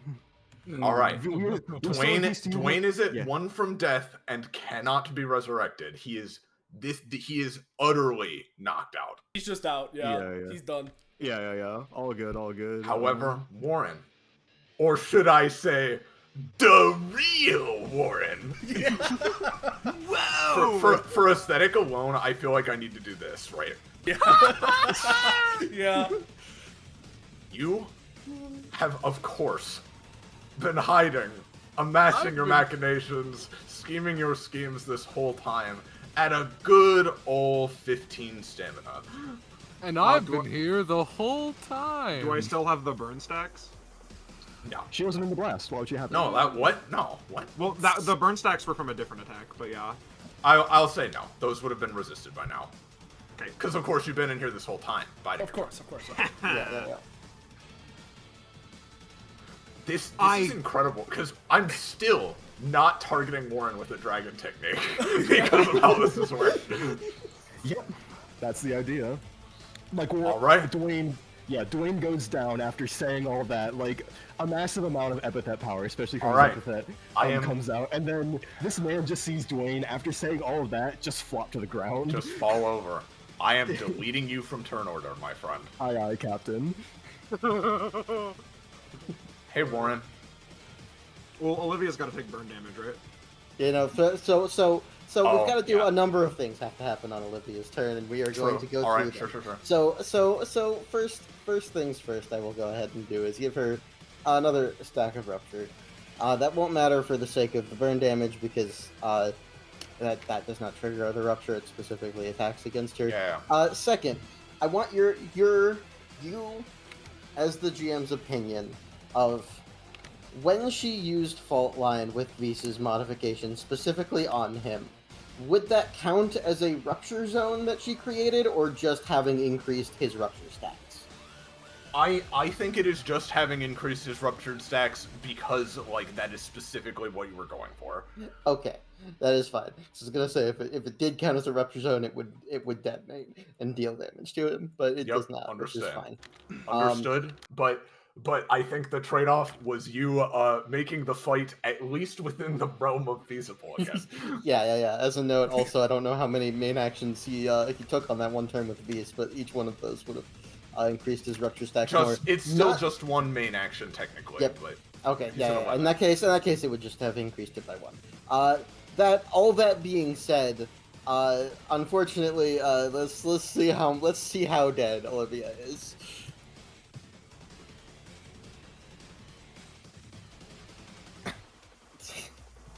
Oh, no, sorry. The way I normally do burn is it's just 1 per stack. Oh, okay. Oh So, yeah. roll- Okay. roll 3. Okay. Oh my god. I was assuming Roll 3. Elsie. So roll me a d20. Take the 3, but roll me a d20. Okay. I think because that roll is even somewhat okay. When this guy is not like really focusing on someone, the flames subside pretty quickly. You know, I think you're just you're done with the burn. It's fine. Okay.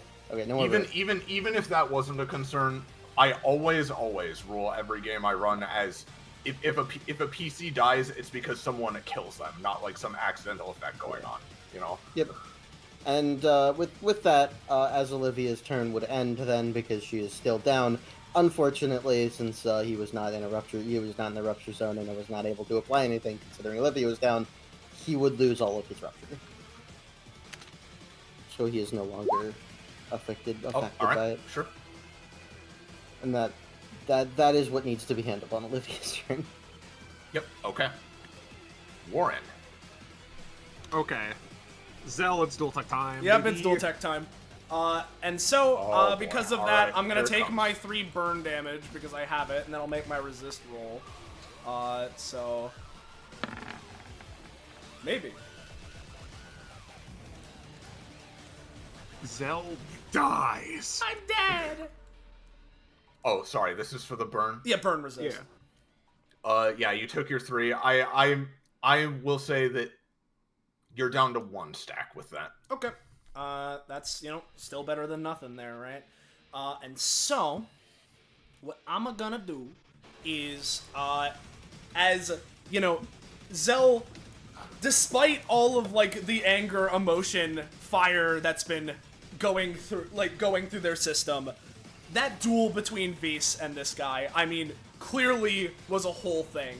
And that, in combination with Dwayne giving that whole speech, certainly was enough time for Zell to in some way come to their senses and hear at least the general gist of what Dwayne was trying to do, right? Yeah. And as such, sort of understanding, based on previous, fights in the tower with these two, as well as just the general thing, okay, I know what to do. As, what they're gonna go for is, let me just make sure, how close am I? Pretty damn good. Alright, awesome. In which case, I'm going to spend my movement, all 5 of my movement, right, to get up into Jack state. So here we are. Though, that won't necessarily matter for the longest time, because what I'm going to be doing as my main action and bonus action in combination is yet again going for fucking Renegade Tempest, right, to Zell from the, from downtown, while this guy is focused on Dwayne and Vise, from the other direction, just send themselves blasting forward as fast as they could possibly muster to just slam full force into this guy and go, and with that, in combination with that slam and, just a follow-up roundhouse kick or whatever else they can manage, just try and send him flying directly into the smoke cloud that they know that Warren went into. All right. And I'm going to be using my bonus action Pyrokinesis on this as well, such to, when I do that initial blast off, just as much fire as I can muster to make it as much force, just so that I can try and, even if he parries it and, the damage is fucked, I want to try and ensure, the momentum, the knockback to send him flying into Warren as much as possible. So, here comes, first off, this is just regular Renegade Tempest, which also, I'm going to be doing the thing where I can spend 3 rev, right? Such that it has armor piercing and rolls with a +3. So, let me go ahead and do that. It's a 6, so minimum success, maybe. Minimum success. Well, I should roll my bonus action. That might, yep, I don't know, that could always help. You never know. Could always help. All right. With all this you're doing, I will say that boosts it to a regular mild success, right? Yeah. Now, the thing is, Zell, both of his swords are sheathed right now. which means he cannot parry you. However... Yeah. That is, I'm gonna say, just enough to make it so that you dash at him. He blocks it. There's again a titanic clash of force, but he does not move.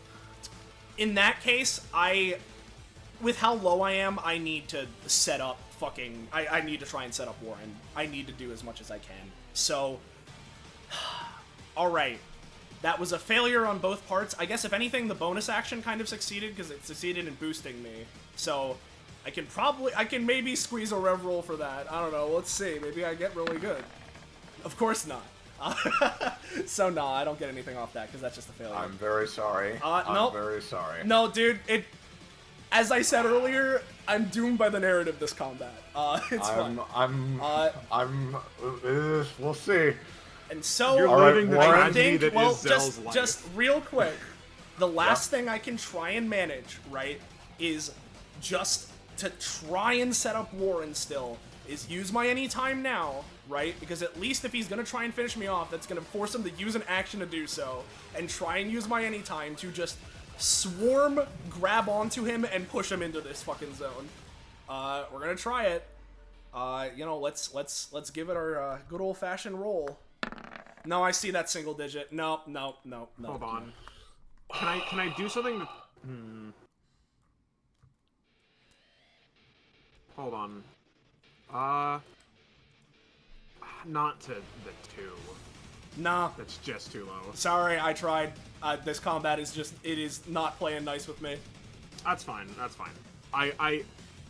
Listen, we can still dual tech a little bit because seeing that, like, you're at least distracting him, right? If absolutely nothing else, you've taken a usage of his soul parry. Yep, I took soul parry and I'm distracting him, hopefully. So I will run out of the smoke.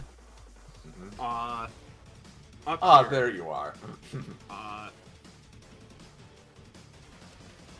Get stabbed! I don't know. I'm going to use Flank Trap. I don't believe I have a thing for it here. But Flank Trap is my talent, which is one of the things I got, which is literally just I have flanking! Yeah, it gives a non-stacking +2 to attacks against the person we're flanking, and they have a -2 to defending themselves. And I believe I even upgraded it. I got a achievement upgrade where it's a -2 to all non-attack rolls instead of just defense rolls for him. I see. All right. So, enter flanking. Go in with the Cobalt Glaive. That is a 9. That is a 9. Okay. I think he will attempt it still. Give me a moment. A 0. Man. Well, it's not a 0 because it has a big bonus still. However, even with that bonus, it's not great even then. Yeah, I mean, assuming even if the bonus was the full +10, it would be only one above my attack. So I don't know. Yeah, that's very, very much the case. Yeah, so I think it will be partially effective at best. You do get inflicted with 1 burn since this is burning key he is parrying you with. Yeah. So all right, he will take some initial damage there. Yep. And it's plus. It's how much damage and bleed and stuff? At base. Your attack? It's just 5 damage. Well, isn't it more because you were unseen? First of all, when I am unseen, it just makes it so that the damage can't be reduced. Really? It says plus 50% damage and 2 bleed. Oh, you're right. It does. I forgot that part. I'm an idiot. Yeah, there's the initial part as well. I am blind. In that case, it should deal 8 damage and 2 bleed. All right. And it can't be reduced below 5, based on his parry. It can't be reduced below 5, yeah. All right, I will give him... Oh, shit, that's what I meant to do. Hold on. Did you accidentally set his HP to -5? Yep. Okay, he is at that. And I will give him 1 bleed. He will deflect 1 of it. Alrighty. some of the damage, but that hits. I'm then going to do. Yep, and I'm going to do Rising in the Ranks because we just did a dual tech, baby. Nope. No healing. Unfortunately, no. I'm sorry. That's the best thing. That's the part that we were looking. Damn, nah. No, It is a little doomed. I'm really sorry, man. The dice have really been swinging this time. I did stab you though, so You did. I'm going to use. Ooh, Zanza, your thing, Yeah. your other thing. It happened. What other thing? In mid session. You. That thing did trigger. I'm getting to that. Don't worry. Okay. Yeah, sorry. I just realized. Yeah, I know. Okay, cool. It's weird because Warren was unconscious for that. So. Oh no, I wasn't unconscious for that. No, you're right. Anyway. Yeah, exactly. Wait, getting distracted. You got hit with my Cobalt Glaive, which means I can use Guillotine Hand, and I'm going to be activating, my once per combat effect, where I can use. Oh no, that's on 2 different targets. Never mind. Yeah. Alright, yeah, I'll just be using Guillotine Hand then. Ooh, that's good. You see, it would have been so good to be able to trigger my Valor stack on that and heal for 15. It would have been which great, was my plan.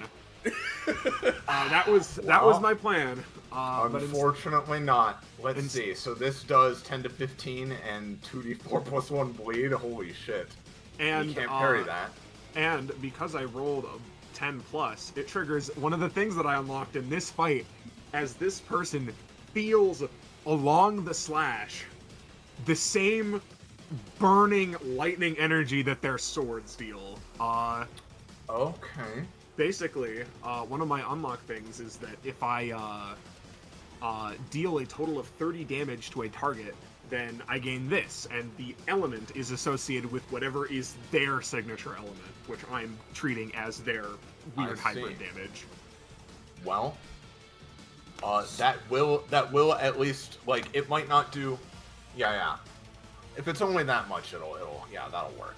Because he is slightly resistant to fire stuff, but I mean, yeah, you're right. This is like hybrid stuff. It's the also fire roll the lightning bleed. Force. You're doing.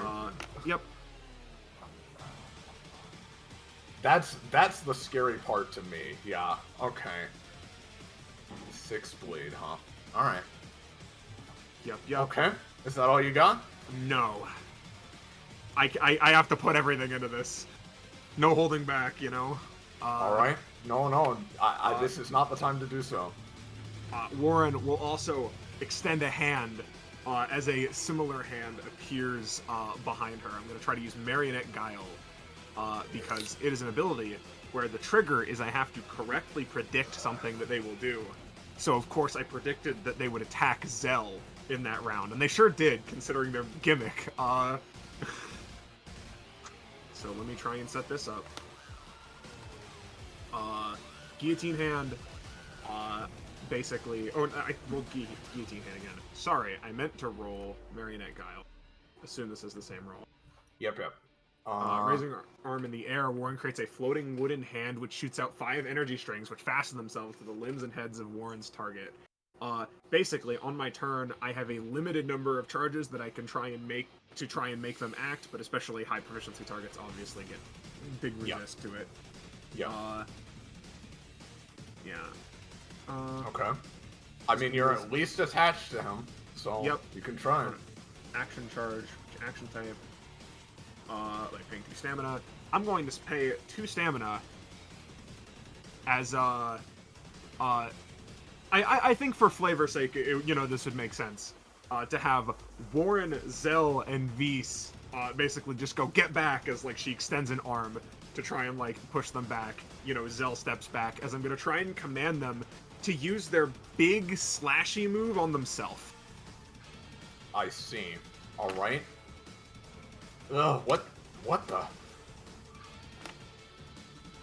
All right. Do you need to roll to command that? Yep. I do. Oh, that's really good.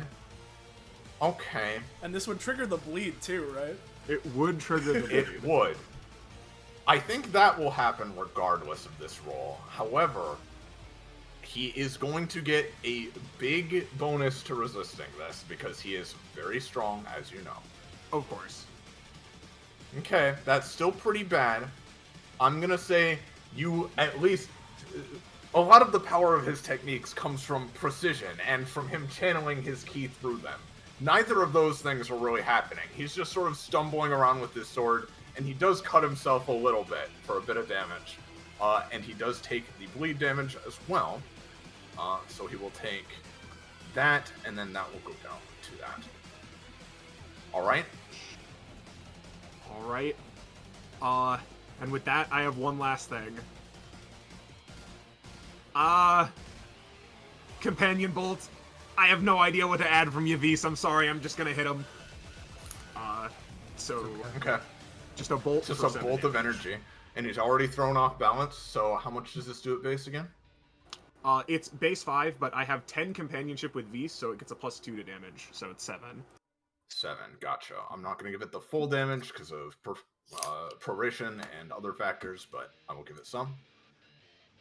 Do these strings end at the end of your turn? No, they just sort of last unless the hand is destroyed. Well, let me... okay. Well, first of all, let me ask.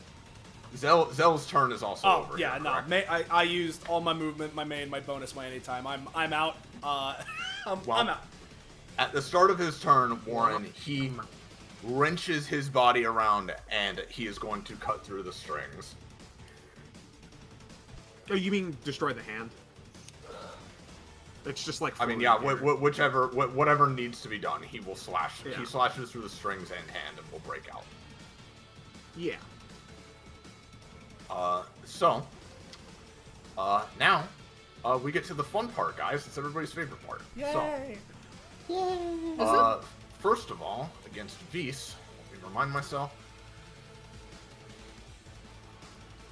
Ah, good. Against you, Vis.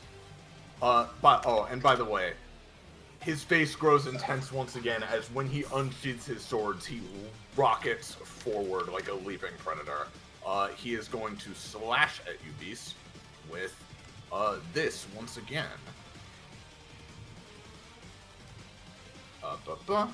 And 11.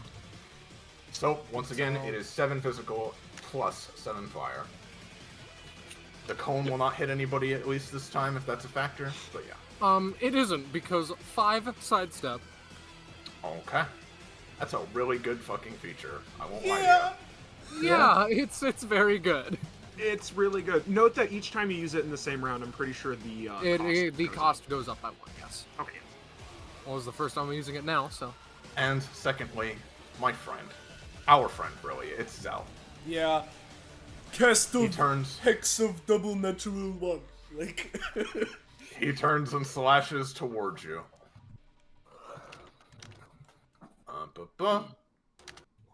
Yep, this is going to be doing 5 fire damage and 3 burn to you. Yep. And it will hit Olivia and Dwayne as well. However, I'm not. That is not a thing. I'm gonna like. I'm not worried about it. Kill Yeah. PCs, so it's fine.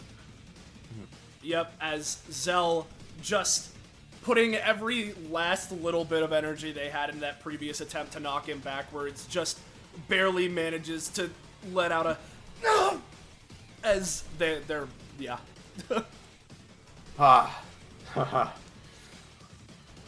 Not that I was expecting, well, more hoping for more from you. But, regardless, time we wrap this up, he turns around. He is going to Whirling Wyvern through the two of you. Oh, no, that's a failure. You both managed to dodge. He hops up and over this pillar. In the process of doing that, he needs to take that much in cost. He immediately sheathes both of his swords again. Let me see here. Let me remind myself. It is, yeah, Warren and Beast roll off. Just a d20, please. Hey, Xander, can you roll low, please? Sure. I kinda. It's a d12, I thought. No, it's a d20. It's a d20. Yeah, Oh, we're it's rolling a off. d20. Okay. My bad, my bad. This is rolling for who is being targeted by this. Ding, ding, ding. Alright, it's gonna be Warren. Roll a... nuts. hold on. Oh, no, you don't roll. Oh, actually, no, wait a minute. It says these... Oh, sorry, I was doing this wrong before. It's these enemies can choose who's targeted. So which of you want to be the target? Fuck. Oh my What do you God, wait. think, Zanza? Think I should take it? Nah, let me edit. I just realized something. Let me edit. Alright. Okay. So It's you are yours, the my target, friend. but it is one that he chooses this time. At the start of his next turn. First of all, though, it's going to be Beast. Vise finally does away with trance. It would have his health and make it so that the next turn that he is hopefully up, he would be at a terrible 8. A terrible 8. I think that genuinely every one of his attacks, pardoning a basic attack, would knock him out. Okay. So, I think at this point, I just need to do what comes to mind. I just need to do what comes naturally. I'm just doing what comes naturally. A part of Sobriquet reads as such. Beast also gains a once per combat generalized super move with the Epithet, whose max total damage across all targets cannot exceed half the Epithet's proficiency, and is highly variable by the roll. The maximum damage is 25. Okay.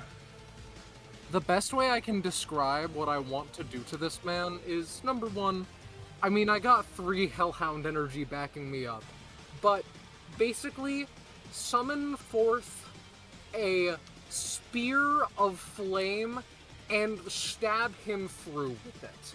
Not a, like, here's a little, like, we're talking, like, the size of a small building kind of fire spear, okay? Oh, yeah, and real quick, I apologize. He would have taken bleed damage and had it decay. So let me just... it would have been that, then that, then that, so it would be plus that much. Yep, okay. Hellhound action. Here we go! Fuck. Is this the super move? Yes. Would you like it to go off here? Yes. It will not be very effective in that case. Well, so, we're going for full giant flaming spear here, right? mm-hmm. Well, you know he's gotta. It is Okay. deflected. Son of a bitch. His own flames simply rise to meet yours and engulf them. Alright. Now...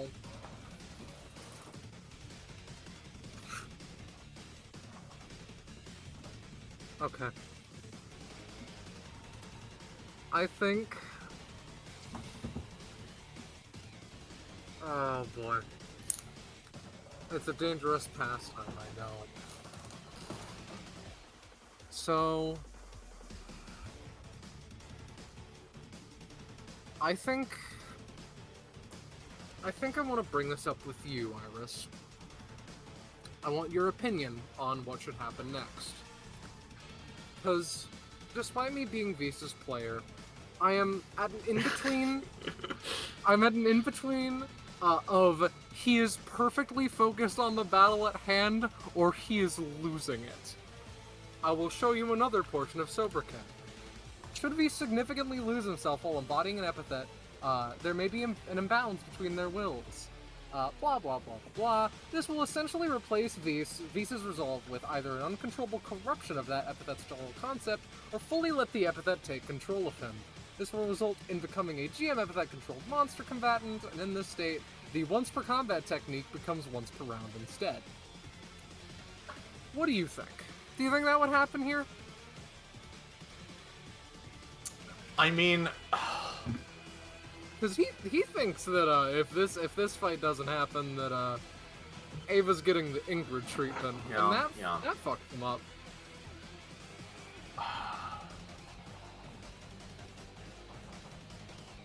Here's what I'll say. I Okay. do not think Beast would fully lose himself here, because in this case, the epithet's will and his own passion are aligned, you know, quite quite a bit in terms of I want to win, I want to destroy this man. But I assume what you're going for here is the power boost, right? Now, I'm finna here's destroy what I will say. Here's the Okay. compromise I will give you. If Okay. Vise uses everything he has at every opportunity from here on out, and no longer dodges with the stupid dodge he has, He then has lost the dodge. he has lost it. Fair. In that case, I will say, you can have that boost, and you can still control him, because frankly, controlling him myself would be too much for me right now anyway. I understand. However, Vise is starting to lose himself in terms of he wants to beat this guy so bad that he is no longer thinking tactically. He is just going to use raw power to try to kill him no matter what. He is not thinking self-preservation or group preservation at this point. Not thinking self-preservation? I can do that. Alright, taking a step forward. That's Scarlet's fucking specialty. You know it, baby! We're gonna hit him with the mithril! I got you here for 1 minute! For one roll on the die. Alright! Your blows seem to be becoming clumsier. He screams. So... Good job, team. Good job, team. I think that will be all. And I say that with no joy in my heart. Unless, Warren, you want me to go for a weird attempt for, fucking, not role reversal, spiritual advisement? That would actually be really helpful. What would he do? I must inquire. Literally, can I ask? I have a certain technique that lets me activate it during the start of my turn. Just spiritual advisement to be like, hurry up, so that I can have that trigger right now instead of like basically make my next trigger happen a little earlier because I need to buy something real quick. Now, Iris? that's fair, but I just said Vise is not really thinking about the group right now. He is just thinking about That is attacking true. this man. Yeah. I do not think he could do that. Alright. GM, I'm GM very says sorry. that? That is so valid. I apologize. can't GM go says- back. Like, it's No, I a get fun it. idea, genuinely. But yeah. All right. No, that's that. Understood. Well, Warren, you are the target. All So right. he jumps up on this pillar and leaps over it towards you, and he's gonna end up here. Are you gonna do something like right this second immediately, or can he go? Other than Warren reaching into her pockets, no. Okay. Then in that case, give me a moment.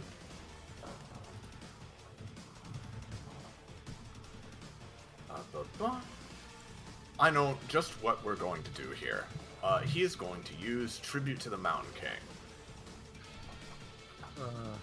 And it's Pretty really good. So what this does is he makes 3 attacks against you, each at half their usual damage, but each one sends one of these out. Okay. And they cannot overlap, so this will be the only one aimed at Beast specifically. But this is so the first attack is going to be doing 3 damage to Warren, and the flames will do. Hold on, it's with Warren as the source, so it's just to Beast. It'll be doing 3 to Warren, 5 fire damage to Beast from this. All right. Iris, this is What's gonna up? sound like the weirdest question ever. In No, order for me to I potentially understand. use it anytime. Okay. I know Warren. I know Do you Warren think- is weird. Do you think Warren maybe has a spare piece of candy or something in her pockets? Like a lollipop or a Kit Kat bar or something? Just a snack. I mean, if you tell me that Warren, pragmatic though that she is, perhaps she is a pragmatic person. Is she so focused on, oh, I gotta do the job, accomplish what we set out to do here. That like she wouldn't think to do that, or do you think pragmatic? Like, well, I mean, at some point we're gonna have a snack, right? Refuel. Like, I mean, like genuinely, do you think she would? The thing is, I imagine it specifically because there was there was even a scene earlier where I was almost like. I almost had a thing to Ava where it's like, kid, calm down, take a Kit Kat, right? Like, but I didn't. So all I'm saying is I think it's in character for her to have candy. I think she can have a candy bar. That is fine. Okay. As a treat. Because the things DBA has us do is so good. This is what we've been pushed to. We have a candy bar. Where we're at. There was an unlock condition that I wasn't even looking at until just a Where's just Warren a on the couple tier list turns with ago. candy, you know? Exactly. Yeah. There was a thing, an unlock condition that I wasn't even looking at, but I realized triggered a couple turns ago, which is take 20 plus damage in a single round, which I sure did take that much damage in a single round a little bit ago. Well, the fake you did, but yeah, fair enough. I'm At the pretty time, sure it was the real you. I'm pretty sure with even the stamina that I healed, I still took over 20 damage. That is fair. That is fair. So even despite that, and the unlock valid. condition is a potential dodge anytime that consumes a candy to be used. All right. All of this for a simple to dodge. be able to use it, yes. Yes. And it costs All 2 right. stamina because I'm using it out of turn. Well, so it costs he 1.5 rolled times. quite well. Let me roll for it. Incoming 3, like. Because even if I miss, Yeah. damn it. Why did I you was say thinking- anything, Soleil? I knew it. I just knew it. No, Listen, you manifested I'll- it. It's your fault. Damn it. Okay. Iris, Yeah. can I last hum on this? Yes, sure. I want to make it so that, because specifically it teleports a 3x3, and I determine the arrangement when we teleport back. I can't. Warren is just not coordinated enough with all the things going on to be able to avoid the hit here. But can I at least last hum on teleport us so that Beast is out of range for the follow-up attacks, over here? Yeah, because that's what this does, right? Area displacement.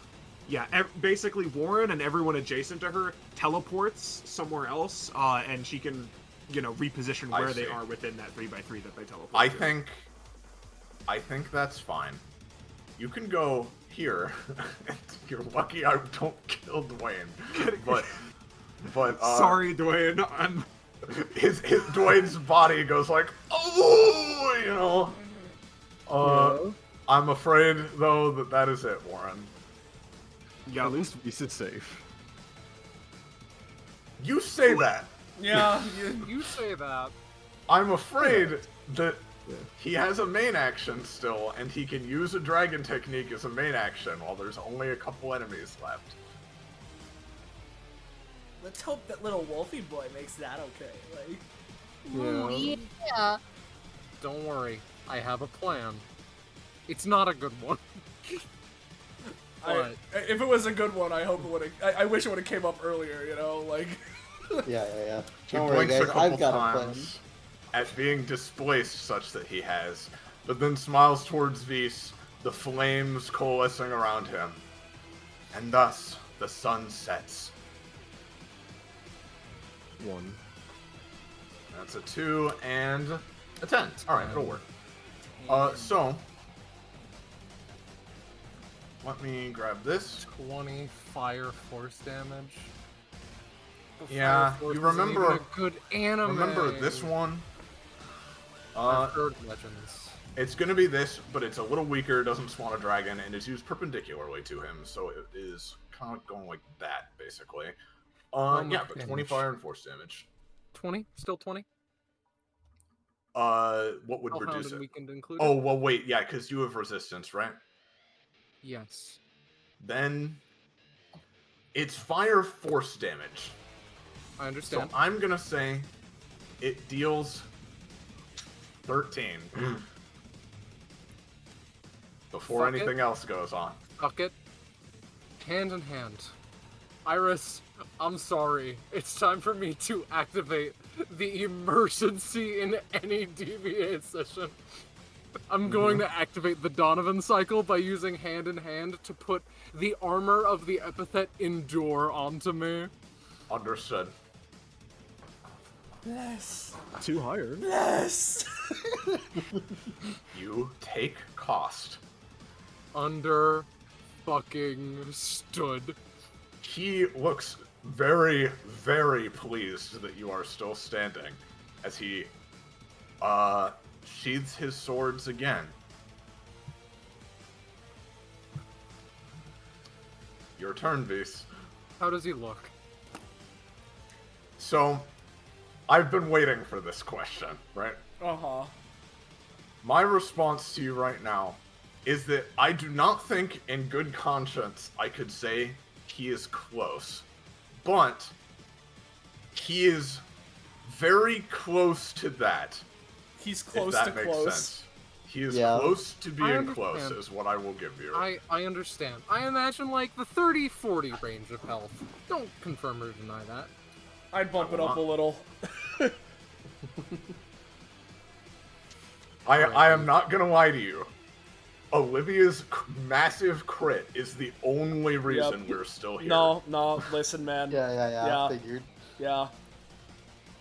Olivia's massive crit and some good fucking guillotine hands are what's saving us in this goddamn forsaken life. Yeah. He is so split down the middle between despair and hope. It's like a Danganronpa game if it were good. 1, 2, 3, 4, 5, 6, 7. Iris, I'm going to Warwick ult him again. That's I am not bad. hoping. And as I'm we all know, hoping Warwick that has that lifesteal. includes- Yeah, I'm hoping that includes a little bit of lifesteal, because you know I'm tearing into him. You know how it is. Wow. Leap at the boy. Leap at the boy. Right. Alright. You dash in. You start rapidly slashing him. He is not quite quick enough yet again to stop it. This is your Hellhound action, yes? Yes. You have powered it up very significantly. Do as you will. I- You're the GM. I I'm gonna trust give your it. judgment. I'm gonna give it that much damage. You are going to heal 3. Understood. Generous. But that's all. So now your next action.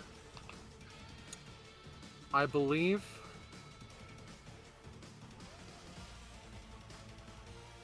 Come on, Beast. Oh my god, man. I'm thinking so hard. You don't know the half of it. I genuinely think that as he's doing this, he does the same psychic manipulation and is going to cut into the man with Mithril once more. Alright. Poison him. Poison him. Oh, It's deflected. It is deflected.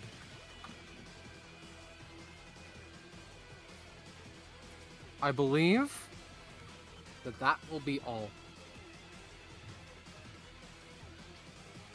For as long as it is only you on the field, I will have him go by the 1v1 rules and not take a second turn. I appreciate it. Alright. It's just gonna be Beast for a bit, Iris, so, buckle in. Lock in, as the kids would say. Yeah.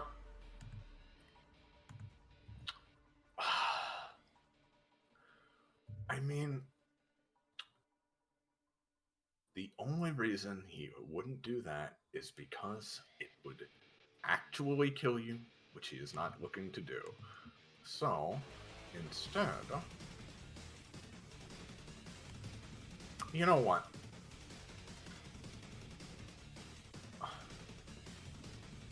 Let's have another Beast. He Let's takes a have another? stance. No words. Let's have a fucking No another. words need to be said or shared in this moment, as at the edge of the world, these two people who barely even know who the fuck the other one is fight with everything they have. It would be very funny if I Do denied. you accept or decline? You can But- decline. You can decline if you want. Genuinely, do what you But think's best. It is. Although I will say that wouldn't be very hellhound money of you, but yeah. Yeah, that is thing number one, and thing number two is, who do you think I am, Iris? Of course I'm taking the fucking bet. Of course I'm taking the challenge. Then first,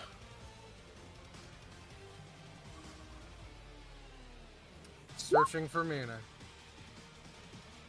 Alright. Let's search indeed. Mithril, we clash. Okay. let's see here. You rolled higher. You are strong through Hellhound strength. Would you like to prioritize deflecting or trying to get in an attack? Deflecting, right, guys? I think deflecting is the smart move, but not to fuck us over. But I'm pretty sure that we're not really caring about self-preservation right now. Well, I would say that this is a player decision, not. If it's a player decision, then I'd probably deflect. I think just parry for now, yes. Yeah, Wait, and the reason is because these isn't parrying here. These two men, both bleeding profusely, just slam their swords against each other in tune with the lightning striking above them. Yeah. Were you saying something, Scarlet? No, just do as you will. Okay, that's No that. worse than you. He misses. What is your response? I'm going to hold up my hand to his face and shoot him 3 times. Oh fuck! Oh, Oh, we're maybe not. We haven't lost yet. Oh, jeez. Alright. Tell me does what's the- happening. Tell me what's happening with the damage and exactly what this is. So, this is the opportunity. This is like he has hit a super move, and now we'll do the animation.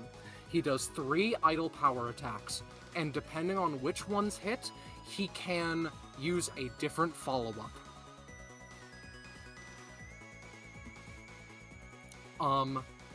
So do you want advantage on the 3 idle power attacks? Yes, that's what I would like to see. Advantage on the 3. 60-20, paired, obviously. There's a crit in there.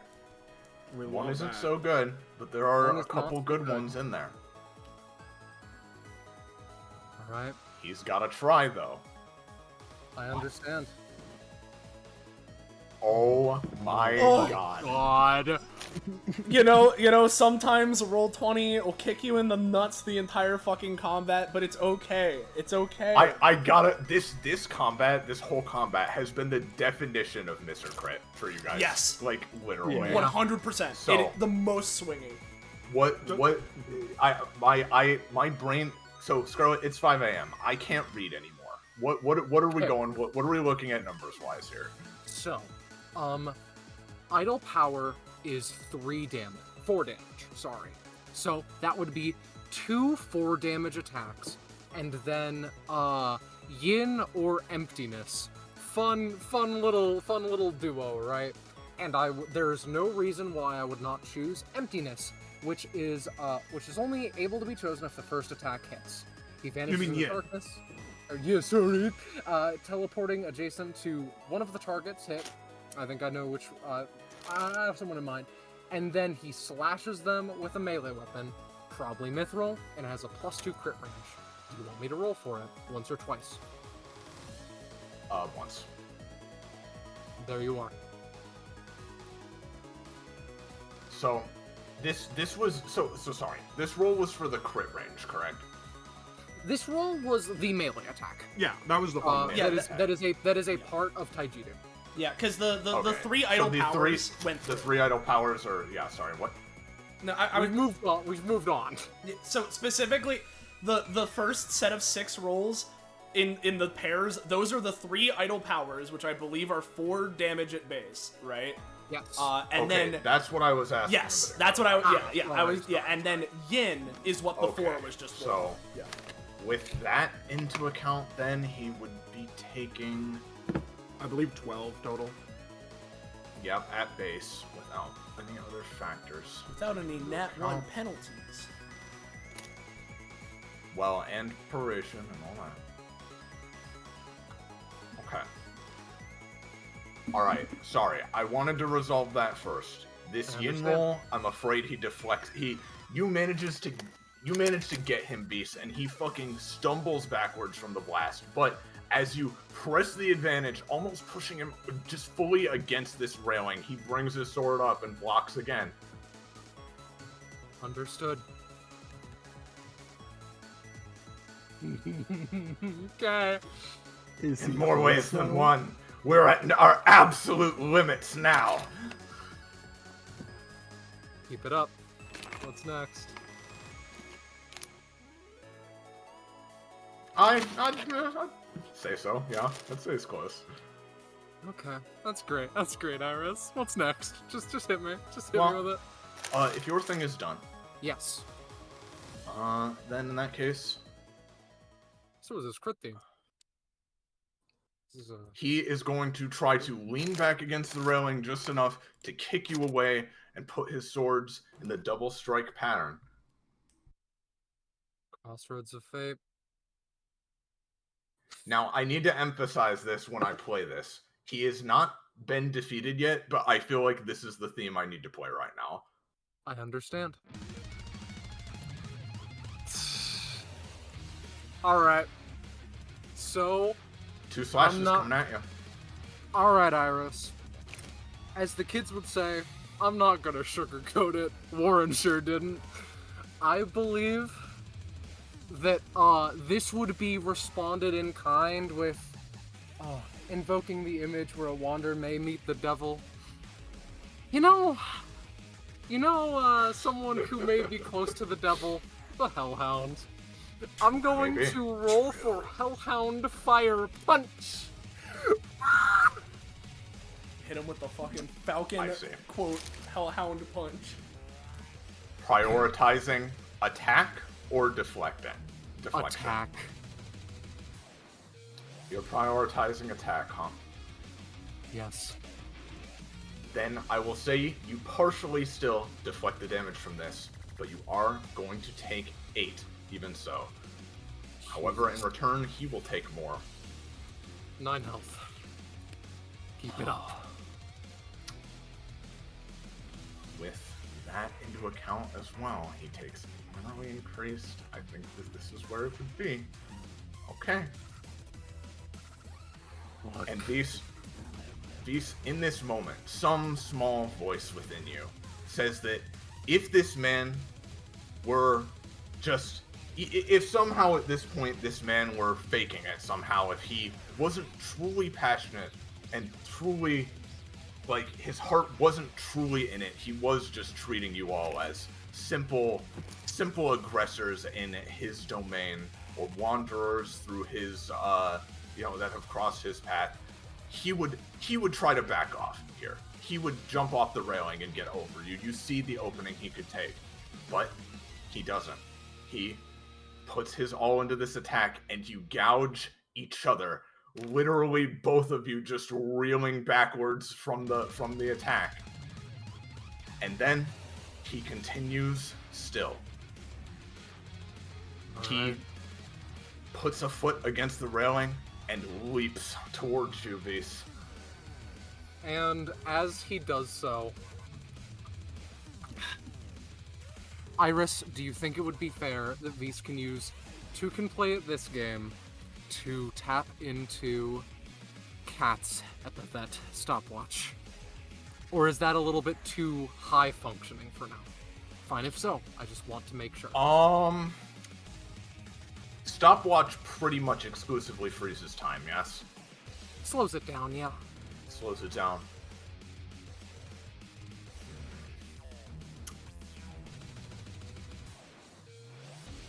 Are you able to use 2 can play at this game on more aggressive options right now? Yeah, potentially. I would say if I were to do so. I would advise you do that, because I think that would be a bit too understood. high functioning. I think I would let you Understood. try it, but it would not be the most effective in this situation. Okay.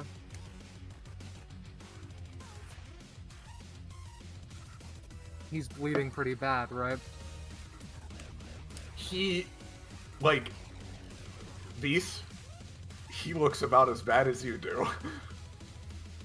Well, Iris, I think it's the perfect time to contemplate this game, Bloodletter, and more or less just dash into him and try and just blood frenzy, just tear him to pieces. Okay.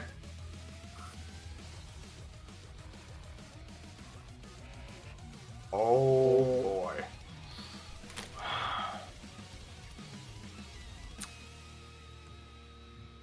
Let me see here. Let me think here for a second. Mm-hmm. What would he do? Would he do that? You know what? I haven't used this yet. He is going to try to use Overflowing Flame to spend 3 stamina to try and enhance, just literally burning his life like a fucking candle wick. He is going to channel just, like, this isn't even like a block like he has been doing where a flaming slash appears and deflects something aside. This is simple heat, Vis. He just throws up his swords in a cross pattern, and a barrier, a wall of flame, blocks this attack. Unless something is done, this will be blocked, but he did take cost to do that. Unless something is done. Unless you have any times or any whatever to enhance it, it will be deflected aside.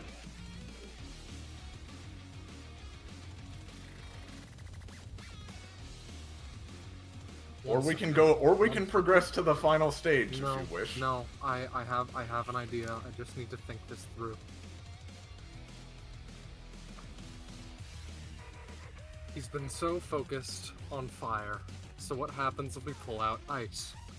I am going to use Hand in Hand with Hatred to functionally pierce an icy wing through the barrier of fire and stab him. Shit. No. That does not work. No question, that doesn't work. Alright. We move on. He takes a couple weighty, heavy steps back. Why won't you die? I could ask you the same. He rushes forwards, Beast, and he leaps into the air, and he is going to use what I believe is the final unseen dragon technique. Fittingly named for this situation. He leaps into the air and raises both of his blades in an X pattern towards you. Straight to the underworld. It is a 19, and just give me a single moment, please. As he slashes his swords. And below you, slashing through the arena itself, this appears. No. This is going to be dealing 7 fire/force damage to you, and 1 burn. This, in this moment... Oh, feels- wait. Sorry, Yeah. hold on. My mistake. That's the damage the lines do. You're taking 14 damage from both of his swords initially. Vis, in this moment, has very few options left. He feels unconsciousness fraying at the ends of his mind. But, to an extent, in the lack of ideas, is where his final plan comes through, as he lets Hellhounds fully take over. Here is the D20, Iris. The last D20 I'm going to make tonight, I bet. Do as you will as you see the following number. Oh, that's pretty good! That's pretty good. It's one off of his! Oh.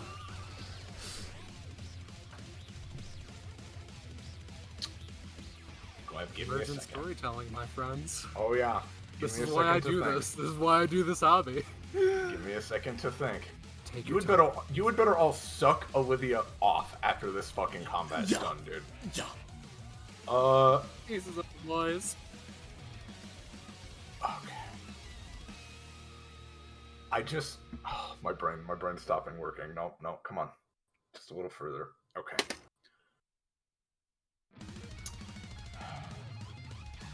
Hellhounds just takes over, right?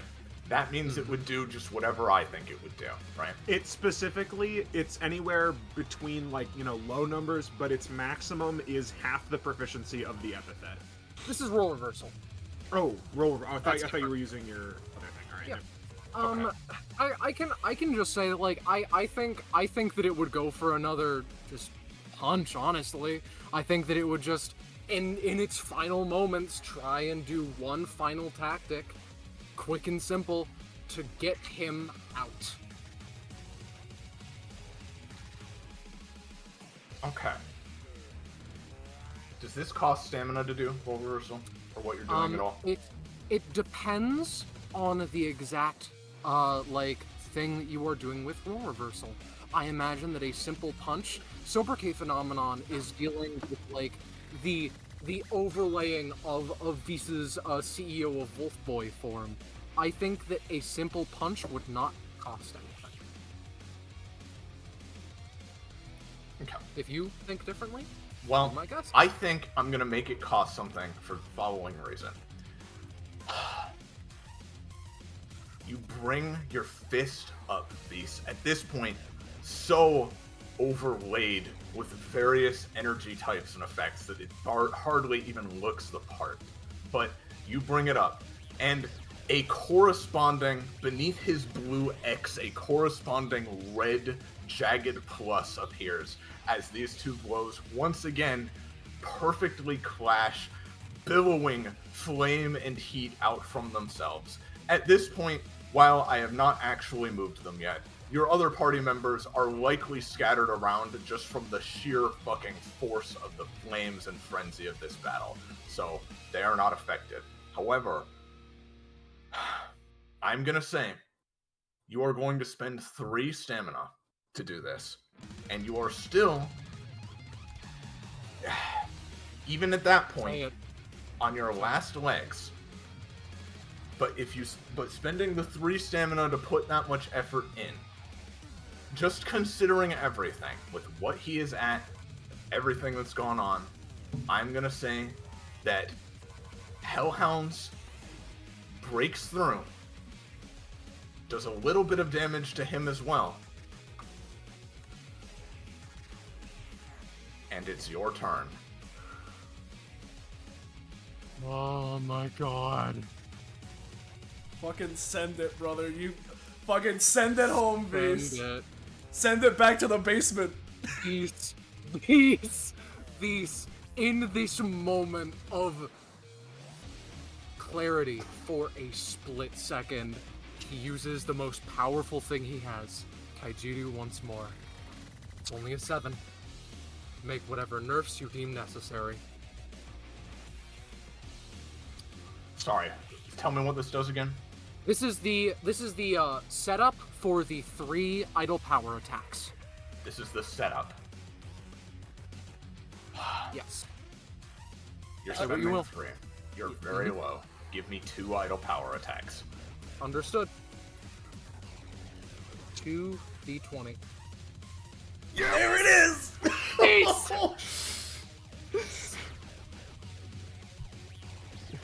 Holy shit. He raises his blades to once again attempt to deflect, but considering that even the cost of parrying would not be enough anyway, or would be enough, rather, he raises his swords. One more time, there's the ringing of steel on steel, energy on energy, will against will. But this time, the resulting sound gives him pause as he looks down at his hands that no longer are holding his blades within them, as they have been flung up into the air.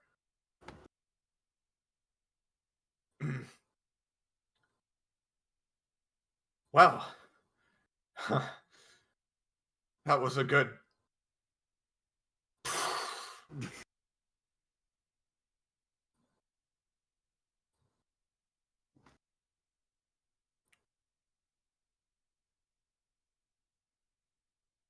We were 5 stamina away from losing. Brother, listen, I want to know what God is out there right now, right? I want to know who's watching over this, right? And it's like, no, don't worry about it. Don't worry about it. As they just like they make sure to make it look like the fight is the most unwinnable thing of all time, and they're like, no, hold on, Beast. Just have enough stamina, just enough to enact the perfect cinematic finish that you could possibly ever ask for. You know, like what is happening? What is this group that we Genuinely. have? How does this happen? Genuinely thought we were doomed after the fucking double dragon slash. Guys, I literally like when only Beast was up, dude. He had enough stamina left that I was genuinely thinking like, man, that sucks. They're gonna get really close, right? But like, I really was not fudging anything. I really wanted you to make you feel like you had earned this one if you did it, and I hope you did. I hope it does feel like that because, dude, he was like if anything, by the last like couple of attacks there, I was being generous to him, right? To like be like, okay, but he's really strong. It would still do this, but. And if you take into account everything, though, I really do think that this was simply the result. I understand. I would have halved these rewards had you lost, but they're here. This is not a to me this is not a gimme. This is a hard-fought victory that displays DBA's incredible tendency to roll natural 20s exactly when needed, and nowhere else. In fights we can easily lose. Yeah. Oh, fuck. God. I think after that shit, we are at least going to be taking a small break. Yeah. Now, there is still more, and I will say it isn't that much. However, it is a significant enough, like, you know, bit left that I still want, you know, people to be, like, engaged with and such. That if people are utterly spent after that shit, which I do not blame you for, then we can just take, like, an hour or two in a coming day and finish up the rest, right? I would be down for that. And the thing is, like, if we do that, I will give it a bit longer of an epilogue, I suppose. I'm not going to add any more content. But if you're too tired right now, that is completely understandable. So. Yeah, I'm personally good to keep going, but if people aren't, I mean, yeah, we could always, you know. I'm good either way. I have enough energy to keep going, but if again, I'm down to wait on it if other people want to. You know, rest. Listen, I'm Lord Knight. This is regular time for me. I'm just thinking like, oh, I don't want the adrenaline to wear off and then everyone to just crash, you know? Nah, I took like a 5-hour nap before this. I'm good to go for a bit longer. I'm not okay in the head or body. I can. Well, I will certainly try to keep things moving along here. I do not want it to be a long last section here. But again, it is still significant enough that it will still take a little time. So I'm just letting you know that. Let's get our upgrades, get up, like, stretch, whatever people need to do. Yeah. Yeah, do you think regardless we should at least take like a 5-minute break? Yeah. Oh, yeah. As much as I would love to fucking take that stamina for the powerhouse bonus and go up to a fucking nice 72 stamina before I even ever play Zell in a mainline session, I think just with, let's just say their performance, right? I think they have some things to learn. I think they need to learn a little bit. So I'm gonna be picking. What are you at? 42. You get one thing. I'll take one thing. Craven Destruction. Each of the damage ranges for Blood Driver, including all of its state variations, have their minimum and maximum. Oh, that's cool. Nice. Nice and simple. Yeah. Cool. As much as It's a lighter one because you have a couple big ones. Yep. yeah, I don't have any upgrades written for Olivia, and as much as I'm mildly tempted to take proficiency and just give her a relic, like an upgrade that's basically the thing that Beast let her do with Fault Line, but like now she can just do it normally. She needs stamina. She has a lot of stamina, but she needs more. She dies very quickly. Yeah. Kakapo, are you here now? Alright, They are well, he'd not. just be giving stuff to Dwayne anyway, so break time while we wait for Yeah, him. breakdown. Yeah, Yeah. Wow.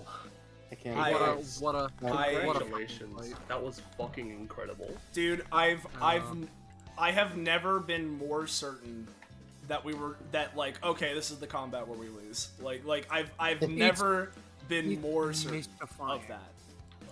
Again, it's literally like we have unnatural luck in fights where we are like there's a chance where we lose. We pass by the skin of our teeth every time. Yeah. Like the I fucking can- Dragunov fight, like this. Yeah. We were. Yeah. I thought that we were fucking Jover the moment that the fucking hit NES game Double Dragon. The second dragon hit the tower, you know? Yeah. I thought we were done. I can say with this being effectively the debut of Olivia's updated, more proper kit, it does exactly what I expected it to do. Kill? Kill. Kill both directions. Yeah, I must inquire to Iris how much damage that dealt. when the Dude, moment yeah, realizes. like, It, like, Okay. Sam, I'm so sorry that you were unconscious for like over half of this fight when you are over half of the reason we won. Listen, it comes down to if somehow Olivia had remained up, she would not have for long, considering the amount of DPS I can get out with the enemy Yeah. having 10 plus I- fire stacks. I tried my hardest. I tried to give you a little buff, like break him to pieces, yippee! But Dude. well, Dude, when that fucking what's the ability name? Rising the Ranks failed, I was certain we were done. Like, Yeah. but like genuinely, like honestly, it was very interesting because like I didn't really do much of anything either, but it's also like I did bring Warren back up. Which I mean, kinda yeah, helped like- out. like that's the thing, right? Is that like even the lower contributors, in this case being like Dwayne and Zell, right? Like we weren't completely useless. Exactly. Like you were able to revive Warren and set up her fucking prime stealth condition, right? Which is what we Yeah. needed to have Warren be able to do the fucking insane damage that she did, right? And because of Olivia's shit, the one round where I got to act, I at least did damage. Yeah. Hey guys. Hey.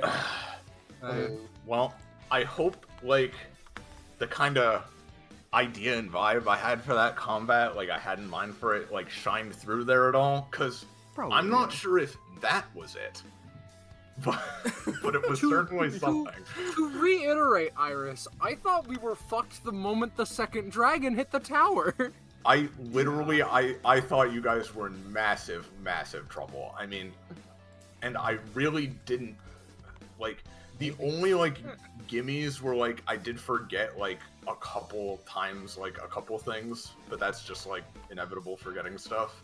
Like, I really thought you guys were fucked. I think just that Olivia's Insano crit combined with, like, the chain of bringing Dwayne back and then bringing Warren back and giving him more targets to deal with just sealed it. Like, that was just Yeah. really strong.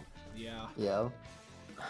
That's the power of, like, I hope you don't think Vyse is on the fucking weaker end, Scarlet. Vyse's utility is a force to be reckoned with. This may have convinced me that he's okay. It's all right. Yeah, yeah. Yeah, no, Yeah, Vyse is very strong, and Yes. Like, both because he's able to, he's just generally strong, but he's also because the way his kit works genuinely just, like, elevates the strength of the whole party, I feel. Yeah, and to be fair, the rest of these characters certainly weren't weak either. Like, poor Zell was struggling with bad rolls, so was Warren for part of it. But, like, you still did a fucking massive amount on him. Yeah. Like that's, I was saying it right before you jumped back in, right? But, like, I was conscious for 4 rounds this combat. I only did anything in one of them, right? But thanks to fucking, a combination of Olivia existing with her shit and, like, the stuff she enabled, along with me very quickly being able to reevaluate my line and set up my fucking card game combo when I realized I had it wrong, I was able to do good damage that 1 round. Yeah. Plus, I think this was without Vs even using his attack of opportunity stuff. Yeah. I couldn't because he's not an epithet user. Oh, you're right. It only works on epithet users. You're correct. Do not worry, I fucking checked. Oh, there it is. Now that I'm testing my token actions.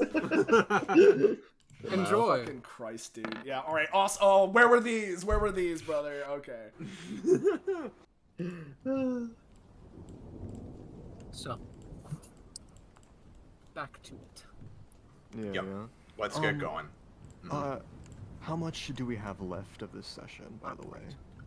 Right, you were going for that. A last section that should not take very long, but will take, like, still some time and energy. Yeah. Iris was saying before, presumably before you were setting, or I guess rather, after your headphone stuff happened, that if we weren't feeling it, right, we could, push it back and do the rest of it another time. I would prefer, personally, if people are, like, even feeling mildly okay for it, to just get it out of the way, finish it up, and end the story. But so we don't have to deal with it again. But if people are really resistant to that, we can come back to it. But yeah. So it's not going to be like a whole ass combat, just a segment. Oh, there is no more combat. No. I can do this. Okay. There's no more combat. That is the one combat, because I knew it was going to be a long one. Yeah. And this is supposed to be a one combat thing anyway. So I'm going to keep this relatively brief here, but I want to linger on this moment for a moment, right? Vis, you and this man, you and your fellow twink, lay pretty much fully collapsed on this fucking arena in the clouds for a good several minutes, just panting, just catching your breath by any means you can. His body is significantly wounded, maybe not as much as, like, how fucked he is would indicate, but, like, part of his thing is spending his own life force to mitigate blows and such too. He gets up, seemingly nothing but broken ribs, at least. His limbs can still move. His face is contorted in pain, but at the same time, there's a small smile behind that pain. Well, that was certainly something, No one can say we didn't make our ancestors proud with that bout. I have no one of my ancestors I want to make proud, I'm afraid. Well, that's fine too. I think... My head's so fucked up and swimming in pain and blood and fire that I don't remember her name, but where is she? The person who does the Miss tower. Allison, I need yes. I need to know.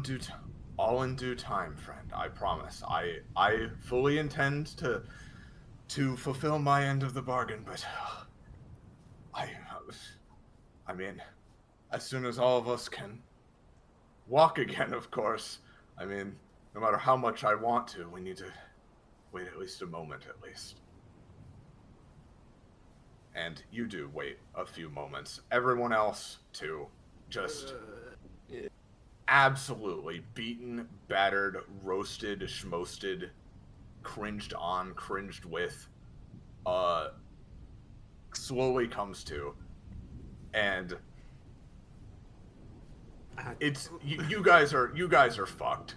Like if like if a couple mooks came along, you're not sure you could handle them right now. But still, you get up. Thankful that you live in a world where you still can get up, none the worse for wear for the most part. As Warren gets up, she just looks over to Vise. Listen, hey, listen, Vise, it's fine. They're not always winners. Sometimes, the enemy is stronger, and we lose. It happens. Wait, why are you still standing? It was quite the touch and go thing for a bit there, but I most certainly hit the ground first, I'm afraid, loath as I am to admit. To be fair, it was 5-on-1. He smiles. Eat shit. But it certainly was your victory. Nothing can dampen that. Hell yeah. Well, he quite shakily, using one of his sheaths to lean on, gets to his feet. Does not offer Vise a hand because he doesn't think he needs one. You've certainly, I hope I have as well, of course. You've certainly all more than earned an introduction, if you'd still like one. Yeah, would appreciate it. I am simply, you can simply call me Kieran.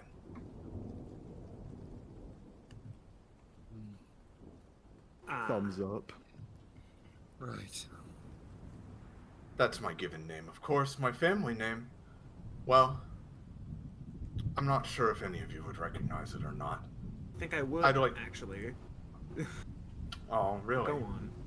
Shoot your shot. We might. Oh, might as well leave a little mystery still. Really, I'm no one particularly important.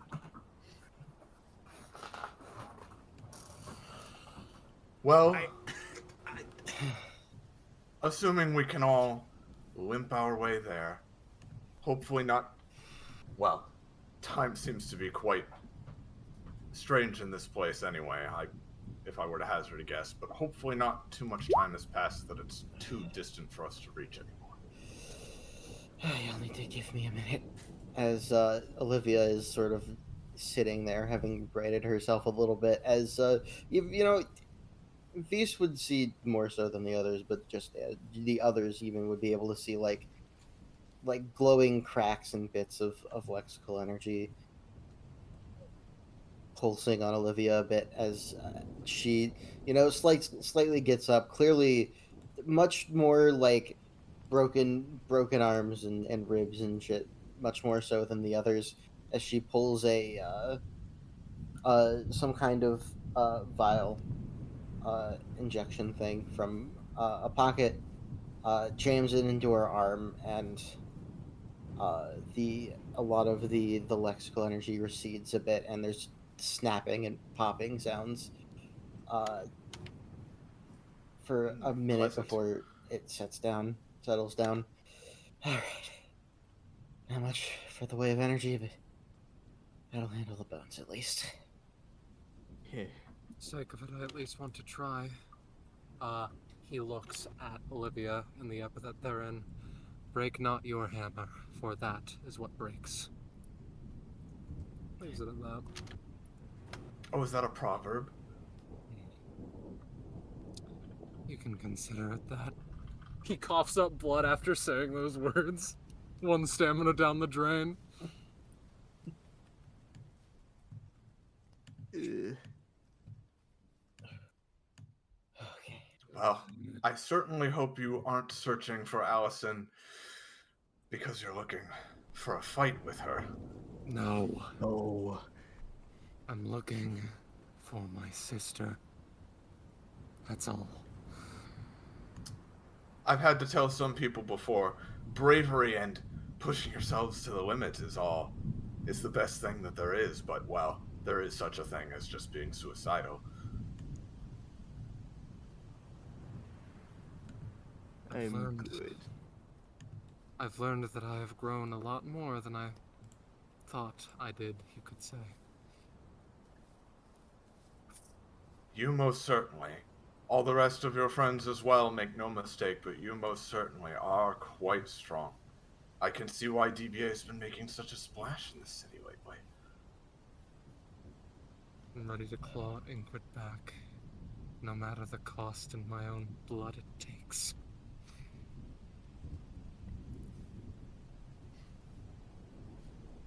And the 6 of you limp slowly further on across the bridge. It's slow going, but although you do know that you have a goal to accomplish, you can only go so fast, and, well, you have a feeling that the time spent in this place isn't wasted. And eventually, after crossing through this, just ocean of other buildings, of other spaces that seem to sprawl out forever, if this is even outside them, or is it just another inside of something else? Eventually, ignore your, stamina values here and stuff. Eventually, you make your way through an opening in the side of a large complex and make your way to what looks like a dark interior of some kind. Let me... What should we play here? Hold on. Let's play this for now.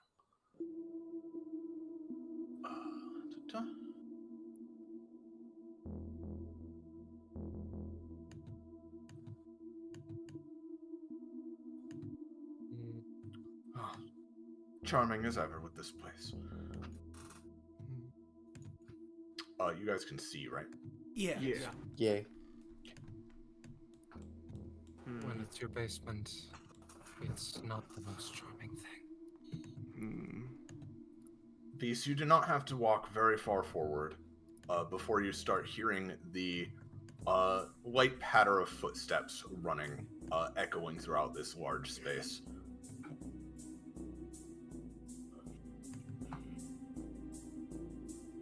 Ava.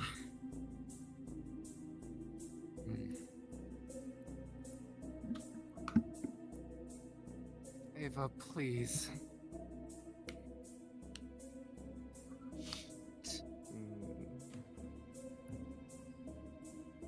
Ava, I need help!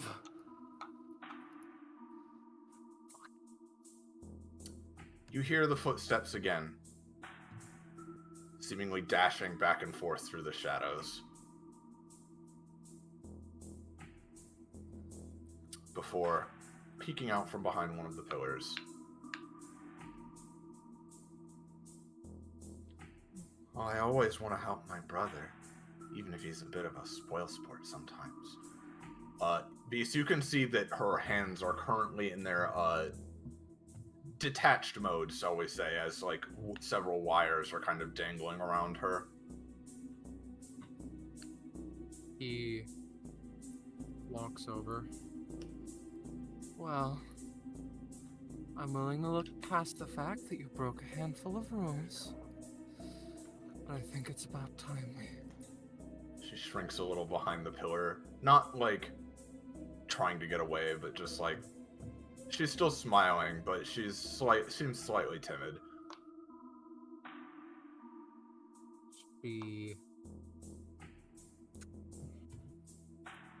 Vise is quiet for a few seconds before he just gestures a hand out. Please help.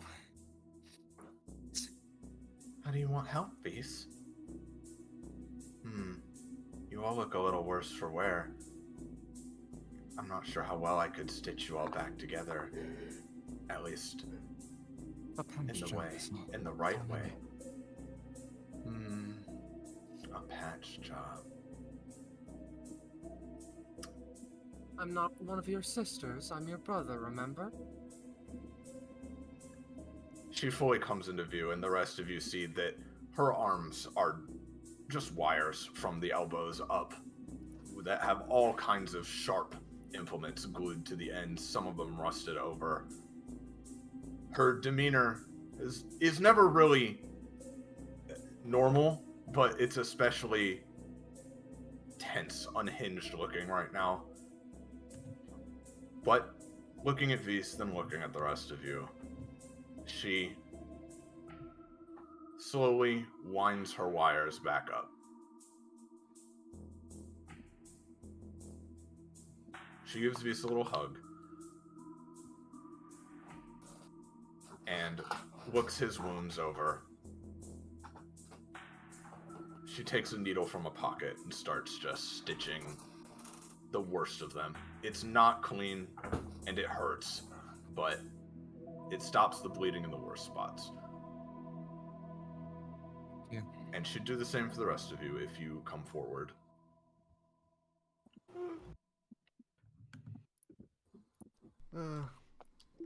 Dwayne I'm gonna say you do not heal from this. You just feel a little worse better. Yeah. Worse. We feel worse, but we consciously understand that it's like better for us in the long run. Yeah. I know you're all probably going to want me to come with you after this, but even spending the time I'm spending now might be a bit risky since, well, you're not the only ones after me right now. Dead. So we should probably go home. Home? I can't just whisk us there just like that, you know. Of course not. But we've been walking for a while. What's a little bit more? That's true, but you don't all look like in the condition to run. And I feel like he's getting closer. She, after attending to all of you, at least somewhat, those that would accept it, of course, she looks behind her, back down this way for a moment, before starting to back up this way, seeing you're in no condition to pursue. I won't go far, Beast, like I said. And if you want to, if you need to, well, you have something that might be able to help, right? I have lots of things that can help, Ava. She backs creepily down this hallway until she is wrapped in darkness again. And it is only a few moments later when give me one moment. Oh, did I not get this in properly? Hold on.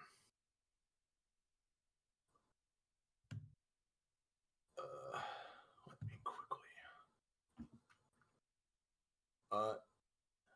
You know what? Let's play it again for a second. Have a second to RP. There's something I forgot to upload. Oh, really okay, quick. gotcha, I apologize. gotcha. Understood. Yeah. Maybe I could have this website accept that my headphones are real. Maybe. Vise looks through his tarot deck to find liminal again. Vise would notice it's glowing somewhat. A little bit more than usual. He looks to the side nervously.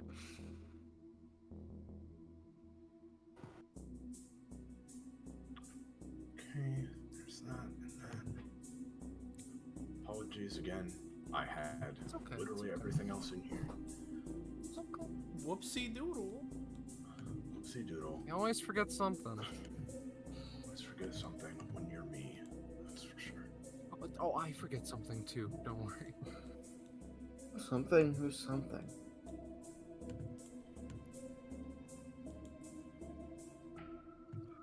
When you also upload this thing, can you send it to me so I can listen to it? This is not a theme I'm uploading. Okay. Can you not hear the current one? Let me check if it's.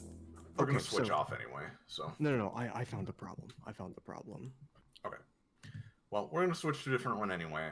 As from further down this area, you hear a dreadful clattering and clinking as a very large shape comes into view from the darkness. I see. Yeah, come on. Yep, there he is. Yeah. Hello, buddy. There it is. He's like this giant machine with computerized size is panting heavily as, writhing on its massive tentacles, it approaches here. Where did she go now? Always scampering off, always running away, eluding me. I am so sick of this little runt and her impudence. Who are all of you? He glares, glowing slightly with anger, just staring down. Did any of you... Well, first of all, I am the invincible Lord Magnavox. I don't have the time or energy to go through it all right now, but no, I'm very powerful, very strong, and all of you should obey everything that I say. So, have any of you seen a small, fleshling like yourselves, small female button eyes running around through here causing trouble for my one and only master, my one and only mistress, who is going to be very cross with me if this, in all my years of service, of my loyal servitude, this is my first failure. I cannot apprehend this one stupid little child in my own domain, in her own domain. I think he might have went. I think someone like that with that description with points behind him, around this way maybe. We kind of cross each other's paths, so. What's even the point? Oh my god! She's just going to run away again. Even if I catch up to her, what does she do? She takes her little wire hands and she wraps me up in them, and I stumble and I hesitate. I'm slowed, and I know what you're all thinking, but Lord Magnavox, is this not some kind of karmic retribution for what you always do to the other peons who you run into on a daily basis? Well, to that I say, no. For I am Lord Magnavox, and I am the one who dispenses justice! She is the one who it is dispensed upon, and all of you. Who are all of you, anyway? How do I know I can even trust the words of other interlopers running around in a space such as this? Speak! We were Speak! literally just going to fight a Monarchy Tower challenge! Is that so? Well, And we got more than we bargained for! Yeah, we were around for 12 or so when whatever happened, and we got stuck here. Perhaps that is so, and yet I know from the connection I possess to my one and only Lord and Master's Epithet that you are also members of the same organization that the individual at large has been determined to originate from. So, perhaps if I cannot capture her, it would be a fine consolation prize for her if I were to take all of you instead. His wires writhe about, sparking with electricity. Vis, the card you're holding glows slightly brighter in response to his anger. And he seems to get an idea. Right. Now, I could... He takes the card, takes the tarot deck, in fact, moves it behind him and starts just casually channeling powers. He explains, I think that it would be only less convenient if you were to hypothetically just, bring us back. Wouldn't that be, I couldn't find, Fox. I couldn't find the meat for the family, but I got a pile of berries or something. What are these words you're speaking to me of animals, of fruits, of fauna, of foliage? None of this is relevant to myself, Lord Magnavox, Lord of all technology, King of the Gamoverse! Sorry, King of the What the fuck is the Gamoverse? Oh, you want to find out what the Gamoverse is? Well, insipid peasant. Let's all of you find out now, shall we? Vise, do you do anything in response to him coming towards you all? I rolled that 15 for just like a expunge the energy that is being built up by the card. You do so, Vise. And this time, perhaps through Eva's will, perhaps for other circumstantial reasons, you feel the epithet respond. And so do all the rest of you, as once again you feel space twist, almost unhinge, like something has been closed around you all your life that you've never even known was there. It is a strange, vertigo-inducing feeling. But you are unharmed as Lord Magnavox begins to protest, looking around, wondering what this could be, what is happening. Before, from the shadows of this room, a green glow that doesn't originate from Lord Magnavox begins to emerge, as all of a sudden, from around the bend of space itself, long chains wrapped in guillotine blades suddenly wrap around Lord Magnavox's central mass, pinning him in place, as you all see this come into view. There it is. Yeah. And the two of them, with chains and wires and limb, all tangled up together, begin wrestling and writhing in the midst of this power. Lord Magnavox raises his wires and does in fact begin electrocuting and stabbing and grabbing at this thing in response.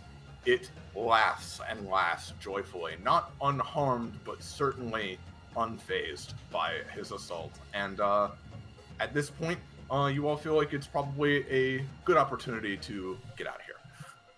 Up Which the stairs, beast? maybe? Which piece? Up the stairs, maybe? You know what? I was just gonna follow Ava, but I mean, everyone else is going over there. I was gonna so- follow Ava too, but Oh, I mean, if we're going... No, she is up the stairs this way, sorry.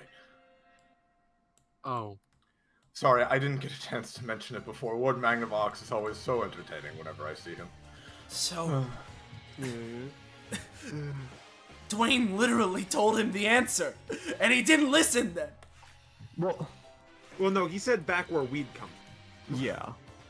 Yeah. It was. It is in fact the opposite direction.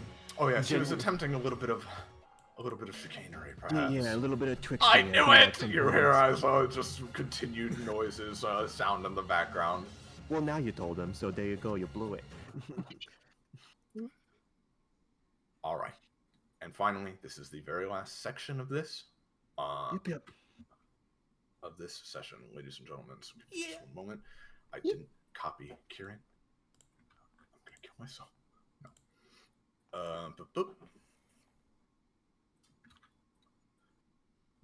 You all find yourselves here.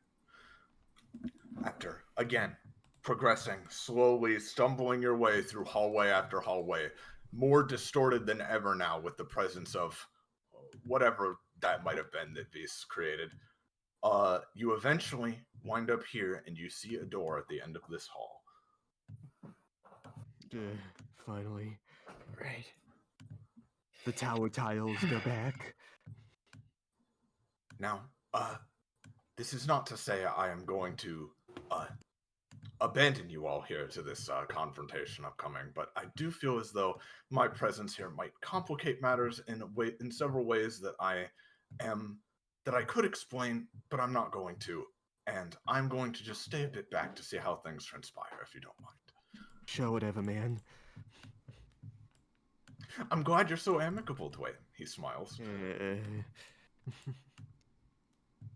I Down each of these hallways, you see the tiles and walls and ceilings all become one eventually as they just spiral and twist off into infinity. But this door is intact for the moment. Open And it. when you open it, you see some individuals inside.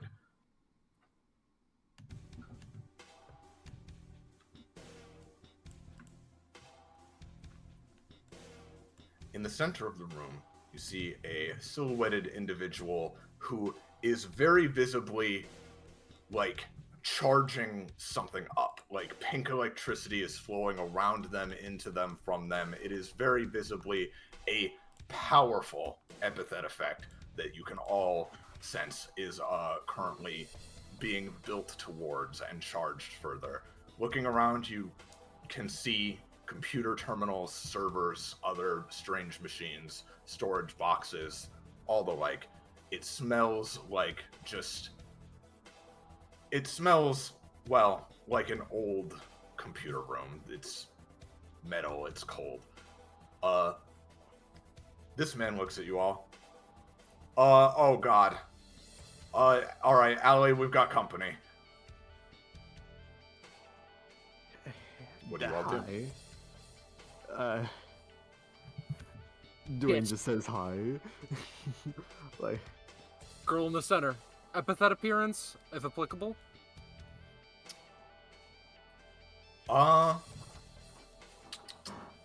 Can VC regalia epithets when they aren't manifested? I think it depends. I will message it to you. I would prefer it does not come into this conversation. It shall not. He will draw it. yeah. And with Blake? Blake is an epithet user, I don't think. Yeah, he is. Well, Blake is Blake. noted. That one can continue though. But yeah. Yeah, just wanted to make sure. Yeah, what does Blake's epithet look like, Iris? Oh, right. Oh god. Shadow I Man don't know roller why I here. thought about the other one, but not him. Hold on. It's okay. If you want, later is a fine answer. Give me. Yeah, later. You guys should say what you want to say here first. Right. Yeah, you can go. No, I mean, just as, it bursts in. Who are these guys? They're the Black Tigers. Black Tigers, they work for the Fight King. At least So in the my greatest knowledge. masterminds in the tower. More or less, yeah. In the flesh.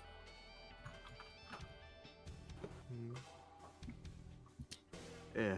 Hey, The one who you can only presume to be Allison looks towards you all, and, in universe, you can see what she looks like, but we're not going to get into that right now.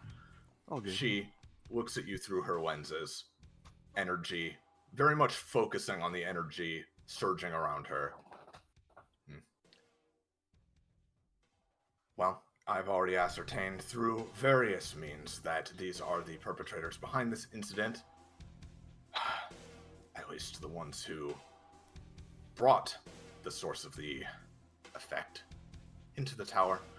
And as such, I can only assume they're here to stop me from completing what I'm doing here. So, Blake, Laster.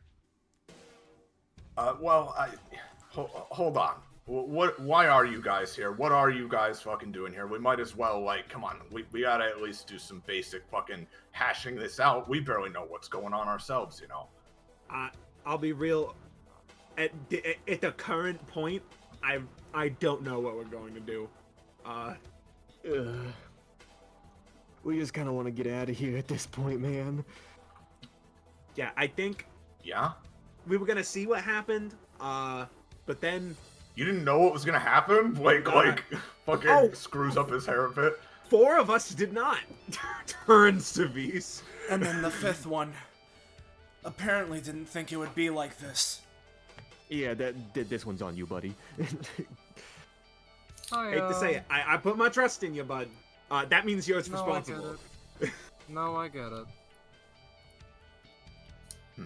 If there's anyone you have a problem, you should have a problem with, it would be me. But frankly, as mentioned, every single one of us at this point just wants to go home and leave this whole incident behind us.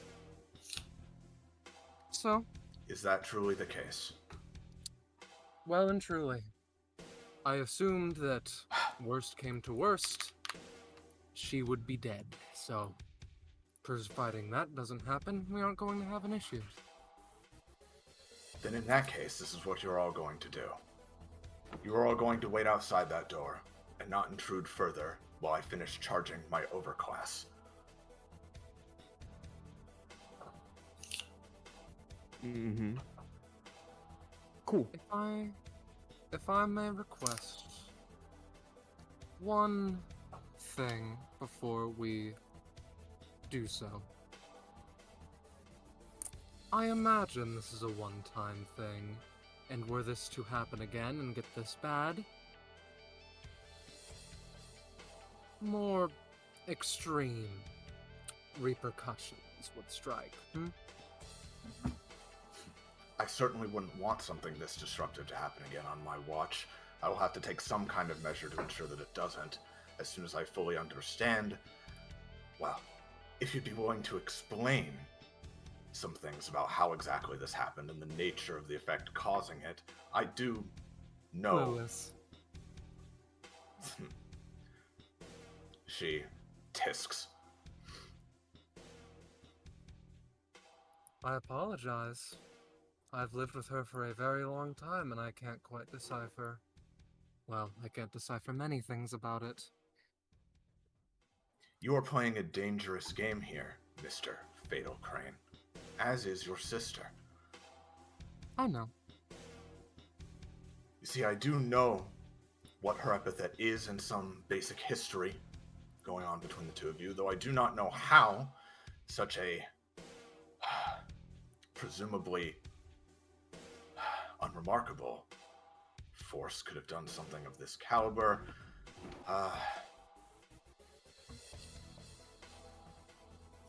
She thinks for a moment. Your unadulterated malice. A lack of respecting life itself, I feel. That is from ire, perhaps, from emotion left over from people or otherwise that worked at Atrium. A true lack of care. We are not here to discuss or debate morality or the justification behind any of our actions. Fair enough. Blake, stand aside for the moment. All right. Takes a step back. I'll tell you what. Here's the offer I have for you. It is the only one you will receive under these circumstances. Understandable. If all of you cooperate, allow me to end this effect, dispel it completely, as well as submit to a full interview as to the exact methodology behind this plan and the means to prevent it again, should it be carried out again. I will relax the restrictions upon climbing the floors within the tower. You know what? Sounds like a plan. Sounds like a win-win. Frankly, I This, don't frankly, considering you all seem to have taken considerable damage and wounds by this point, is a more than generous offer. Indeed. I have no complaints. Don't need to sell it. I think we all good with it. I will leave you to your business now. My acquaintances may have more to say. I do not. At this point, the shadowed individual on one side of the room claps his hands together a couple of times, seemingly just signaling his intent to speak, before leaning forward. Now, hold on a second there. Not so fast, everyone. I need to throw in my 2 cents on this situation too, you know. Now, obviously, I expect this softy goody two-shoes bullshit from Blake. I'm used to it by now, I get it. But from you, Allie, really? It just doesn't seem that like you. I mean, you're right, it is quite the generous offer. Why are we even... Why are we giving these posers who couldn't stop us from stopping them in the first place? Why are we giving them a reward for doing all this instead of a punishment, huh? Laster, fucking, this is not the time. Nobody fucking cares, man. Shut up and just let this resolve for once, please. He wags a finger back and forth. The adults are talking, Blake. Not traitorous turncoats like yourself. So what, DBA? You barge in here, you bring along your shitty little teen friend who has a freak of nature epithet, and you think that, what? What was the plan? What was the end goal? Come on. Enlighten us. Enlighten me. Again, that's on Vise. That's on Vise, yeah. Alright, fine. He walks back in begrudgingly. Oh, your so-called friends awfully quick to throw you under the bus, huh? No, they're just being honest, dude. Now, as for why I believe this is an even trade, I am of the humble opinion that one of 2 potential things can happen from this exchange. Number 1, Allison gets information, all the tower's weaknesses, how to plug them. Number 2, if by some miracle she can find out some counterbalance, perhaps we could buy one for the basement of our home. Oh boy, how much I would appreciate and adore that more than anything. 2, I'll be straight up. We were thinking, perhaps we could skip a floor or 2. We were getting bored of the lower ones. Is it childish to see the opportunity and the grandiose effect of my sister and her epithet, and no matter how much of a freak of nature you may find her? First of all, you talk a lot, Blondie. Second of all, you said 2 twice, so good work there. Third of all, that's all well and good for Allison, this deal you're making with her. What about me, huh? What do I get out of all this? I am on just as much of an equal footing as she and Pink over here. Then why aren't you stopping this? Well, I very well could. Don't you worry. You want to see it happen? You want to see the meaning of pain? Because I can give it to you nice and easy.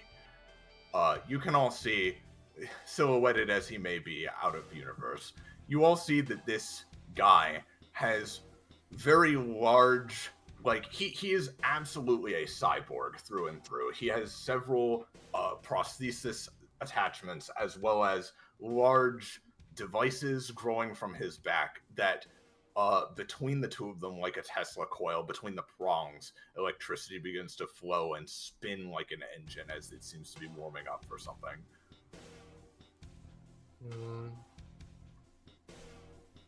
So, for you, I can bring up at least one thing.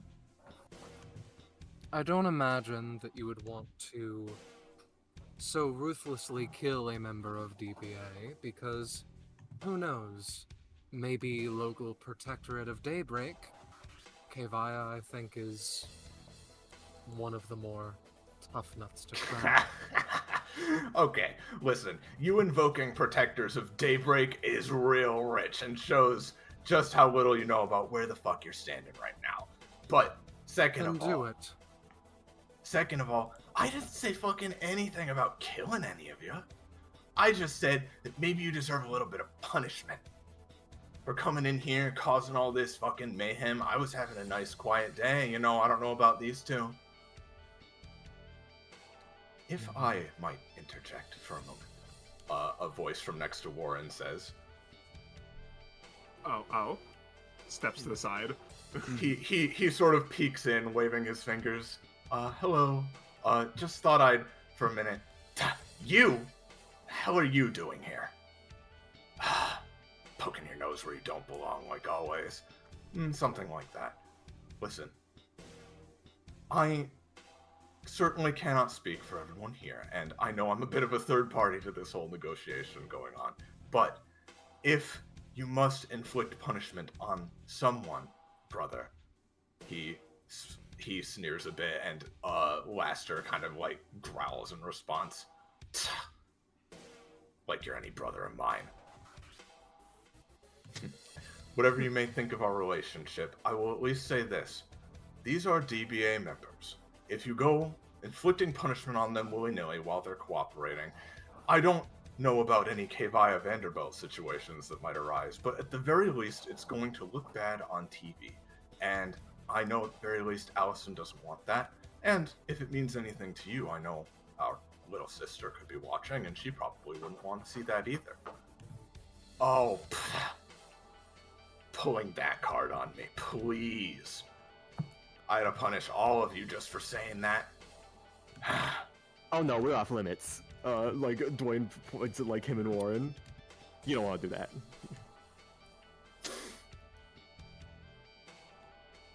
It just seems...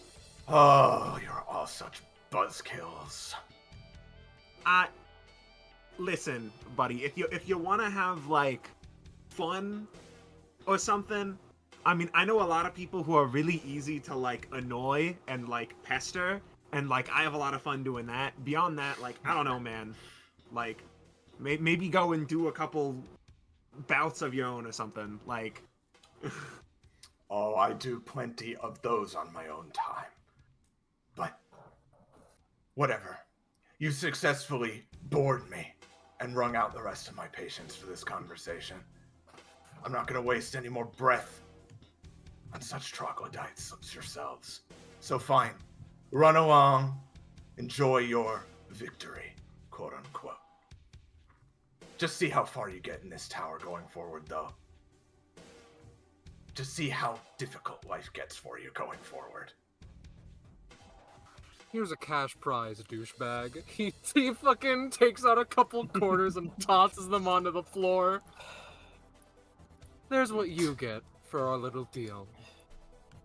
Think I'm gonna get mad at money, idiot? My, Bro does not know they will disappear in 1 hour. my entire goddamn life has been a challenge, and this tower's part of a fucking reason. So, business as usual, I guess. If the next floors in this tower are 1/4 as difficult as what we did here today, then yeah, maybe you have a point. Well, thank you. Kieran puts a hand to his heart like he's flattered. Warren's legs turn to Okay. jello. Everybody playing nice now? Nobody needs to fucking throw hands or get uppity here? We all chill? Blake says, having lowered his gauntlets a bit. Yeah, it's all good. Right. We're clear, Mohawk man. Name's Blake, but yeah, that is me.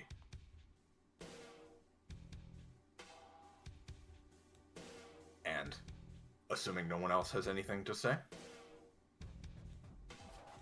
several more minutes pass in quiet tension as Allison builds more and more pink electricity around herself, before finally, as it seems to reach a fever pitch, almost overloading the surrounding machinery in the room, as it all begins to spark electricity in kind. She raises her arms, and a surge of energy encompasses all of you. It doesn't hurt, but it is all-encompassing. And from here, all of you feel yourselves once again be almost levitate off the ground slightly, almost as if space loses its meaning for a moment, as the rooms and halls of this tower start, much like origami, to fold. They fold inwards this time, in once again, the hallways extending, unwrapping, untangling, as all around you, The door to Allison's office slams shut as all of you are pushed further and further away. But you don't feel yourselves being pushed. It's the world itself shrinking away from you. The door getting further and further from view until finally you start passing through other areas, some places that you've passed through already, others you haven't even seen, as just all around you, the slamming of doors, the shifting of walls, the remaking of the world is all just, in a word, Vis in particular would have the best sense of this, and he did catch a glimpse of her epithet itself. It just feels as though the situation is under control now. And all of you end up, finally, your bodies being partially flung through it. You are blown out the gate of this tower, and a few moments later, I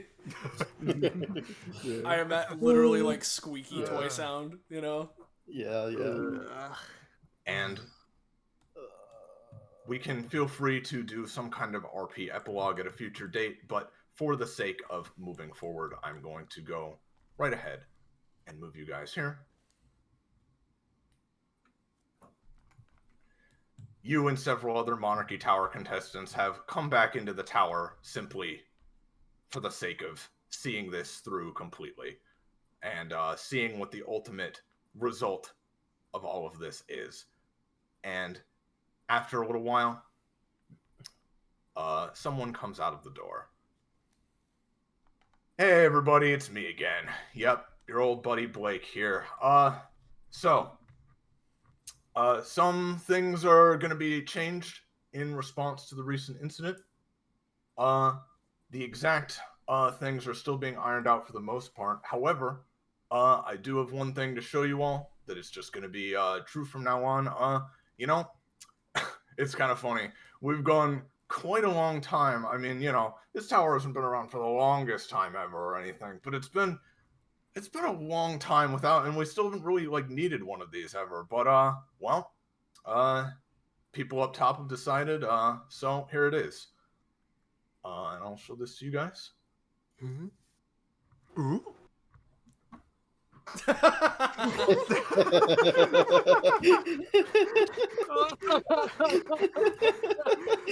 You know what? That is so fair. You know what? Fair enough. And with that, I am so happy. I hope you guys had a good time with this boy. a bit above average in length and scope Monarchy Tower, but I hope it was fun. Yeah. Oh, it was great. It was fun. It was fun to explore Backrooms-esque location. Yeah. And Zell, this is the back room. I'm as soon as you said it, I literally, my expression didn't change. I'm like, yep, there it is. There it is. Yeah, There it is. yeah. Of course. Oh god. I can't believe it. What We've hurts done the it, most? everybody. What hurts the most is in the medium of Roll20. You knew what that was when you went in. You know, Yeah. you can make it. It's just that recognizable. Yeah. It's that simple. All right. We are all beat to shit and back. I assume we all just want to get to bed. We can save thoughts and prayers for another time. But let's Soleil, send it, Soleil. Oh, I think I can send it a little bit. So, first off, if you're new, join our Discord. That's nice and simple there. There it is, fine dining. I don't want to do the thing. It's really late, and I mean, I'm certain I already woke up someone with what the fuck is the Gamoverse. But I really don't want to wake up anyone else. Regardless, thank you for watching. Couldn't do the way to do it without all of you. And of course, big thank you to everybody involved here today, and the biggest thanks to Iris for running this and making all the Monarchy Tower Fight City stuff in the first place anyway. Thank you, Iris. Yeah, This was thank very you. Fun. Yeah. Glad to hear. See? Yeah. And That's what I'm here for. until next time, see you next time. Good night, and say goodbye to chat, everybody.